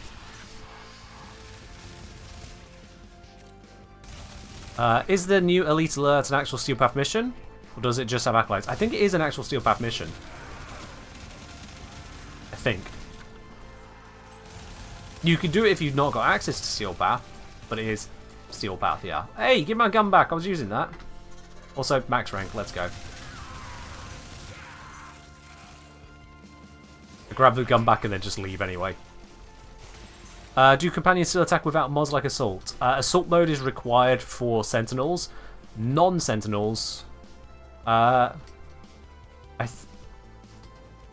don't know about mowers, but certainly all other companions. So your beast companions, they attack without any mod needed. I think it is... Is it Sentinels and mowers? Okay, Sentinels and mowers require Assault mode. Yeah. Will I ever do a video on tile management and other survival things? I won't rule it out entirely, but it's not a high priority for me because it is a relatively niche thing and kind of hard to explain, I'll be honest with you. Without just showing loads and loads of pictures of different tiles and different maps and getting used to the layouts of it, it's more of an experience thing of understanding which rooms are smaller, which rooms have easy accesses, and then also the spawns outside of that room. It's not something you should really overly focus on. I'll be quite honest with you. But knowing the difference between just simply a large wide room, which is going to have awkward paths for enemies to get to you, and then a small, easy to flush out room like that corridor. That's the biggest focus, really. But the minutiae of it, I wouldn't be able to appropriately cover, and that's why it's not something I'm going to do a video on anytime soon. I may get around to it, but doing that topic justice, I don't think is one that I can fit into a video properly. But as you may have just seen there, I moved from forget what the starting room was that I had, but moved into a room which had the ramp, you had a passageway, comes down a ramp, comes around down a wide ramp. That's a bit of a circuitous route for enemies. The sight lines on it aren't the greatest, whereas the corridor next to it is basically just a corridor. It's a little bit of a turn for them to actually get in, but it's just a corridor. And the two rooms off to the side, other than the one I came from, were dead ends. So enemies couldn't take long circuitous routes to come through those doors. So you get those bits together, they're just piling in, piling in, piling in. There we are. Welcome back, Lisa. Beyond the specifics of that one, and I've used that tile a lot. If you watch even a few of... I didn't mean to do that, but okay, we're petting the kitty now. If you've watched even a few of my videos, you'll have seen that tile set. You will have seen me just kind of opening up a weapon, probably with Lavos, burning through that survival setup. I know the tile well. I know the whole setup well. I can find decent rooms for it. It creates a testing environment, as it were, because it is much more consistent than picking random missions all the time. I'll do that instead to be cinematic. And also, a very special bonus, no Noxes.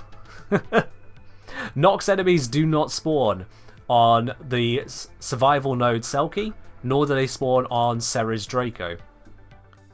Now, that's not a huge issue. It's become much less of an issue over time, but that was originally one of the reasons of making that a focus node for me as well. Oh, Porfin's correcting himself and therefore myself. Mowers don't actually need a soul mode, so it is just Sentinels then. Alright. What shards do I recommend on Lavos? Casting speed especially, so a casting speed either 1 or 2 basics or 1 Tau Forge. And then corrosive shards, the emerald ones, either 2 basics or 1 Tau Forge. You don't need the total strip, 98% is good enough, which is why I stick with one of those. The other 3 slots are just whatever you want. Particle velocity is nice, armor if you want to, it's mostly a meme, I'll be honest on that one. And strength, again, if you want to, it's not necessary. Oh, jaw got a bit stiff there. I've been talking a lot today. Yeah. Is this viable for leveling when not in Steel Path? If you're solo, no. Absolutely not. And the reason being on that is you just won't have enough enemies around. If you're in a group, maybe. But it's going to be a lot lower XP because you're not going to be on Steel Path. If you're not on Steel Path, if you don't have access to Steel Path certainly, or Steel Path viable loadouts, then either you want to be going to Sanctuary Onslaught or Elite Sanctuary Onslaught, or if you're bored of that, I would strongly, strongly recommend Helene Defense. I know it looked like a sabotage mission, but it is actually a defense mission, yeah. The reason being on that is, 1, it's quite populated, you'll find people there frequently. 2, you'll get Orokin Cells, and Orokin Cells are a very important resource for progressing onto later weapons. If you're at the stage of leveling where you're not leveling through Steel Path or hyper-optimized setups, or just walking into ESO and snapping your fingers, everything dies, if you're not at that tier, then you probably need a bunch of Orokin Cells to build all the prime things. If I put Orokin Cell into here, you just kind of get an idea as to the types and number of things that are asking for them. And some of them aren't slacking off on how many they demand as well. A lot of these are single digits. Still a Prime, 10 Orokin Cells in one go. Corrin Prime, another 10. Panthera Prime, another 10. Brown and Prime, another 10. Later Prime, another 10. It just keeps on stacking up and up and up. So yeah. That would be a big focus. Primellis usually take 15. Oh, even further then. If you could make any change to the relic system, what would I change? I would change that reactant would not be required to open a relic. It would be a secondary system that's just kind of there. To open a relic, you would just need to either get to extraction, kill 5 enemies, or do some objective somewhere in the mission, such as hacking a console. If you've done that, you've done more than the current system requires you to do. So at that point, the relic should be open. This gets around the whole issues with people spawning in far too late because of load times, because of wonky matchmaking. It gets around the issues of, oh, the enemies just didn't get corrupted enough. Sorry about that, there's not enough reactant. Those kinds of issues could just wipe them out. Doesn't need to be there.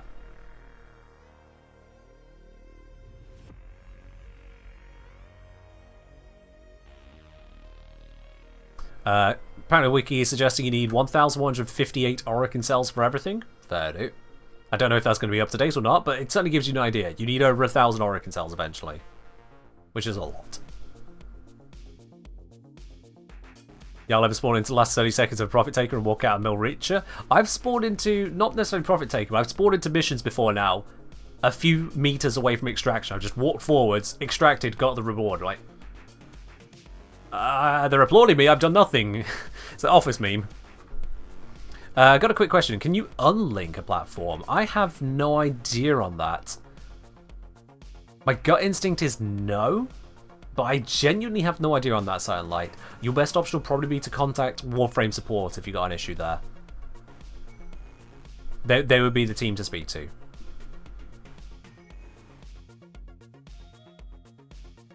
Sacred looking for 650 Orokin cells. Yep, good luck on that. Each former build takes 2 as well. Is it 2 for a former?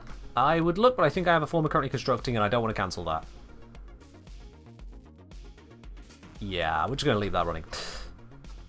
I thought it was 1 rather than 2. Yeah. So I'll say you cannot unlink accounts. They made it clear as permanent. Maybe. I have found that sometimes when businesses say something is permanent, what they mean is, please don't ask us to make it not permanent. No, yeah. Only 6 flats to rush? Yeah, but then the blueprint will be gone. I don't have another one right now, which I probably should also work on. But I was working on levels.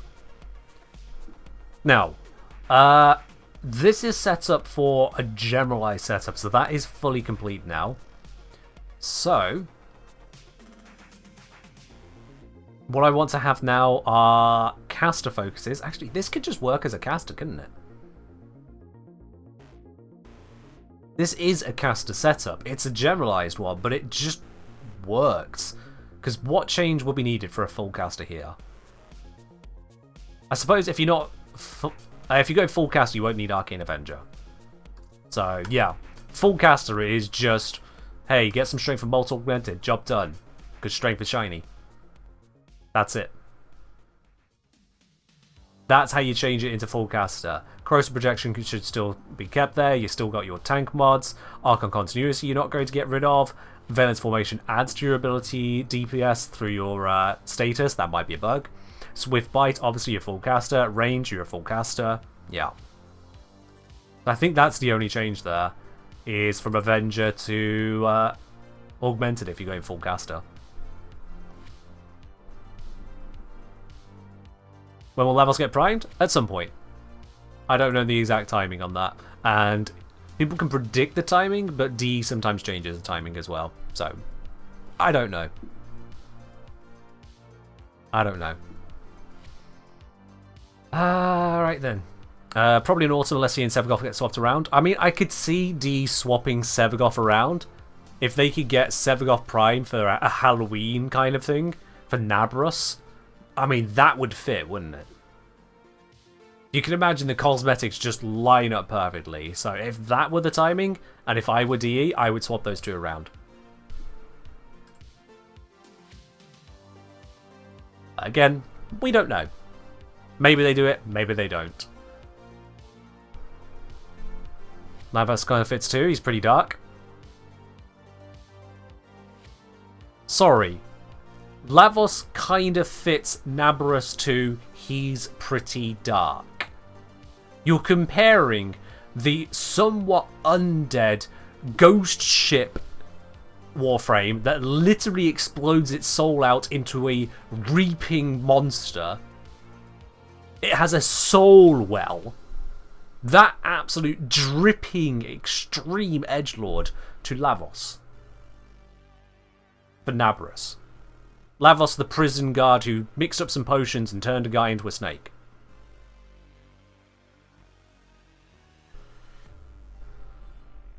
I'm sorry, there is absolutely no comparison there. Absolutely no comparison. Prison guard, alchemist, the embodiment of actual edge. With reap, sow, gloom, feeding into his death well. No. No, there is no context. Lavos is not anywhere near as dark. Or Nabarus themed at the very least. Definitely be a good Christmas Prime. Maybe in Iceland. No. I think Lavos would fit there. Them two... I would be perfectly fine if you swap those two around for fitting the theme.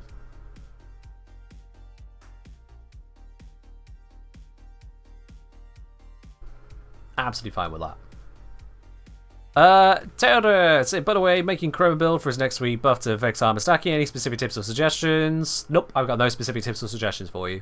Sounds like you're already working on your build and you have a good idea as to where you wish to go. I have no specific tips for you.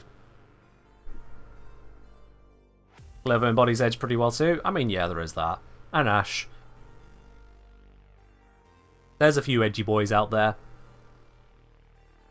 Absolutely. Great. Lavosino. So, if this could just work as a caster setup with a single arcane switch, there's nothing more that needs to be done on that one. So that is all round / caster. Ah, I can't do double slashes. Okay, fine, whatever. All round / caster. So the alternative build setup then would be a weapon buffer focus.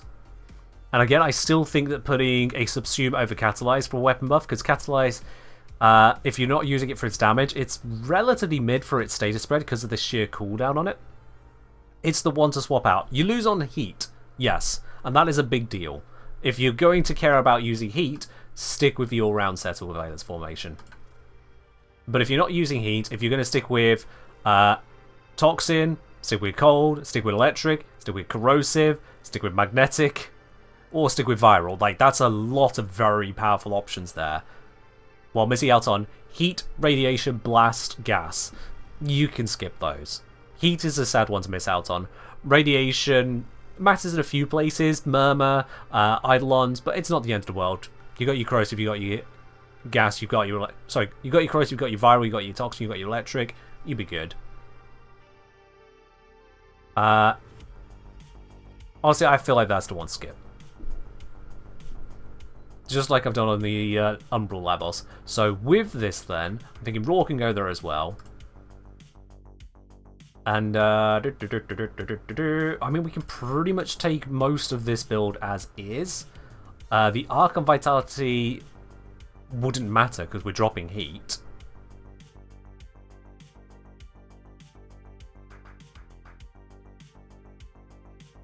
If you're dropping Archon Vitality, why not just go for the Umbral setup, to be honest? But let's throw this together. So, Depolarities to get us started. Steel Fiber. Vitality, throw that in there. Obviously not something like Vigor. No point putting in the Archon Vitality. Archon Continuity, that slaps in there quite nicely. Does Reach and Fury work on Hound weapons? I've not seen any reason to believe Reach works. Fury has been inconclusive, like yourself.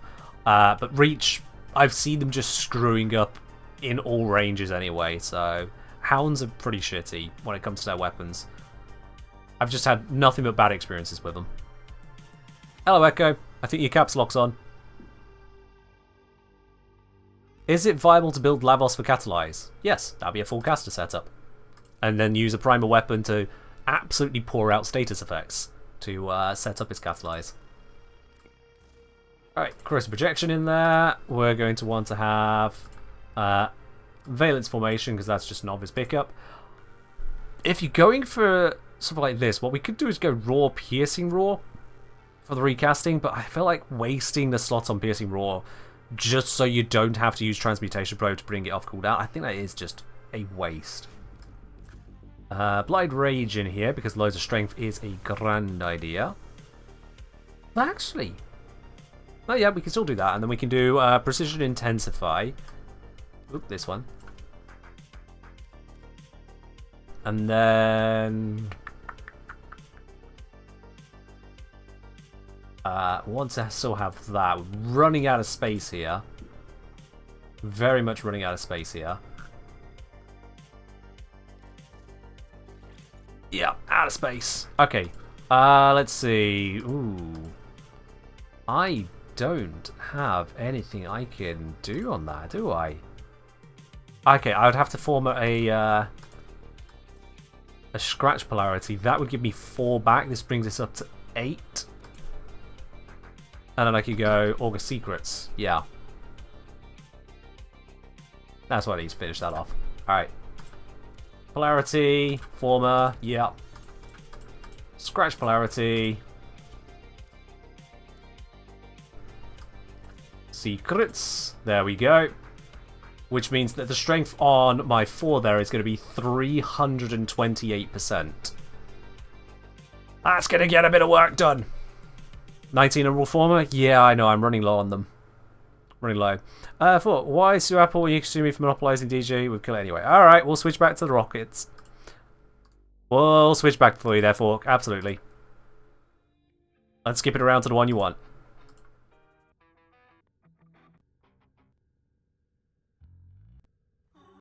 Where is it? There you go. That's the one you want. Alright then, so Venger, Grace, standard go-tos. Why not?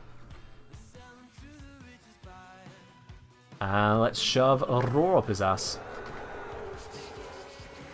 It's the config B. Roar. More bile, of course I need bile. Everything needs bile. Let's go with the Tycho plate. There we are.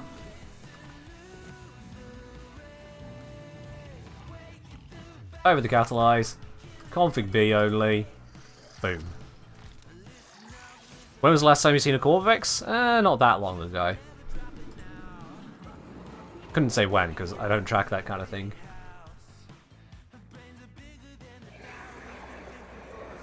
Newish Umbral Former creates universal polarity for how rare they are. I understand why they are specific Umbral polarities, and the whole meta of Umbral polarities, how D handed them out, has changed massively over the years. What I personally would be happier with, and would have saved me a lot of time with this, I'll be quite honest, which is possibly why D don't do it, is if you form a slot that already has a polarity, you add to that polarity. So like if I put a dash polarity here, it wouldn't make steel fiber no longer fit. Instead, it would make steel fiber fit, or a dash polarity mod, like Prime Flow.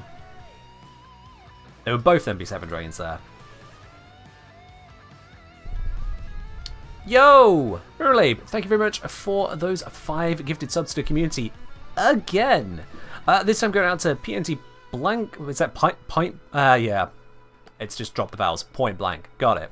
The Sifu, the Bexiest, Sajito, and it's Martin Prime. Ruralabe, thank you once again for giving out those subs there to the community. I really do appreciate that. Oh. Yes, indeed.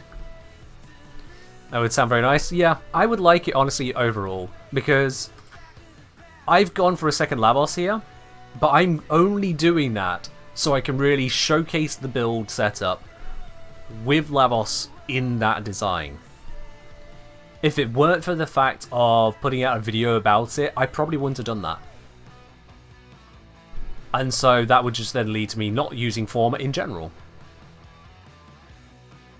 Whereas being able to put those former into frames to allow for more universal setups, and likewise for weapons, it'll be huge. I'd really like it. But instead, that's not what the situation is. And again, I'm getting into... I'm basically getting into fanfic at that point of things that could be but aren't. That's my bad. T-Dub! T-Dub, thank you very much for dropping your Prime over here as well. Welcome to the channel proper, and enjoy your lovely blue sub badge, as well as your emotes, your access to the Supporter Tea Lounge, that is the premium channel on my Discord, exclamation mark Discord for any of you who are not already on that, by the way, so you catch all the details from yours truly here. And of course, T-Dub, no more ads for you. Can't be missing out on that. Undreamed was wondering why you seem to be modding Lavos so much from scratch for using so much. Yeah, it's a new Lavos. This one, in fact, gifted to me by Mirrorlane. Yeah, new Lavos, just so I can have the setup which is without Umbrals. Because some people want to run a non-Umbral. They want to run Archon Vitality. So this is more damage focus, and thus the tank is a lot lower. In fact, you can see how much lower... Oh wait, it's unranked. I'll level it up, and then I can show you how much lower it is. Let's go rank it up. This should only take 5 minutes. Or I can pet the cat again. I really need to start using the gear wheel thing, fast travel they added. Alright. 5 minutes, in and out, steel path. Let's go. Mission Sentient Former being the most expensive but not rare, allowed to build to halve any equipped mod capacity. I don't feel a new former type needs to be created, just the stacking of them will be fine with me. Just the stacking of them. With true mastery of the Tenno arsenal, will you succeed? They have just shut down all systems. Am I on the right build? I'm sending life support capsules. I'm not on the raw build, but this will still do fine, as we have witnessed this entire time. The raw build is overkill. Like, that's enough damage to kill God.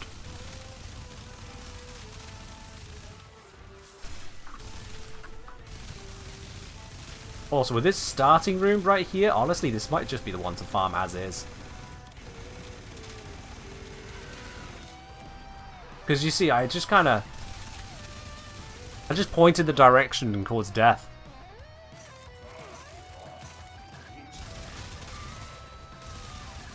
It just works.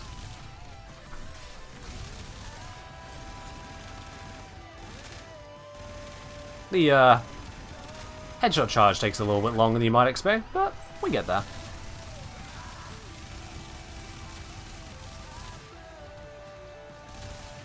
Or Reformer for normal slots. Again, that's the same kind of things I was talking about there with the Sentient Former. And I'd be fine with just stacking. The Reformers are quite expensive what they do. I'm quite honest. What's a good weapon to use with the caster build? Epitaph. Or any other status primer, preferably secondary, so you can then use Encumber as well.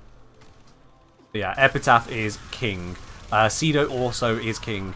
King and queen. Epitaph, king, Cedo, queen. Why that way around? Because that's why.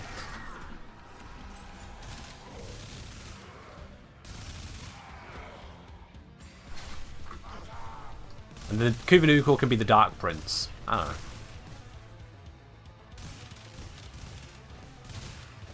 Or Reformers are for the favourites. Or for, you know, surrendering through raising money for charity. As may have happened. Alright, can these enemies kind of pile through a bit quicker? I'm not actually vibing with the rate they're coming through at the moment. Come on, where are you at? What's my KPM at the moment? It's only 100 per minute, roughly. Come on, you can get here faster than this. Is the Atomos good as a primer? Yeah, it can work. It's not the best primer, but it'll absolutely work.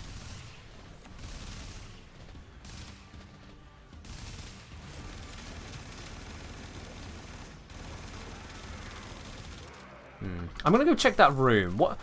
Where are they coming from that they're trickling in? Oh, I see. Okay, yeah. There's your issue. There's the knocking in the engine. There's where is everything going wrong. It's this room. Big room, convoluted pathing. So they're all spawning in fucking Timbuktu, and then jogging their way up here, getting a little confused, and then jogging their way over here, and then coming over here, and then coming over it, and then over it, and then they finally get in. They're trickling through. That's the problem. Alright. And at the moment, I don't know which way to push the mission. So I'm just going to have to work with what I got here, quite frankly. Just going to have to work with what I got. Spawn rates have such a big impact on survival. Placement in a map on survival has a huge impact. Would the 10 Cyclone be a good primer? Yeah. 10 Cyclone primer, absolutely fine. Obviously, make sure you set it up appropriately.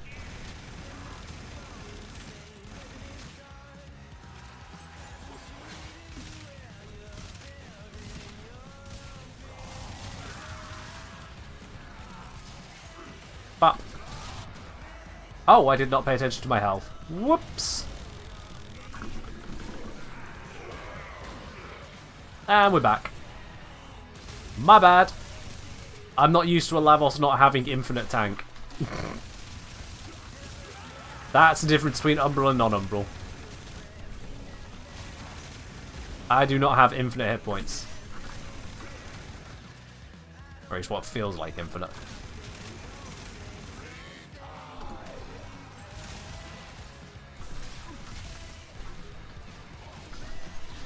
Why use radiated reload over just heat damage on the Boltor? Not sure, I'd have to have a look at the build as to what's going on with that. I think it was to allow cold to fit as well. So I had rad cold set up, but I'd have to double check on that.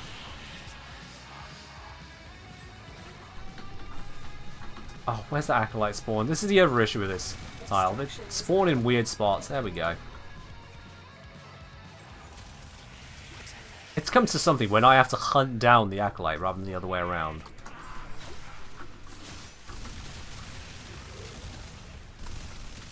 Life support's getting a little low. How are we doing on leveling? Only 24. That is embarrassingly worse. Yeah, only 500 kills at the moment.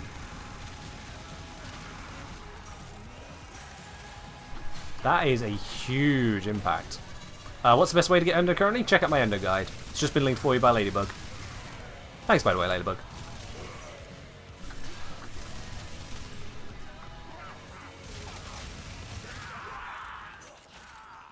I've invented a Lavos that can die. I mean, it's a Lavos that's more focused on potential DPS. Like, this is meant to be hybrid caster setup. It's just weaker. And I play Lavos for it not being weaker in terms of hit points. Other people want to use it otherwise, that's fine. You do you. People ask for it. I don't want it. I want a Lavos that stands in front of a landslide and just lets it wash over him. Considers it a light shower. I want a Lavos that can get punched by God, stand up again, go, barely felt it.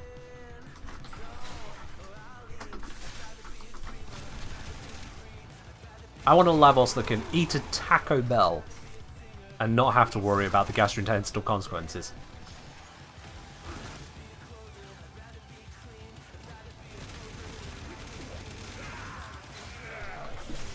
Precision Intensifier and Frostbest in slot? It depends on the whole build. One mod is not a build make. It's probably good, but one mod does not a build make. Tall order on that Taco Bell? I mean, it's a tall order on playing Lavos in general. The number of people are like, oh, well, Lavos, he's basically just a Naros, right? By which they mean he's basically just a stack of hit points. And if that's what all Lavos could do, perhaps they would be right. But even before this Orman, they were absolutely wrong. And I have multiple videos on that exact topic. And yes, I had fellow creators try and challenge me on this at TennoCon of all places. Like, bruh, we're here to celebrate all the Warframes. Why are you trying to challenge me on this one? The expert on Lavos. Bruh. The way people said that? Yeah, way. Straight up from creator. Like, what could Lavos do that Inaros can't? Are you for fucking real? This wasn't even a wind-up. That was a genuine contest, and I was like...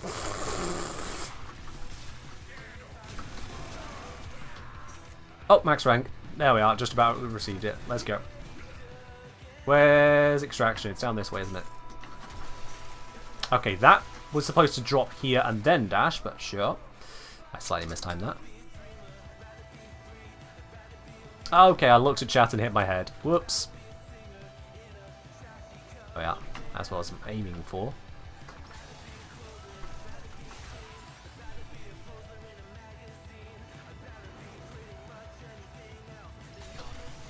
Let's get to extraction. This is a very far extraction. How many rooms do I need to go through here?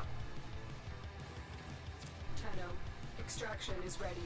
I'm kind of aware of that, Lotus. Thank you. There we are. Well, good dance on. There we go. Now it's all fully leveled, fully done, every bit solid. Which creators? I won't name names. If they wish to broadcast their hot takes, they're welcome to do that on their own time. I'm not naming names. I ain't like that. Alright. I have another inbox message. What is it this time? Is it another Twitch drop? It is a gift from Miralabe, who has sent me... What?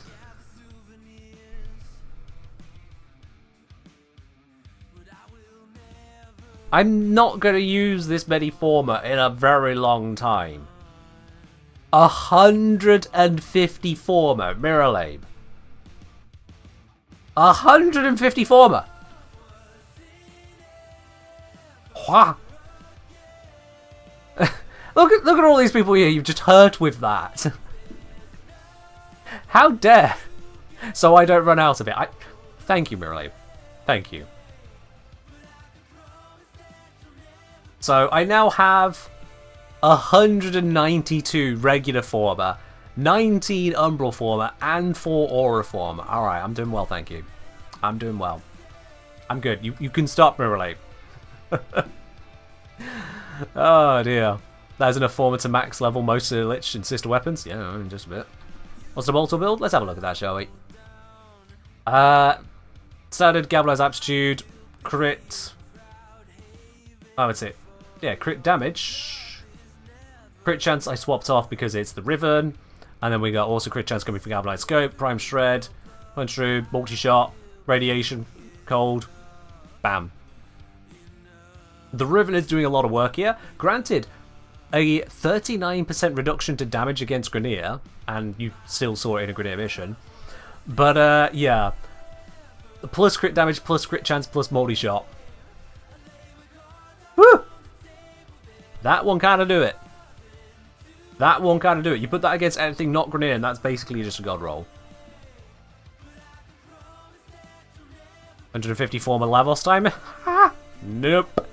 I'm not one of those that just throws former at things with no rhyme or reason to it. Nah, thank you. That's just a waste of everyone's time. Why not viral? Did it look like I needed to apply a viral status proc to improve my damage there? Just to be clear on that, Lord Gilgerton. Did it look like I was struggling for damage and needed to apply viral instead?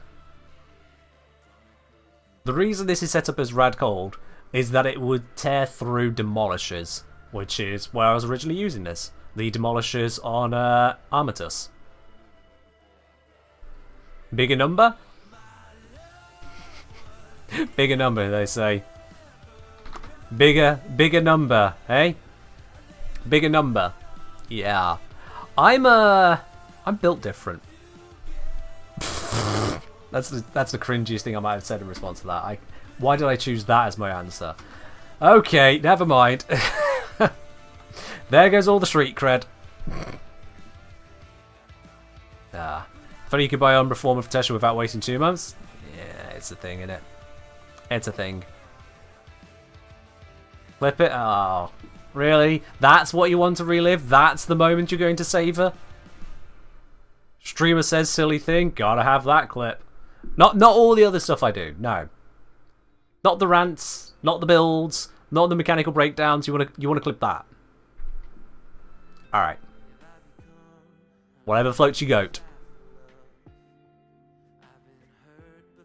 D's rubbing off on me? I sure hope not. Have you seen the kind of tweets that Reb likes, let alone comments on?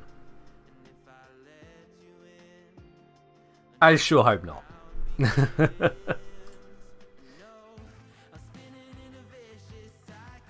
Alright.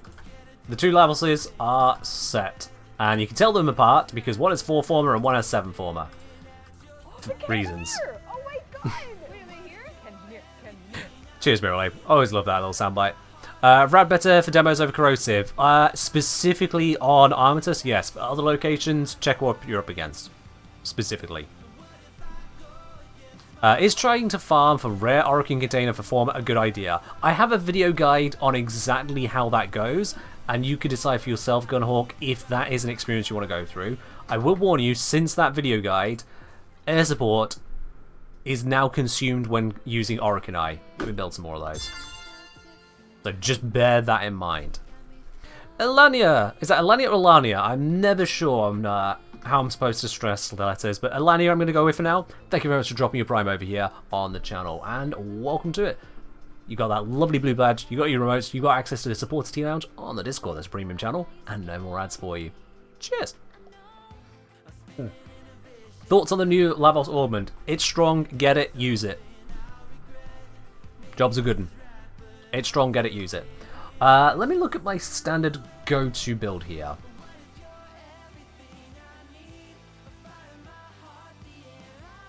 Because it's been my standard go-to for quite some time. And, yeah. You know what? I'm going to blaspheme slightly. I'm going to drop the range on my standard go-to Lavos. That's how I'm going to fit it in. For a full Umbral set like this, that's what I want to do. In terms of the tank here, we're not going to count adaptation because it's just a multiplier. But in terms of the tank, my standard go-to Lavos has 2072 health. And then has 2040 armor. Which gives me 16,162 effective hit points, okay? 16,000. Just keep that rough number in your head, 16,000. The non-Umbral setup of, again, the all-round caster, the numbers come down significantly. It's got 1480 health, and we got 1500 armor, which gives me 8,880 effective health. If I divide that by the 16,162, that is 55%. So in order to switch to this build here, I lose 45% of my effective tank. Which, considering Arcane Grace restores based on percent hit points, that is effective healing as well. 45%. In other words, basically, this Umbral Lavos is twice as tanky, near enough. 55 to 100. It's twice as tanky. Not only that, but the longer you live on those hit points, the more likely you are to get adaptation fully stacked, so actually probably twice as tanky. He also has further tank against the, what do we call it? Against the Sentients, the 48.1% damage resistance there. Doesn't really come up all that often, but it exists. So any Tau damage also further handled. And then in terms of the stats we got here, we got duration should be the same, but range 190, strength 127. Versus that setup. Range slightly down, strength slightly down. Yup. So we end up with 45% less tank, slightly lower range, slightly lower strength, and our return is that heat procs can be applied twice. That's it. Am I going to go outside and watch the eclipse? I'm in the wrong continent, Pillbug. I'm in Britain, and I'm in a part of Britain where I'm not going to see shit. In fact, let me see what weather I've got at the moment. Is it worth it? I live in goddamn Blighty, but is it sunny today? Like, fuck it is. I have got wall-to-wall cloud out there. Wall-to-wall cloud. It is useless to even consider going out and seeing an eclipse right now because it already is eclipsed by water. And that's just not as interesting. So yeah, I will catch the next eclipse. I will very much like to catch that one when it comes across Europe in a couple years' time. Yeah. Already dark here, 1 time zone away, there isn't even a sun. I mean, that'll do it too, yeah. That'll do it too, yeah. Yes, I do intend to catch the next total solar eclipse because the previous one that came close to me, well, literally actually went over where I was at the time. I was a wee young lad. Barely remember it. I really do mean barely remember what transpired that day. But I'd like to make the most of it next time it rolls around. Anyway, before we get cracking on with more bits and pieces, I think now that we've got this Lavos here and all fully developed, I'm going to take just a quick stretch away from the channel here once again. So don't you go anywhere. I'll be back in just a few minutes. In the meantime,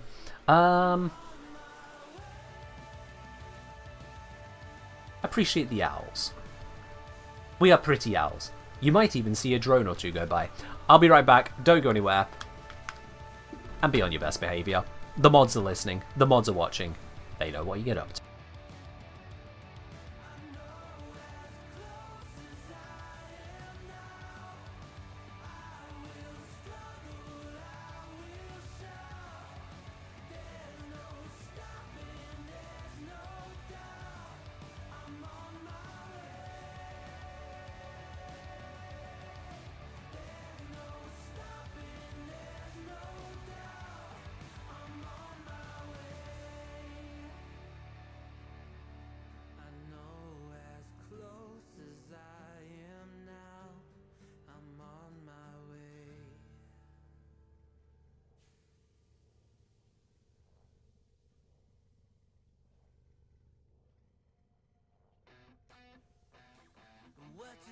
What you think about when you're born into a fire. Let them burn it out. Sell them to the richest buyer. They wanna let the world decay. They tell us lies and fade away, fade away. We feel betrayed. We were raised to lose the race. Wake at the back of the pack, kill it anyway. Listen up now, because we're never dropping out. Beat the odds, beat the big house. Our brains are bigger than the doubt. We've been thinking for ourselves, never let the truth fade away. This is bigger than ourselves, we won't let the world burn away. Burn away, we feel betrayed. We were raised to lose the race. Wake at the back of the pack, kill it anyway. To blame, haters face the world's mistakes. Wake at the back of the pack, kill it anyway.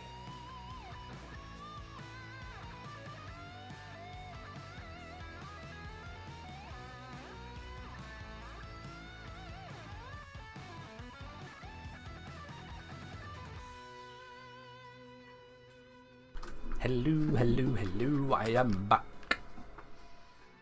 Necromite saying hi? Yeah, they pop in, don't they? They do pop in. Alright, I was about to update the music, but I feel like if I do it in the middle of this track, Fork would kill me.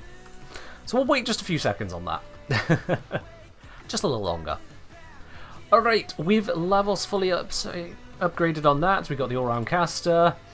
We've got it set up for a damage-focused one. I kind of want to demo just how damage-focused the damage focus is. I kind of want to show you just the level of lappinage this can pull off. So, let's do that, but let's do it with the tankier one. I like a little bit more tank. There we are. That hurts to see, but it's necessary. It's just how it's gotta be. Have 2 levels? I do now, yeah. One that's Umbral Formed, one that is not Umbral Formed, and that's specifically the reason why. Alright. Monday, isn't it? I mean, you missed a whole stream. You have missed a lot of the stream, Tommy Top. You have indeed missed a lot of the stream. But don't you worry. The drops are still active, and even if I do end up closing the stream before you get all the drops, you can still join in on the Wednesday and Sunday streams for more as well. Right. So there are those of you out there, no doubt, who look at Disruption and panic. You then look at Steel Path Disruption, and you panic. You look at Steel Path Disruption, you get told you're against Demolishers, and you freak the hell out.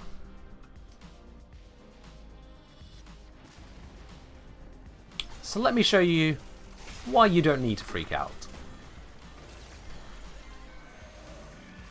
Let me show you that things aren't so terrifying.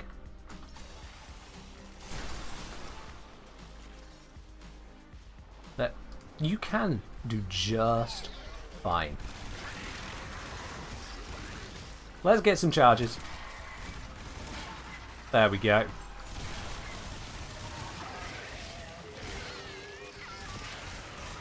Grab our first key. There we are. I think I just go straight in here. That's real nice.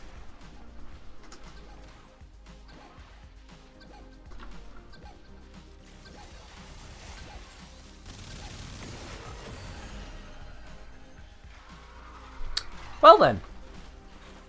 So, was anyone struggling with the Demolishers? Anyone at all having some issues?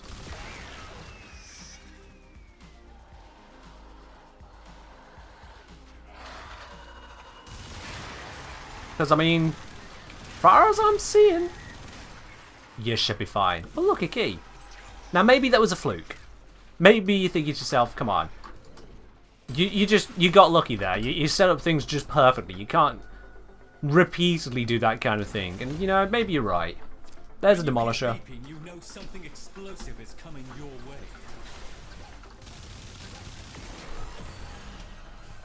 Yep. Definitely a fluke. Can't do that repeatedly, can I? Where's the enemy? It says there's one right on me. Don't see it. Roar up. Come on, someone's got to have a key.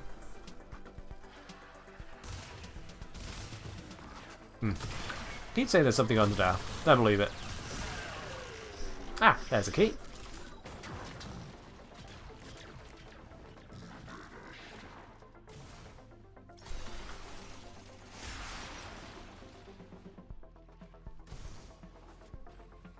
Bop.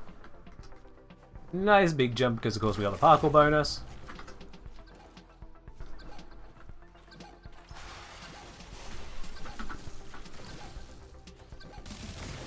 Just let him turn the corner. It's almost disrespectful. I just stood there waiting. Up. Ah, but it works. You're very welcome, Moon. Still need to build one of those mechs still in New War? Yeah. Or buy one for Plat. Whichever floats you go. I bought it for Plat. Granted, that was before they made it easier twice to farm. But, yeah. Oh, great. Gruzzling in your area.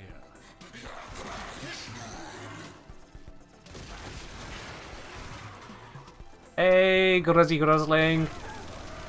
I will like to shoot you until you evaporate. Thank you.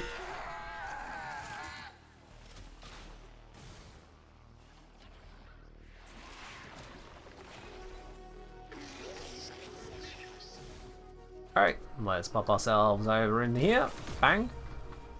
Necromech coming from this way. Dictate that the necromech must now demolish the conduit. Do not Oh, I didn't reach it. Whoopsies.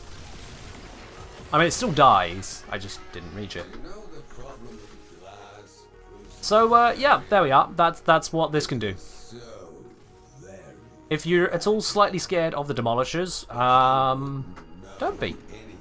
Just build better. That's all there is to it. Just build better. What, Necromech didn't see one? Yeah. They kinda do slightly evaporate, don't they?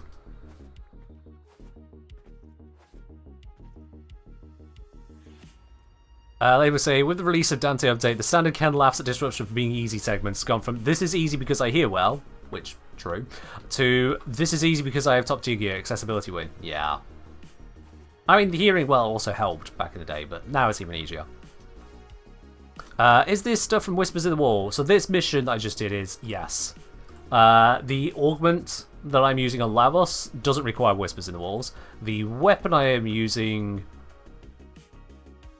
Do you need to do Whispers in the Wall for that? I think you do, don't you? Yeah, you need to do Whispers in the Wall to get Steel Path, don't you? Yeah. So the weapon, yes, but the arcane... No, augment, no. Can I show you how to use Arcane Dissolving? It's pretty confusing. It's confusing? I mean, I can show you. You head on down to the dude. The dude stuff.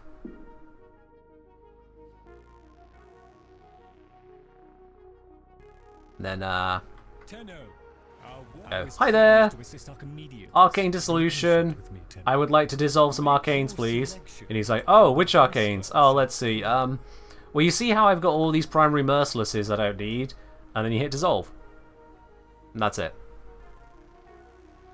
That is the entire process. That's how you dissolve arcanes. If you're looking for your ranked up ones, you hit show ranked. This is a button I didn't notice when making the guide on it, somehow. But yeah, that's it. You just select which ones you want to do. And if you only want to do partial of a stack, you click the stack rather than middle mouse button and type it in.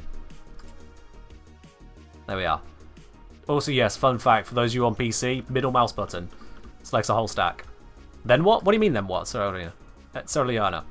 What's the then what? You said, can you show me how to use Arcane Dissolving? That's how you dissolve the arcanes. Select them, hit dissolve. What are you stuck on otherwise?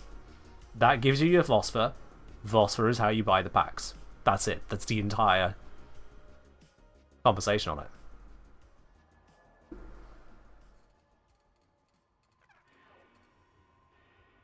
I'll just... But yeah.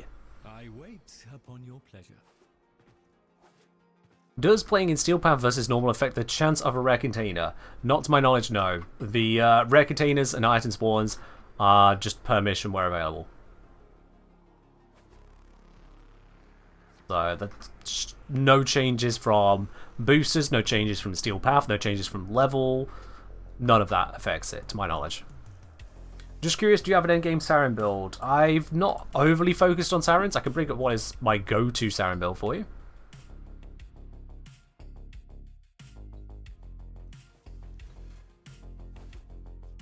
Let's see, what is my go-to Saren? Have I broken it recently? Which is very possible, because I do just continuously mess with things.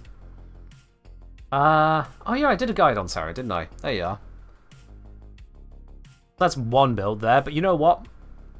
Check out my full Saren guide. That gives you one build. The rest of the explanation is over in the Saren video. Exclamation mark Saren on that. Just mostly curious, what shards do I use? The shards which help me. And if that sounds like a obtuse answer, it just means you're not asking the right question. The shards I use are the shards that help. Let's face it, there's no point putting a whole bunch of strength shards on a build that has all the strength it needs and isn't going to get any benefit from them. There is no point putting casting speed if you've already got some casting speed. There's no point putting corrosive status increases if you're not using corrosive. And yet those are all 3 shards that I use here on this Lavos. So use the shard that helps. That's what you should do.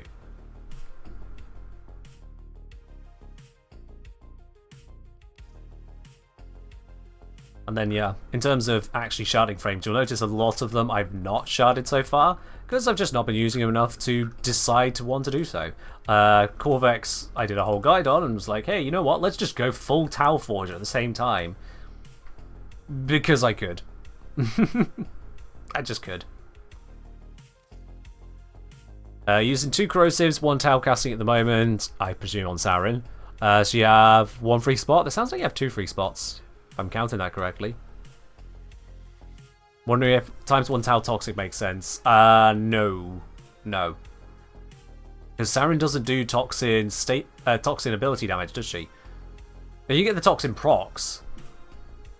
Which is what it ties into, actually. Even then, that's not really the focus of Sarin's damage output, no. So I wouldn't see that as a real benefit to her.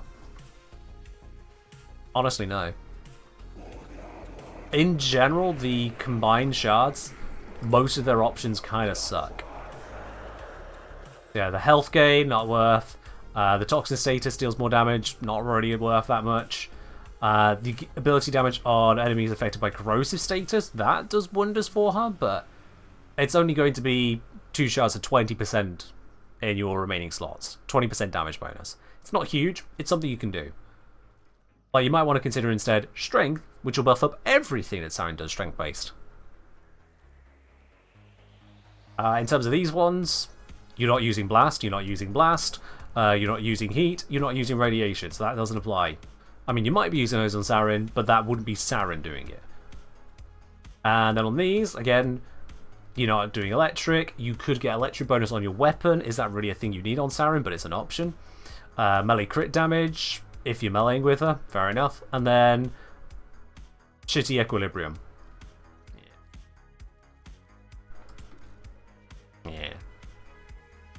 Archon mods convert toxin into corrosive. Does that work on Sarin? No, it's not ability damage. No. Let's verify on the wiki page, just to be 100% certain. Well, 99. Well, 98. Archon continuity. What do they say? Only works on some Warframes, and Sarin's Molt would affect it, but not Toxic Lash and Contagion Cloud. And you're not using Molt for Toxin procs, so no, don't do it. Not worth it. I mean, if it's what you've got to choose between is just Prime Continuity or Archon Continuity, you might as well put it in there anyway. But if that decision has any other negative impact on your build, you stick with the Primed.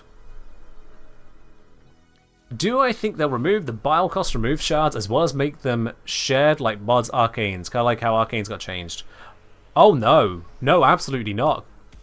No.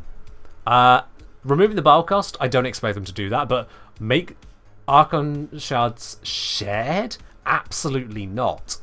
Because by the time you hit 5 towels of each Amber, Crimson, and Azure, you don't need to farm any more of those. If you want to go for the merged ones as well, cool, you get there. Now you got 5 of each of those, and you're done forever. That's it. It just completely kills that. That entire farming circuit stops dead. And some people might not even care to go as far as the towels. No, they won't go that. Because, just to be clear on how accessible those are. Just to be clear on how accessible that is. Let's have a look at some of the Tau Forges I've got in action so far. I've got 2 Crimsons which aren't currently equipped. Here's another 2 Tau Ambers, and here's a Tau Emerald. And then here, we got another Tau Amber, and a Tau Crimson, and a Tau Emerald. And then here, another Tau Amber.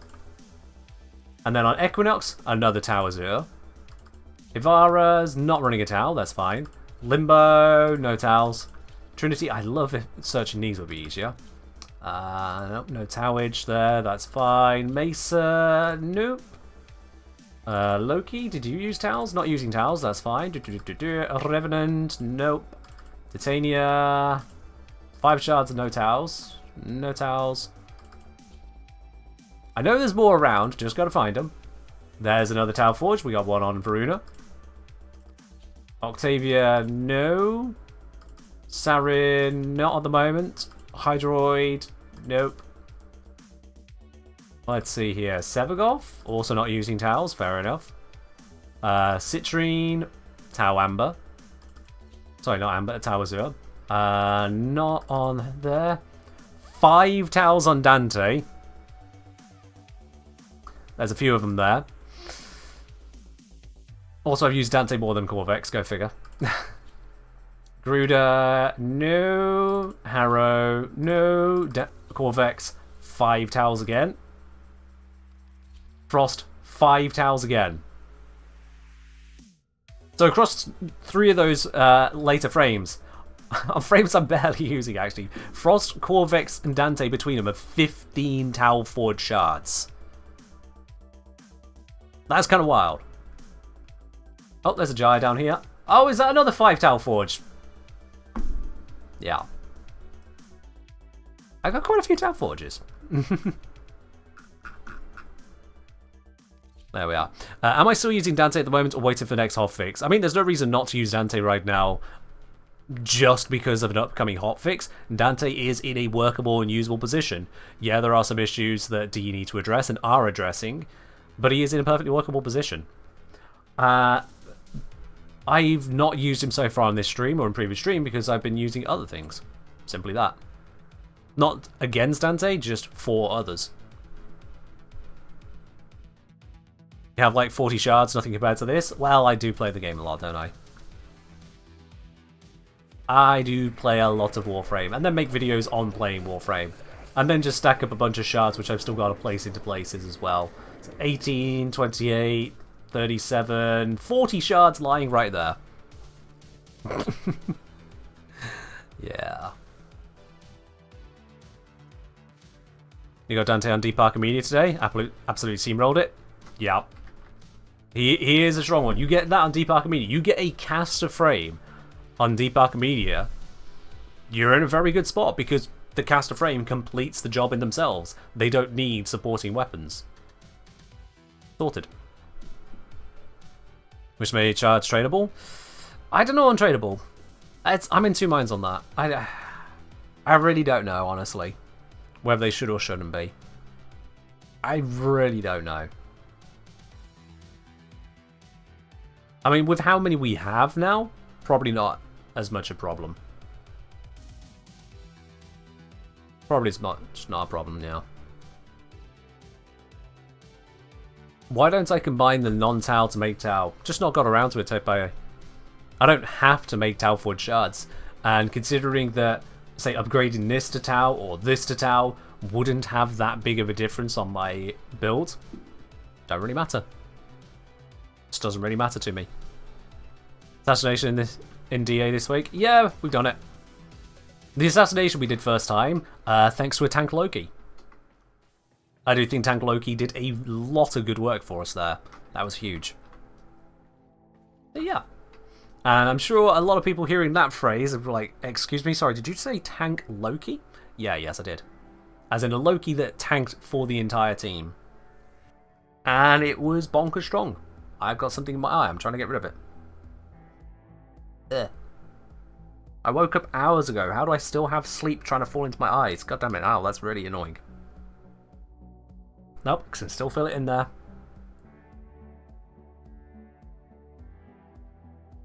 Think I got it? Nope. Nope. It's rolling back in. Bloody stuff. Human condition is so disgusting. There we are. Right.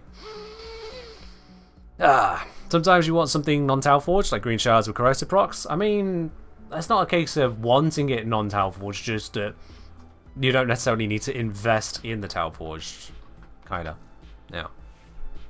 Need to revise in the morning? Wow, yeah, I never thought of that one. Thank you very much for your advice there, Raccoon. Have you got anything else for me? Should I drink water? Sure wish someone could warn me that water drinking is a good thing to do. What's with the Jai build? 358 strength for medium range? Probably built for... was it pillage? Probably built for pillage. Let's have a look. This is the one you're on about, right? 328. Is this the Jaya build you were looking at and going, that doesn't seem right. What are you doing with that one, Engineer? It seems like you haven't really thought this through, right? I mean, it's probably that one you're on about. Which, you know, valid. How good could it really be? Let's have a look. Who's infesting this armament at the moment? Oh, it's the Corpus. The Corpus are boring. Let's, no, let's just... We've seen Lavos with a souped bolt-touring cannon and brand new augment absolutely slamming through this mission. What does Jaya make of it? Dihydrogen monoxide is dangerous. Very true. Yeah, dihydrogen monoxide at sufficient temperatures can cause severe burns and death. They have just shut down all systems. It is believed that there were notable quantities of dihydrogen monoxide in the Twin Towers when they fell. You know what I mean? That could be some serious shit right there. It is believed that dihydrogen monoxide is involved in a large number, if not all, forms of pesticide. Oh, all explosions. Alright. I mean, the range might be an issue, you know, if that's what you're feeling. Range might be an issue on her. I suppose I could give her more. Does it look like she needs it? Maybe she needs it. Yeah, she might need more range. I mean, I'm only killing pretty much everything I look at. I could do better than that. Is Pillage better for her survival than Gloom? Yes, she is well built for that. What would Gloom be doing for me here that Pillage isn't? Gloom will slow them down and heal my health. Pillage kills them. I mean, there's not really much of a contest there, is there?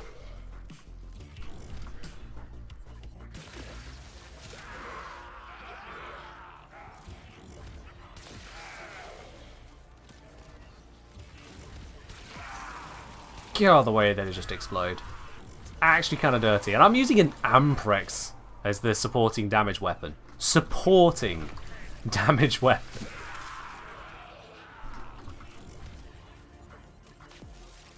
Oh, let me just reload. Sorry, guys. Kill you a little bit later. There we are. KPI we on at the moment? It's alright. For this tile, it's actually pretty good. This tile ain't great. I'm working what I got, though.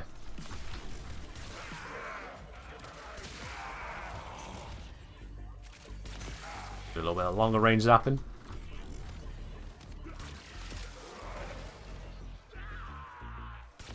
High range feels nicer to play on her. Well, that's the thing. Pillage expands based on duration. And I found that range didn't need to go higher. It's still working, just as is. Like, sure, if you want the higher range, go for the higher range. I didn't need to go higher. If you want to look at this build and say it's not getting the job done, sure, make changes. I'd say that it's getting the job done. Personally speaking. I'm barely trying, actually. That's how much it's getting the job done.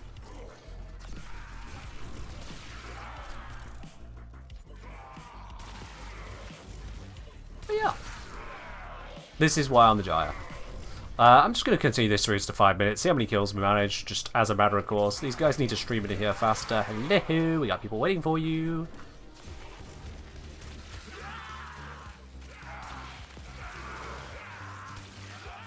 Whop. And they're dead. I didn't even finish casting the ability, they died.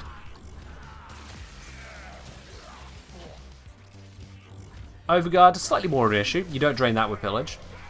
It's got a few more hit points to it. But then literally any gun go burr. Like, any well-modded gun should probably do it.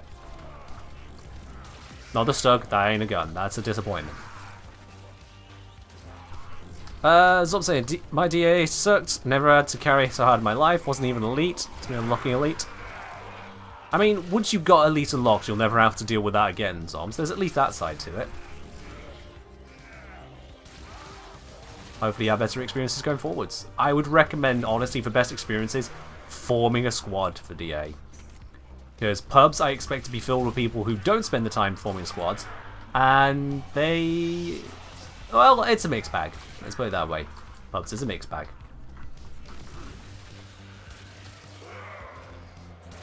Hi, Mania. Oh, that's bad. I hope so. Ah, feck. Yes, Slash procced me whilst I was in Operator. Bitchin'. That's annoying. Still got the kill, though. Yep, still got the kill.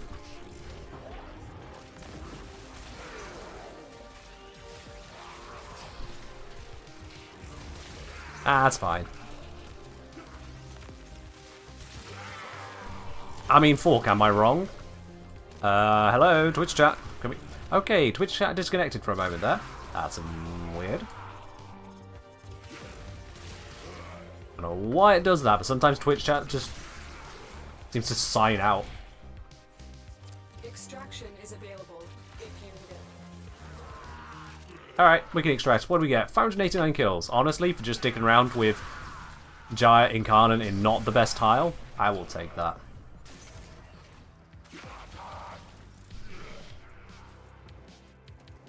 So cause damage to Twitch chat? Probably.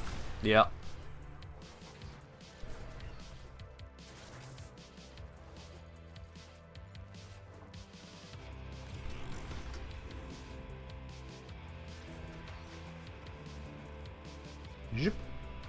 Had no MO for Felarx. One thing you should consider with the Felarx, strongly, is the Incarnate mode in that situation. If you're in a low ammo situation, that's where the Incarnate shines on the Felarx. You lose a bit of damage, yes. A bit. But that's better than losing all your damage by running out of ammo. I would strongly recommend you consider that for the Felarx on future similar runs there. Might help you out, Zom.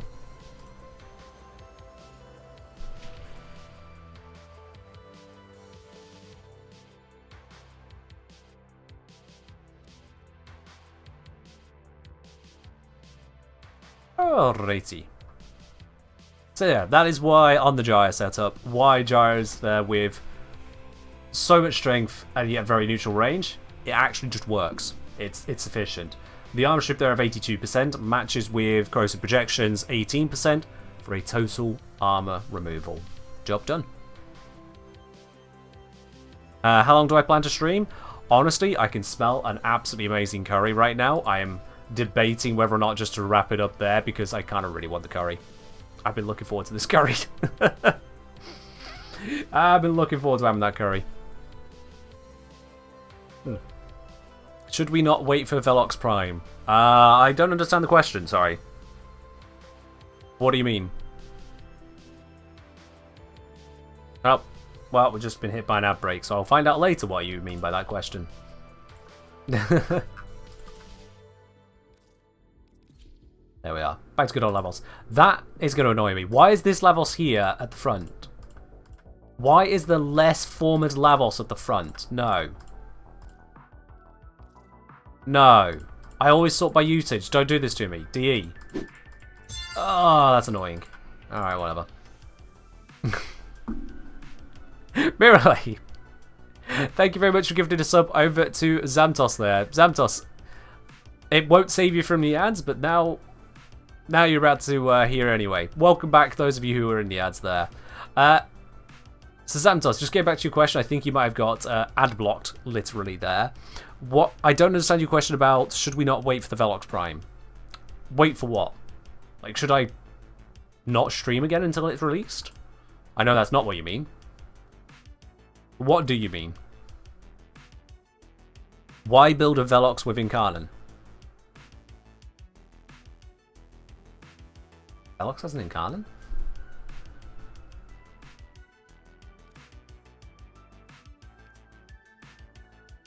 Felarx, right? Yep, Felarx.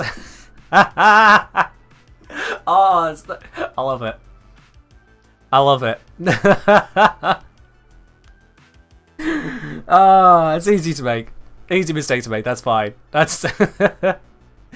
Oh dear. You know what, Zamtos? Enjoy your lovely blue mug symbol next to your name, and take it as a sign you might need to get yourself a mug of tea as well. You could probably do it with one, my dude. It's fine.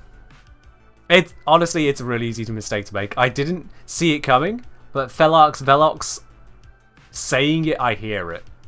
Honestly, I hear it. Whoop the worm saying I got Vauban, Tetra, Zorus as my best shots this week for DA. Any suggestions? First question, are those your best options? Give me your actual options there, Whoop the worm. Because you might be jumping over an option that could be better. Seeing as you're asking for suggestions, I'd like to know the full details. And yeah, Zorus is probably going to be the right answer, but yeah. Your brother just hit you because the Felox thing woke him up. Well, maybe don't piss off your brother. I mean, you're just saying. Put headphones in.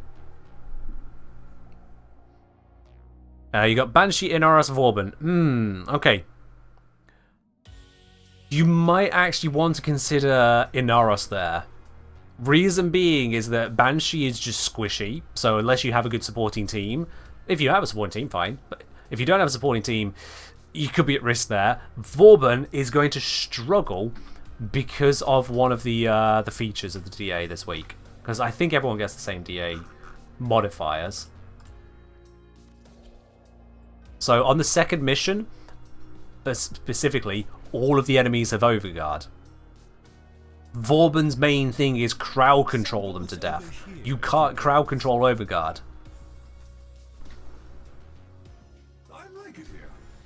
So, yeah. Elite setup, mirror defense, bolster belligerence, all enemies have Overguard equal to 50% their max health. That's going to be a big deal, I'd say. You use Fletcher Orbis on Vauban to supplement damage. You can use it to supplement it, but you're still missing out on a lot of Overguard. Sorry, a lot of crowd control as a result of the Overguard. And that, I would say, leans into a concerning situation. Now, if you have a team that can help work with that, hey, then Vauban can work out. You don't really need Vauban for the Alchemy. I turned him down instead for Kalevo on my run. You don't really need him for the Alchemy, and he's going to be even less helpful on the Assassination, quite frankly. Yeah, I would lean towards the Inaros on that one, because you can go full tanks and a bit of support wherever you can fit it in after the tank there. Otherwise, Zorus for your melee, that's going to do well. Zorus, because melee influence, if you have melee influence, you are singing. And if you don't have melee influence, get melee influence, and you are singing. Yeah.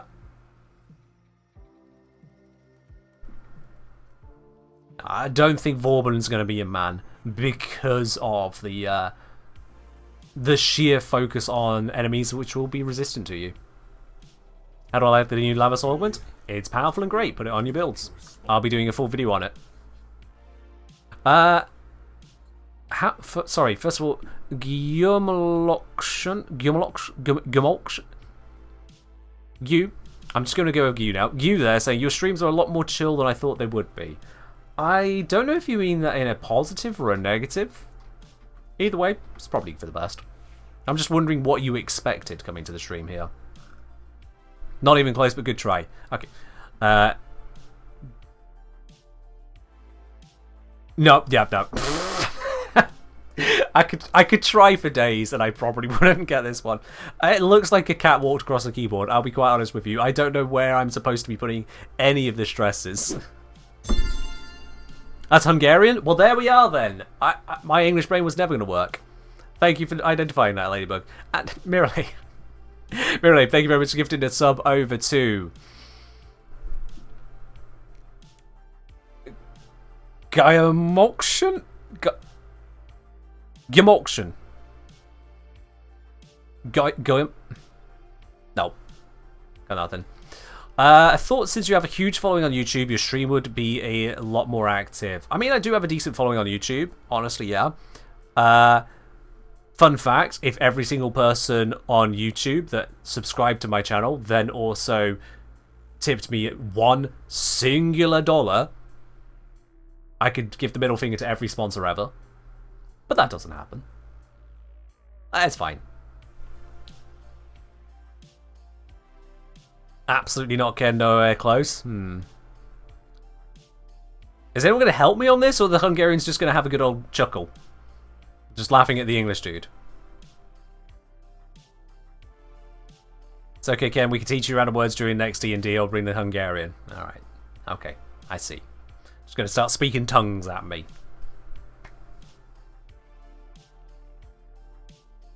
Give, not gift, Moon. Give. But, sure. Unfortunately, English doesn't have half those sounds for me to transcribe. Oh, surely it does. Surely it does. The sounds exist. Probably safer looking up in Google Translate. Alright. Yeah, no, the GUI sound does not exist in your language. To your knowledge, maybe. Hi, newish to the game, what's your biggest tips for a newbie? Briggsy, my single biggest tip would be to go !YouTube, head straight on over to my YouTube channel, and this is, by the way, genuine serious, because if you're not subscribed already, the first video that'll pop up is what to do if you're new to Warframe.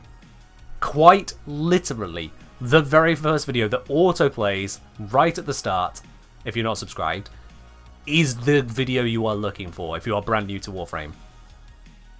So yeah, that's my tip for you.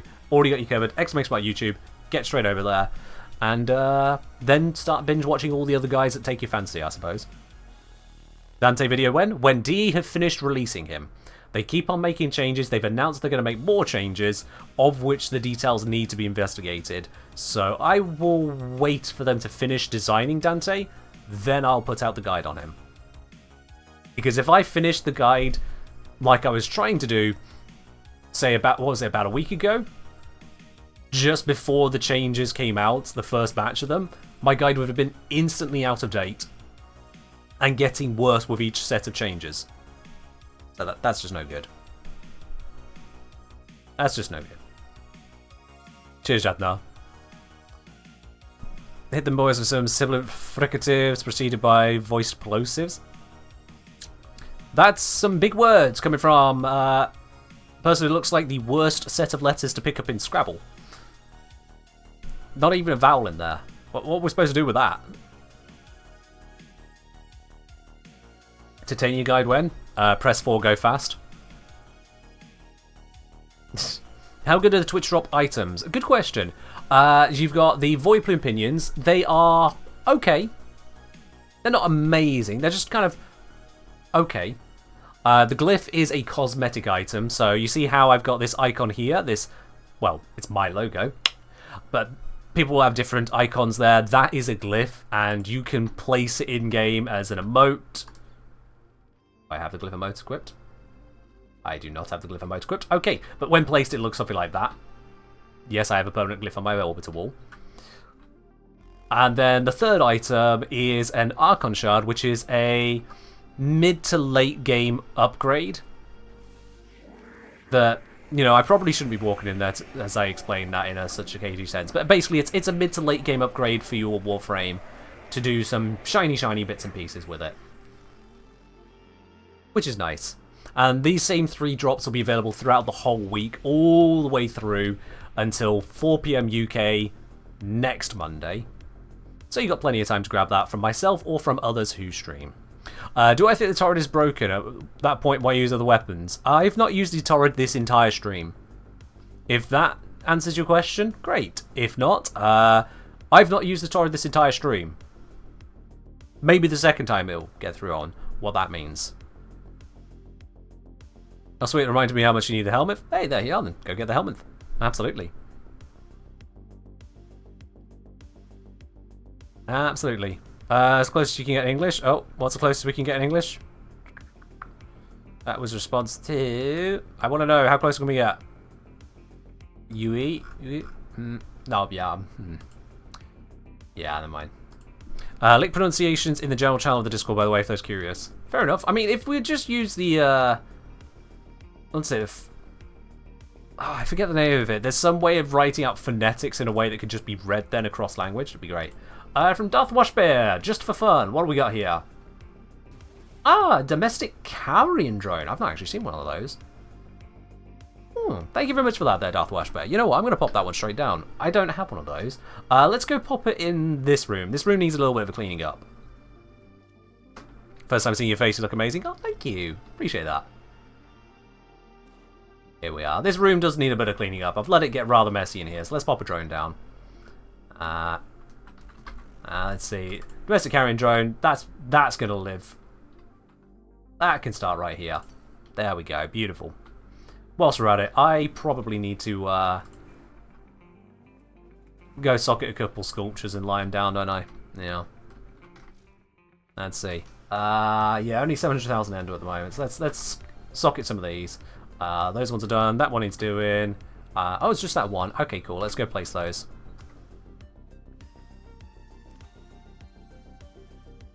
Let's go place these down into here. Got a NASA sculpture. Let's whack that one right here. And we've got an air sculpture. Let's give it a bit of a turnaround. Boop. And a piv. Let's, ooh, okay, there we are. Lose control of the camera, apparently. One SAR sculpture. Let's pop you down over here. And that looks like a gap. Let's put it in there. And then we got a Valana. That's a big fat one. It's not even going to fit in that spot there. So let's pop it right in here. There we are. I think that's the sculptures for now. Yeah. There we are. There we go.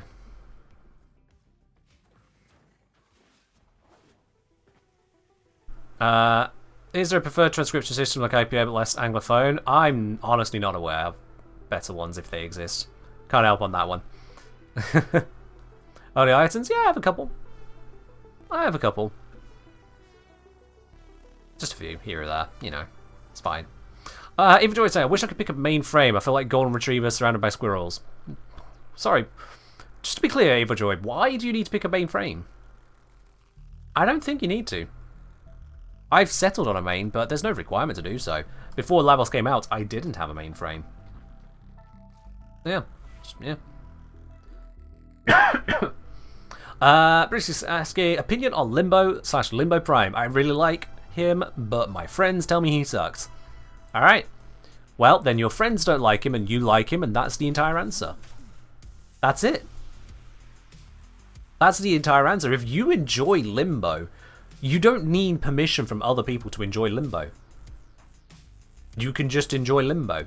Limbo, who is able to lock down a room for all but Xmas units. Limbo, who is able to repeatedly banish the enemies out of the plane of existence. Limbo, who can bring his allies into that same rift to make them just safe from all harm aside from abilities, and they can use their own abilities to just annihilate their foes. Limbo that is generating energy for his team there. Limbo that can use a Rift Surge Augment to absolutely overload himself with pure damage. Limbo, who is also really, really snazzy when using a spear gun in his animations. Just enjoy him. If you enjoy him, enjoy him. You don't need other people to tell you not to. And Muck Bananas. Muck Bananas, thank you very much for dropping your Prime up here. Welcome to the channel proper, and enjoy that lovely blue sub badge next to your name, along with all the emotes and other goodies that go with it. Cheers. Limbo can be used to troll teammates. I mean, you can use Limbo to troll teammates. There's other frames that can do that too. I have a whole guide on being the bestest of friends. So, yeah, I mean, if you want to see what other frames get up to, more than just Limbo, I got you a few ideas on that too. Even so, I know shards tend to be overkill, any frame can clear steel power, but it's fun to take a frame to the absolute extreme power. Oh yeah, don't get me wrong, I understand that as well. Like, I don't use Frost that much, and yet my Frost has, wow, 5 Tau Forge in it. Yeah. Do as you do. Have fun. Gone in Singtel level's so much better. Thanks for the guide. You're very welcome there, Gunhawk. I'm glad it's working out for you. Good seeing over Hair Animation Set Enjoyer. Oh yeah. It's a good stance, isn't it? It's just... It's not boasty. It's just proud. And I like it. I do like it. Opinion check. What is better? 1 Tau for cast speed or strength? It depends on your build. Straight up Clem Killer. Depends on your build, depends on the Warframe you're working with. Your question is otherwise incomplete, sorry. Don't forget the several umbrella. You ready? Who could forget? Who could ever forget that? Gene Witching says, Kenjiro, I know you love your items, so I built something that hopefully makes you happy. Oh. Okay.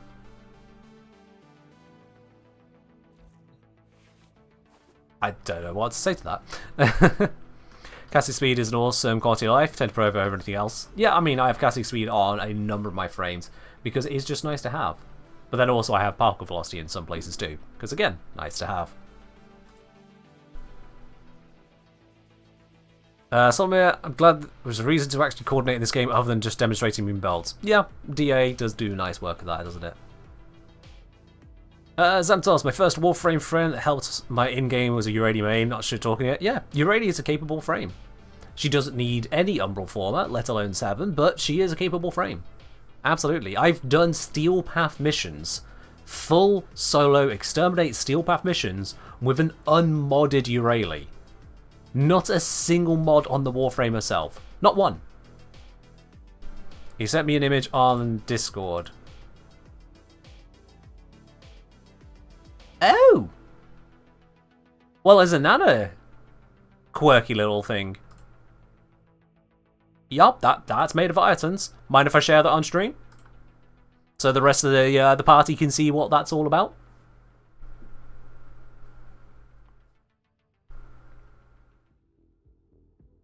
Yeah, of course. Splendid. Let me just switch things around so y'all be able to see that.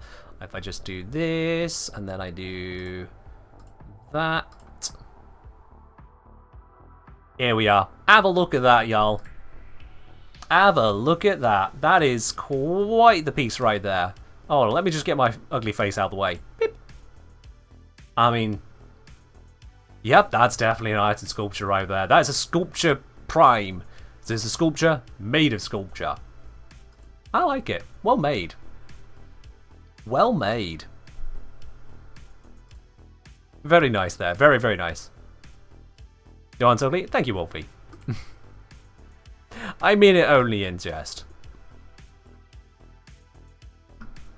Still a nerd.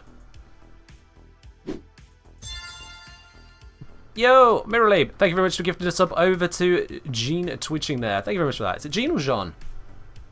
I'm going with Gene. I'm reading it as Gene. Could be Jean. All the same. Thank you very much there, Mirrorlabe, for gifting us up over to there. Twitching, make sure you say thank you to Mirrorlabe for that one there. Make a video guide on how to make it. I'll leave that to someone who's actually made it. I'll leave that to someone else. For those of you who have become subscribers throughout the stream, whether by your own accord or if someone else has given it to you, do make sure you connect up your Twitch and Discord accounts as well, because not only does that give you access to the premium channel on my Discord, which of course means you can drop into there in a private tea lounge, but also it means that you can use all of the static Twitch emotes on any Discord. Doesn't matter if you have Discord Nitro or not. You'd still be able to use your subscriber emotes all across Discord. And I'd like to say we got a few nice ones here. I mean, I hope so anyway. I hope we have. I am completely out of tea. You know what, chat? I was debating it, but oh my god, that smell of curry is permeating my office. I cannot take my mind off it at this point. It is, sorry, Malicidos, it is indeed time. But we got a hype train running. I can't leave. I'm legally not allowed to leave whilst there is a hype train running. So, alright. Alright, we'll just be calm. We'll all be good. There'll be no craziness. The hype train will run its course, and then I'll go get my curry. They'll be fine. Once the hype train finishes, we can raid into someone else. It'll be good. It'll be fine. Hey Ken, curry. Shadadia, that was slightly mean. Thank you very much for the 100 bits.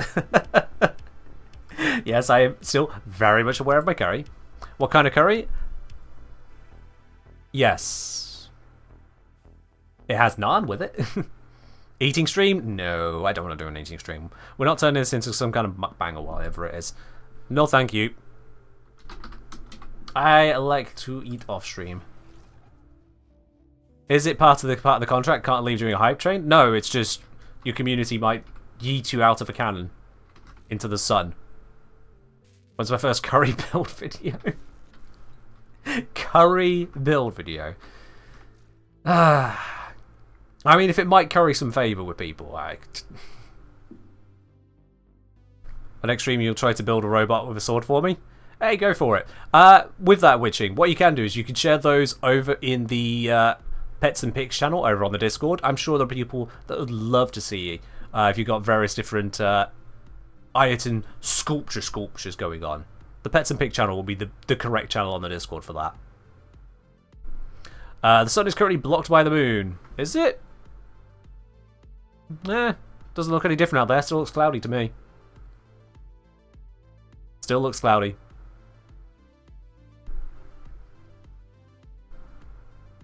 Where enough do you get the helmet? Alright, let me show you. I can absolutely show you that.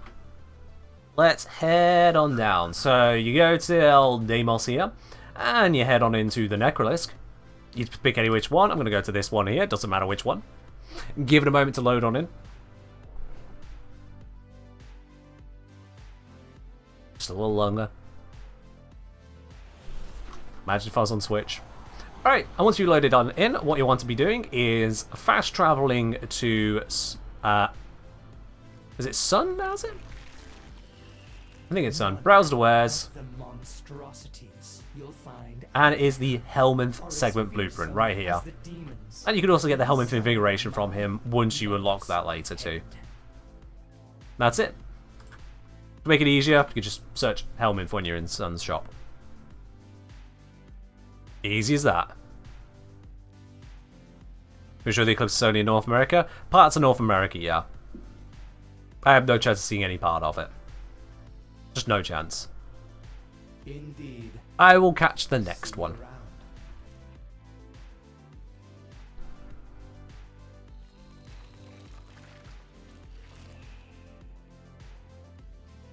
What the hell?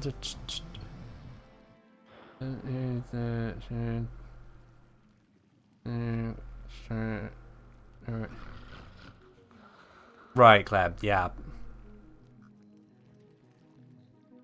Yeah, alright. I'll leave you to that. Just typing backwards thing. Sure. What landing craft or skin do I use? Oh, good question. Let me bring it up real quickly. Orbiter landing craft. So I am using the Arclight landing craft skin. This one I believe is from the Zephyr Deluxe pack, which I think makes it look rather nice. And then I've got the Madurai Sundali on the front there. Give it a lovely little infinity symbol at the front. What do I think is generally the strongest primary weapon in the game right now? There's a few that feature very, very strong effects. A lot of people will probably tell you it's the Taurodin Khan, and maybe they're right. That'll be right up there. Alright then. With that chat, the hype train has drawn itself to a close, and my stomach is now really beginning to argue with me. It's not just my nose picking up the curry. Every part of my body wants that bloody curry. So, let's have a look. Who can we raid you into so you can continue getting these drops for those of you who have yet to get the full 3 hours on them? Let's see. What options have we got out here for raiding on into? I'm just checking through the category right now. Who can we head on over to? Did someone just suggest Pupska? Yeah, we're not going to Pupska. We're not going to Pupska. Just the Hydrate, Silveril. I will do, Ladybug, absolutely. Let's see. Who have we got that we could go to? We did have Nightmare raid into us the other day. We could pop over to Nightmare. That's absolutely an option there. And you know what? Looking at the options here, I think that's the option I'm quite happiest with. Yeah. I know it's not to everyone's taste, so if it's not yours, then pop elsewhere. Why not go to Pupska? I won't raid into Pupska. Pure and simple. We're not going to start some drama over this. I just won't raid into Pupska. Straight up. Right then. So, raid is active. There we are. We'll be popping over to a Nightmare Frame, who has been around on Warframe even longer than myself, if you want to know even more about what this wonderful game has all going. Looks like he's using some Trinity action at the moment. Ooh. But that is all from me today. Thank you very much for joining in. I'll be live again on Wednesday with some more Warframe. In the meantime, be your very best selves. I'll see you in the next one. Bye-bye.